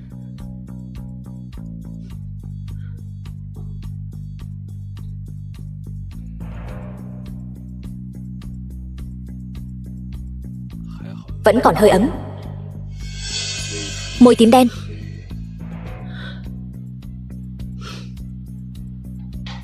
Móng tay xanh đen. Đây rõ ràng là triệu chứng trúng kịch độc. Các người ra tay thật tàn nhẫn. Lần này độc mạnh hơn lần trước một chút xíu. Lần trước, chẳng lẽ lần trước cũng... Ta không hiểu ngươi đang nói gì. Lão già đích thực đã ngỏm. Đại phu đã kết luận rồi. Các người đừng ở đây gây rối nữa. Lão già đã ngỏm rồi, giờ còn không để lão nhân ra yên nghỉ. Ngươi đúng là đứa con gái bất hiếu. Ai nói lão gia tử ngỏm rồi? Cũng chỉ là chúng phải độc rác rưởi của đông doanh thôi mà. Có gì ghê gớm đâu. Vô lại, ngươi dám bôi nhọ đông doanh chúng ta, y thuật của ta. Thì ra là ngươi. Văn Hoành Ba, ngươi thật to gan. Thật sự còn không bằng cầm thú độc hại chính cha ruột của mình. Sao lại là hạ độc? Đây rõ ràng là độc cũ tái phát. Trước đây ngươi chưa chữa khỏi. Đúng, trước đây ngươi lừa chúng ta nói đã chữa khỏi. Giờ lão già đã ngỏm rồi. Chẳng phải đều tại ngươi sao? Văn gia chúng ta sẽ không bỏ qua cho ngươi. Sao có thể? Vũ ca rõ ràng trước đây đã chữa khỏi cho ông nội. Sao có thể chứ? Câm miệng. Ngươi cái đồ ăn cây táo, rào cây sung. Ta,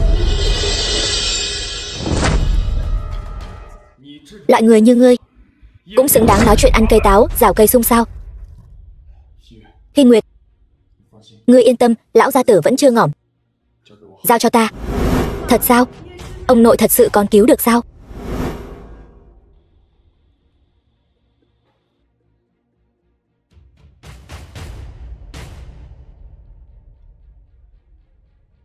Lão gia tử tuy trúng kịch độc, nhưng lần trước trải qua điều dưỡng của ta, bây giờ chỉ là giả ngỏm thôi. Ta tin một lát nữa sẽ ổn thôi. Ngươi nói nhảm. Lão già vừa rồi nôn ra nhiều máu như vậy, đã ngỏm, không thể tỉnh dậy được nữa. Ngươi hại cha ruột, thật không bằng cầm thú. Sao có thể? Đây chính là xà độc của Bát Kỳ đại thần. Người đâu? Dừng tay. Ta là gia chủ Văn gia. Các ngươi muốn tạo phản sao? Con danh đáng ghét, ngươi dám ăn cây táo, rào cây sung.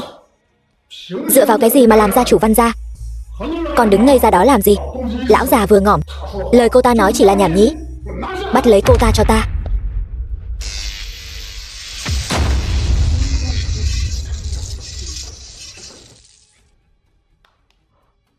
Ngươi còn đứng ngây ra đó làm gì? Còn không nhân cơ hội ra tay. Đây mới là thần kỹ. Không thể nào, tuyệt đối không thể nào. Cung chúc gia chủ an khang. Nghịch tử,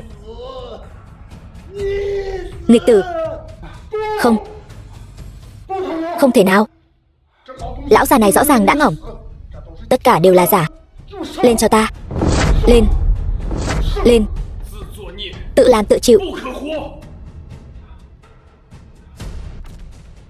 Không được động. Trên phi tiêu này có xà độc đã được tinh luyện trăm lần. Muốn sống thì giao đồ vật ra đây. Vũ ca,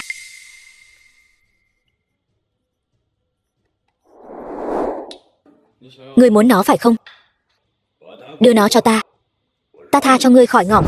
Không được, Bạch Vũ hôm nay phải ngỏm. Đây là nhiệm vụ của ngươi. Nhiệm vụ? Thì ra mục tiêu của các ngươi là ta.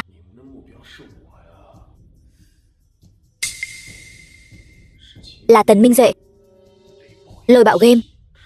Đúng thì sao? Hôm nay ngươi phải ngỏm. Ai cũng không cứu được ngươi, cả cô ta nữa. Các ngươi đều phải ngỏm. Ba, nhiều người như vậy mà ba nói những lời này.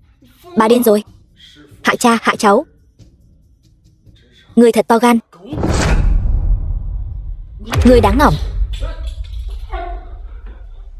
Ba, tới lượt ngươi rồi.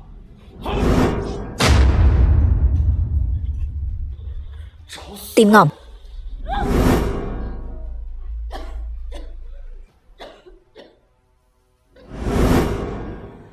Không sao chứ? The film was translated Ta không and sao. narrated by Tại ta sơ ý để hắn bắt được. Yên tâm, hắn ta chạy không thoát.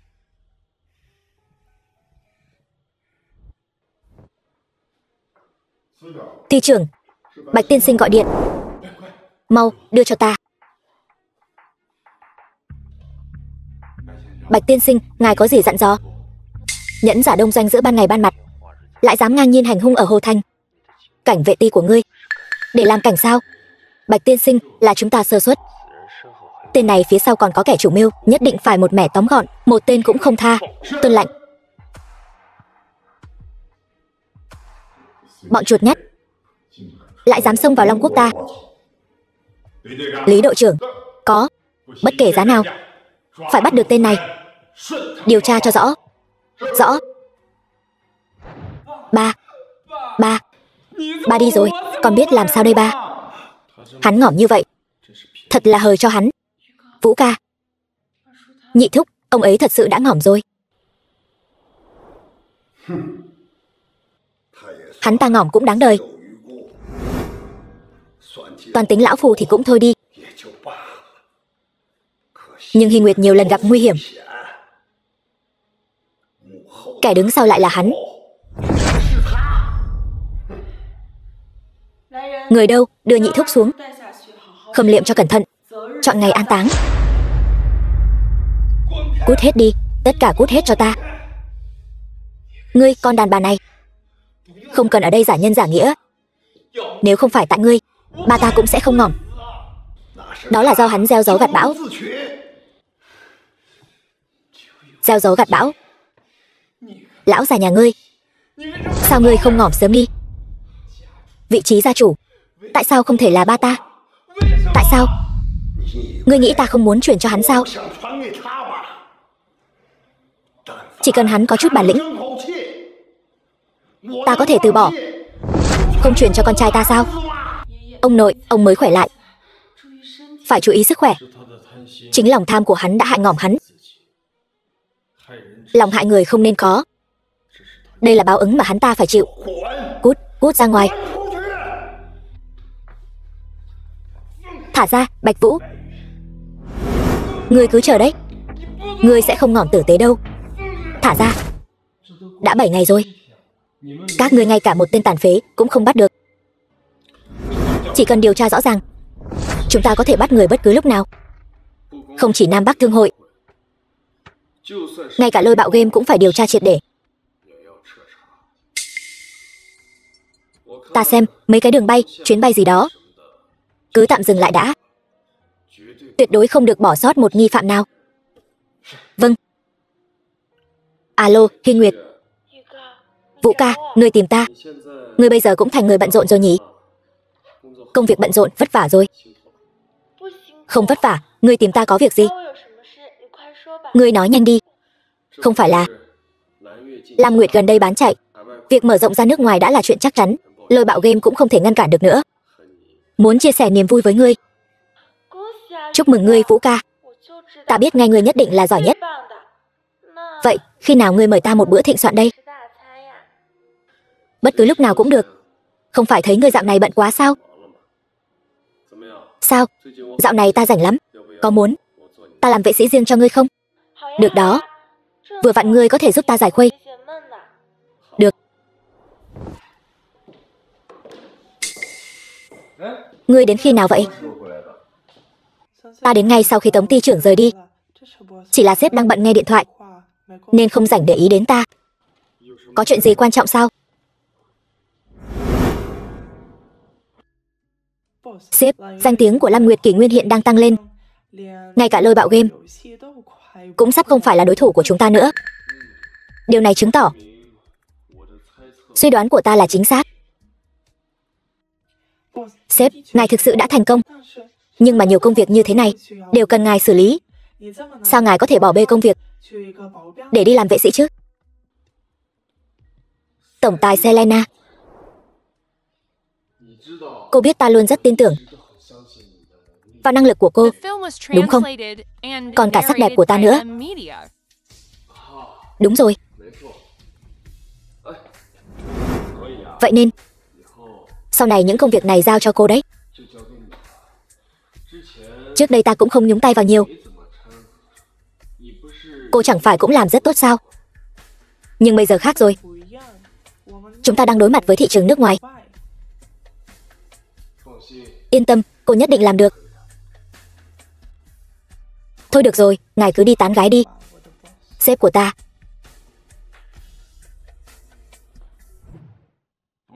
Cuộc họp hội đồng quản trị có thể bắt đầu chưa? Đã 10 phút rồi. Được. Lần này chuyện Mỹ Quốc đột nhiên đầu tư, chúng ta vẫn cần phải nghiên cứu kỹ. Dù sao thì Lam Nguyệt Kỷ Nguyên, game nội địa của Long Quốc chúng ta, đang bị họ tẩy chay. Chủ tịch thương trường như chiến trường. Xin đừng để tình cảm cá nhân xen vào công việc. Ngô Tổng nói đúng. Lam Nguyệt Kỷ Nguyên rất tốt, dù sao cũng không liên quan nhiều đến lợi ích của tập đoàn Văn Thị chúng ta. Ta thấy lần đầu tư này rất cần thiết. Vừa hay có thể lấy lại số tiền bị lãng phí lần trước quảng cáo miễn phí cho tập đoàn của Bạch Đế đại nhân. Hy Nguyệt, bây giờ ngươi là gia chủ của Văn gia. Nói năng, hành động cứ cứng rắn lên.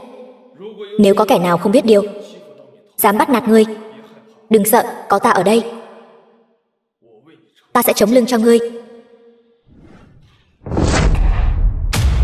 Ngô Dũng, ngươi được đằng chân lân đằng đầu phải không? Ngươi không muốn làm thì cút đi cho ta. Ngươi có phải đã quên tập đoàn này họ gì rồi không? Vâng, chủ tịch. Đồ vô dụng. Thiếu gia bớt giận. Chuyện nhỏ như vậy mà cũng không làm được. Uổng công cha ta trước đây đã chiếu cố ngươi như vậy. Bản lĩnh của ngươi bị chó ăn rồi sao? Tên đáng ghét. Nếu không phải bằng chứng ăn bớt nằm trong tay ngươi, thì cần gì phải đắc tội với người phụ nữ đó chứ? Ta không quan tâm. Nhất định phải khiến Văn Hy Nguyệt nuốt trọn khoản đầu tư vào Lôi Bạo game này. Ta muốn cô ta phá sản. Ta muốn cô ta nếm trải mùi vị của đau khổ. Vâng.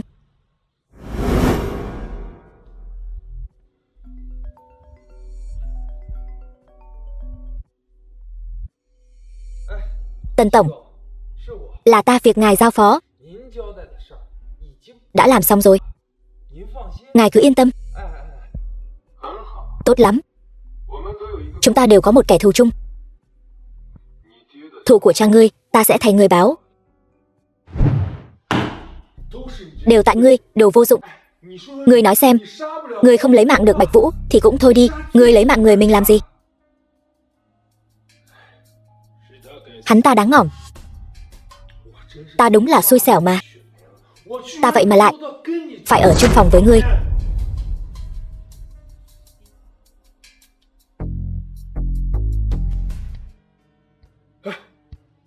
Sếp, Bạch Đế tập đoàn đả kích Lôi Bạo game của chúng ta ngày càng nghiêm trọng. Người chơi của chúng ta đang mất dần. Đều là trách nhiệm của hai đứa phế vật các ngươi. Vâng. Sếp, chuyện này cũng không thể hoàn toàn trách hai chúng ta được. Chúng ta mới lấy được bao nhiêu tiền từ công ty. Giờ thì Bạch Đế tập đoàn này cấu kết với Long Hưng sáng tạo, vừa có kỹ thuật, vừa có tiền. Chúng ta không phải đối thủ của họ là chuyện bình thường mà. Đây là Bạch Vũ. Đúng vậy, đây là ảnh ta chụp chung với hắn ta 5 năm trước. Sếp, hai người quen nhau sao? Ngươi sẽ không ngờ đâu, hắn ta chính là người 5 năm trước bị ta xem là đại địch của Lôi Bạo game, thiên thần Bạch Đế. Nếu không phải ta còn chút ấn tượng, nhất định sẽ quên mất bức ảnh này. Ngu ngốc. Thông tin quan trọng như vậy, sao ngươi không nói sớm? Nói sớm, vậy ta còn ra Hồ Thành mất mặt làm gì? Sếp, ta phải nhắc nhở ngài. Hắn ta bây giờ chính là đối thủ cạnh tranh của ngài đấy. Không phải lúc hoài niệm đâu. Ôi trời, ngươi nói đúng. So với việc nhớ đến hắn ta, ta càng muốn hắn ta xuống địa ngục hơn. Chỉ tiếc là hai đứa phế vật các ngươi khiến ta quá thất vọng. Không những khiến ta mất tiền, mà còn khiến danh tiếng của ta từ phố quơ suýt rơi xuống cống rãnh. Thật đáng ngỏm. Sếp, ngài có từng nghĩ tới không? Tên Bạch Vũ này không để lộ thân phận Bạch Đế chính là để nhắm vào Lôi Bạo game chúng ta. Đây chính là một cuộc chiến đấy. Sếp, đáng ghét. Ngươi làm ta bây giờ rối tung cả lên.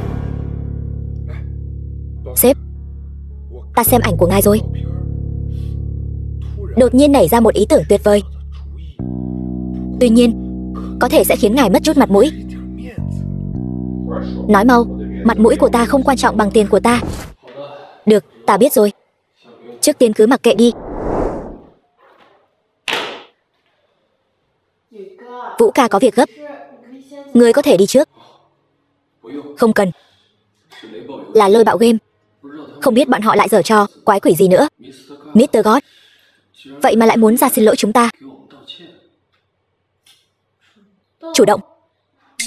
Chẳng lẽ bọn họ muốn công khai nhận sai? Nói là xin lỗi vì chuyện 5 năm trước đàn áp tập đoàn Bạch Đế. Còn phải mở họp báo nữa chứ. Liệu có phải giả không nhỉ? Không đến mức đó đâu. Giống như đang lấy lui làm tiến vậy. Tranh thủ lấy lòng người chơi game. Có lẽ vậy. Hắn ta bị Vũ ca đánh cho sợ mất dép rồi. Muốn cầu xin người tha thứ đó. Cầu xin tha thứ. Cầu xin tha thứ ta cũng không tha cho hắn ta. Lúc trước, khi hắn ta đàn áp game nội địa, thì nên nghĩ đến sẽ có ngày hôm nay.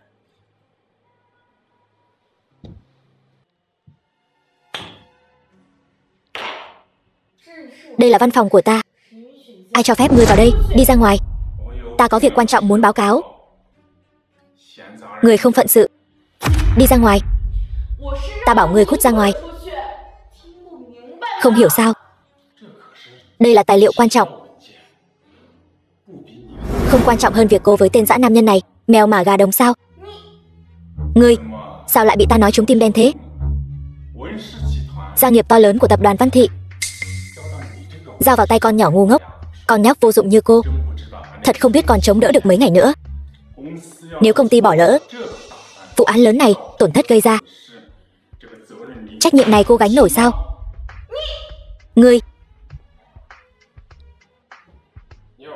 điếc sao? Bảo ngươi cút đi mà. Tên mặt trắng, ngươi dám mắng ta? Có việc báo cáo. Trước khi vào, không biết gõ cửa sao? Ngươi là cái thá gì mà cũng đòi dạy đời ta? Ta là giám đốc tập đoàn đấy. Ta vất vả chạy việc cho công ty, kéo được 2 hợp đồng đầu tư mới, tròn 10 tỷ. Còn ngươi thân là chủ tịch, chỉ biết ve vãn đàn ông không thôi, còn dám đánh ta nữa. Ngô Dũng, ngươi đừng có ngậm máu phun người. Rõ ràng là ngươi xông vào mà.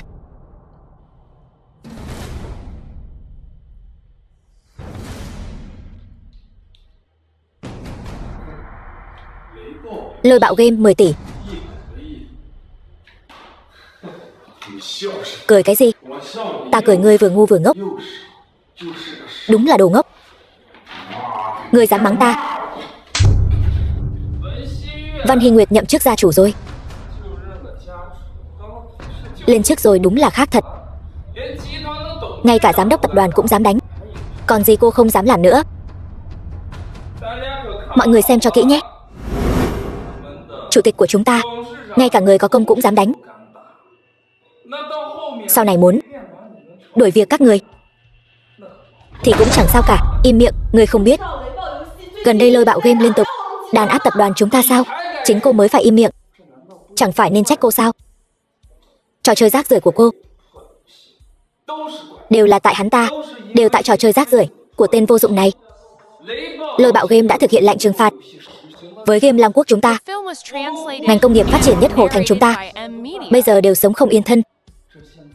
Bây giờ phải trách cô chứ? Phải. Nền tảng của Hồ Thành chính là ngành công nghiệp game. Chúng ta không nên va chạm với Lôi Bạo Game. Lôi Bạo Game là tập đoàn lớn. Ta thấy Bạch Đế tập đoàn sắp sửa không chống đỡ nổi rồi. Văn Thị tập đoàn chúng ta chỉ có nước chờ ngỏm thôi. Ngươi vẫn nên ngoan ngoãn ký hợp đồng chục tỷ này cho ta đi. Như vậy mọi người đều có lợi. Chủ tịch ký đi. Ký rồi sẽ không còn bị Lôi Bạo Game chèn ép nữa.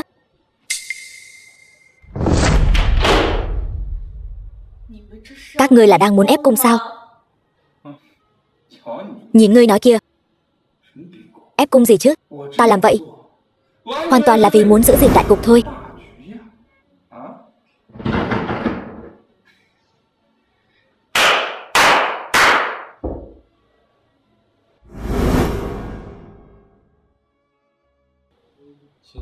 Họ Tần, ngươi còn dám xuất hiện trước mặt ta sao? Sao, ngươi cho người khác sau lưng chơi ta? Vậy mà không cho ta rời Hồ Thành, không cho ta ra ngoài chơi đùa sao? Nói gì thế? Phế vật. Tần hội trưởng là khách quý mà hôm nay ta mời đến, đặc biệt đến để ký đơn hàng chục tỷ này. Ngươi mà dám cản trở ở đây, tin hay không ta sẽ tìm người ném ngươi ra ngoài. Đúng là tên mặt trắng. Đã thấy chục tỷ bao giờ chưa? Còn không mau cút.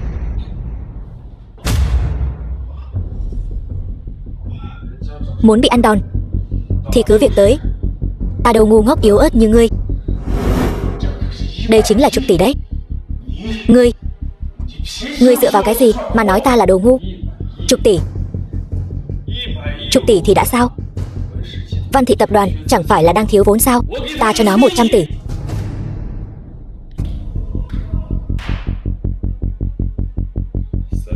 Selena, chuyển vào tài khoản của Văn Thị tập đoàn 100 tỷ. Ngay bây giờ, lập tức. 100 tỷ, hắn ta đang nói khoác đấy sao? Làm sao có thể có người mở miệng ra là đầu tư 100 chứ? Đã đến tài khoản rồi. 100 tỷ thật sự đã vào tài khoản công ty rồi. Bạch Đế tập đoàn không phải đang bị Lôi Bạo Game chèn ép, đua nhau đốt tiền sao?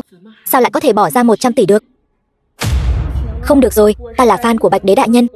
Ta phải lên diễn đàn ủng hộ một phen. Vũ ca,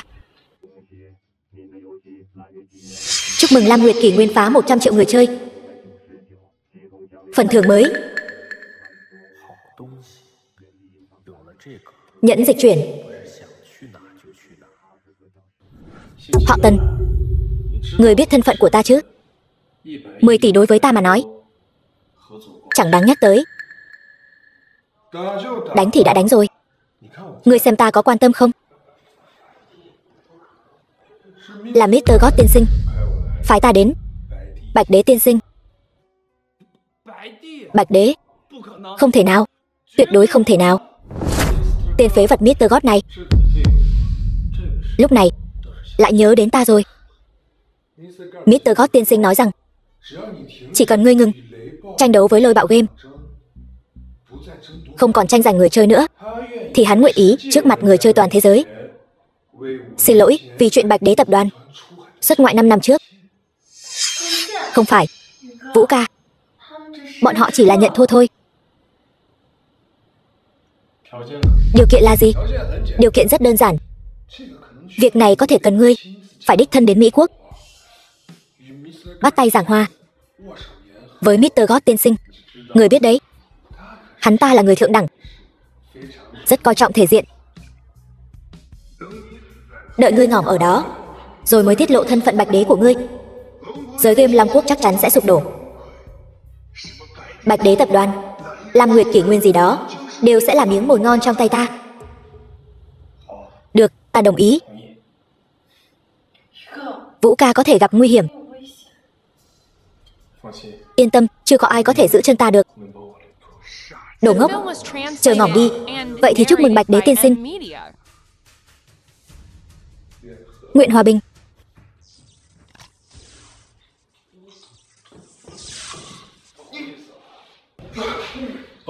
Xin lỗi nhé, thấy cái bản mặt của ngươi không nhịn được.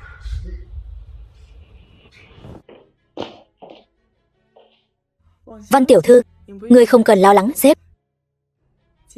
Lễ ký kết đã hoàn thành, chỉ thêm một đêm nữa là có thể quay về rồi. Nhưng mà thân phận Bạch Đế của sếp bây giờ là thật sự bại lộ rồi.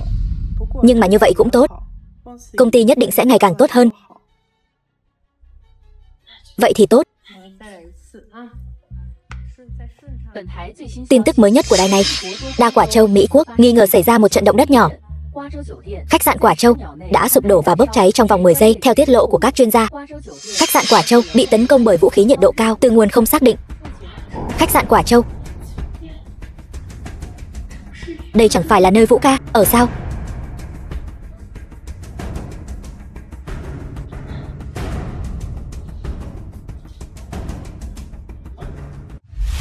Ba ngày trước, Hy Nguyệt. Đợi ta trở về, chúng ta sẽ đính hôn. Được không?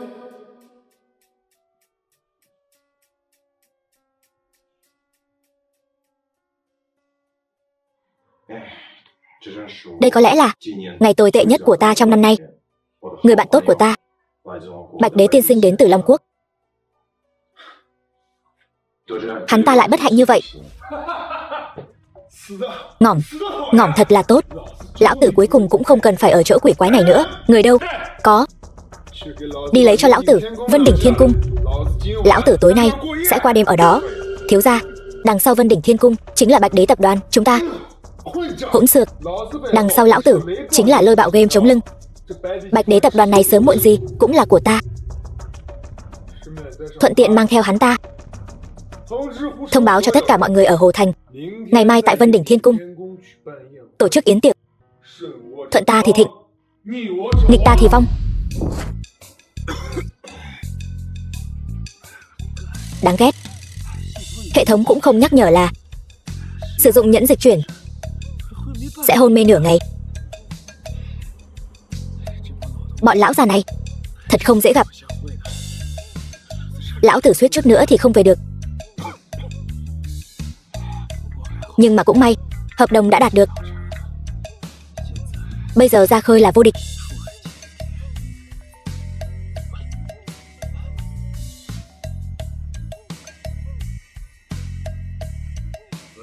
Alo, Selena.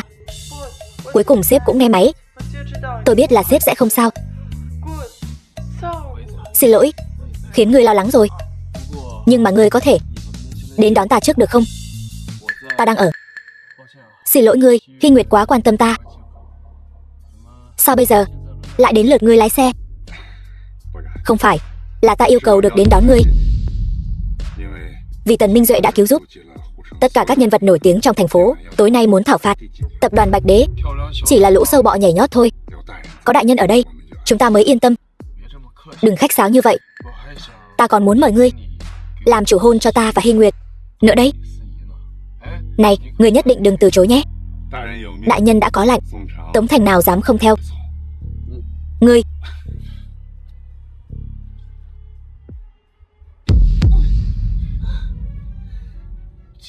Chị, ngươi hãy vì em trai mà cống hiến thêm một lần nữa đi. Tối nay hội trưởng Tần mở tiệc. Hội trưởng Tần thích nhất kiểu người như ngươi. Cơ hội để nhà họ Hứa chúng ta bay cao bay xa. Ngươi đừng bỏ lỡ nha. Hứa Bằng, đồ xúc sinh. Bịt miệng nó lại, đừng để nó làm phiền hứng thú của hội trưởng Tần. Mẹ, sao mẹ cũng như vậy? Nhanh.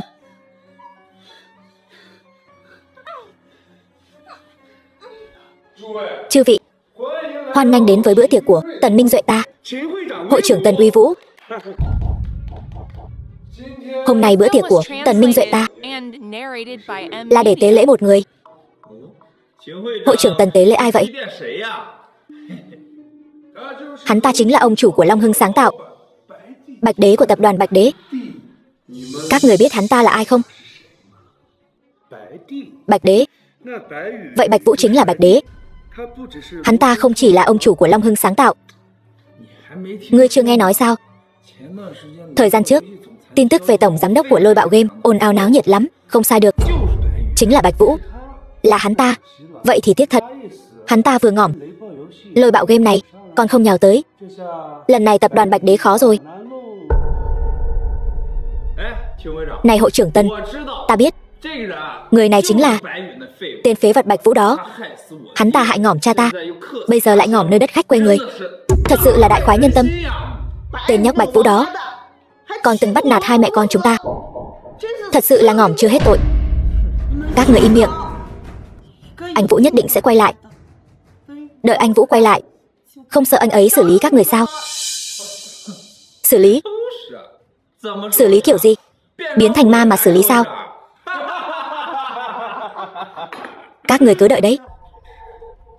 Ta nói cho người biết, hội trưởng Tần, người đàn bà này dựa vào việc ngủ với Bạch Vũ mà có được vị trí gia chủ nhà họ Văn. Bây giờ Vân Đỉnh Thiên Cung này chính là khách sạn của cô ta. Người nhất định đừng quên giúp ta báo thù cho cha ta đấy. Lúc đó khách sạn ta không cần, gia sản chia ngươi một nửa. Ngươi thấy thế nào? Thù hạ cha, việc này ta phải quản. Ngươi là cái thá gì? Cớ gì quản chuyện nhà họ Văn của ta? Dựa vào cái gì? Dựa vào việc sau này lão tử chính là trời Hồ Thành, mọi thứ đều do lão tử quyết định. Còn tiện nhân ngươi, trời Hồ Thành, ngươi còn chưa xứng. Bạch Vũ, ngươi chưa ngỏm. Vũ ca, Thiên Thần, Bạch Đế giá lâm, bọn ngươi còn không mau hành lễ, cung vấn Bạch Đế đại nhân an khang. Miễn lễ. Tạ đại nhân. Tần Minh Duệ, ta chưa ngỏm. Ngươi rất bất ngờ sao? Hay là nói là ngươi cấu kết với Đông Doanh, còn hạ độc trong rượu sao? Ngươi nói bậy bạ gì đó. Đừng để hắn chạy, hắn ta hạ độc trong rượu. Rượu này sao lại có độc? Tần Minh Duệ, ngươi thật độc ác. Thuận ta thì sống, nghịch ta thì ngỏm. Nếu không phải ngươi, lão tử sớm đã là trời Hồ Thành, vua của Long Quốc. Ngươi không xứng. Ngươi không sao chứ? Bắt hết đám người cấu kết với Tần Minh Duệ này. Bạch Vũ ca, ta sai rồi, ta là em vợ ngươi mà, ngươi tha cho ta đi. Bạch Vũ ca, đúng. Nói sao đây nhỉ, ngươi cũng là anh vợ ta mà, ta luôn rất kính trọng ngươi. Xin ngươi đừng bắt ta đi. Bạch Vũ, là hắn ta uy hiếp ta, bắt ta nói xấu ngươi. Ta không muốn, ta thật sự không muốn. Bây giờ các người nói như vậy, Hứa Mẫn Mẫn, con tiện nhân đó bị chính các người đưa tới, bây giờ vẫn còn ở trên lầu kia. Ta khinh. Hứa tiểu thư, cờ hó không bỏ được thói ăn bậy, đem đi.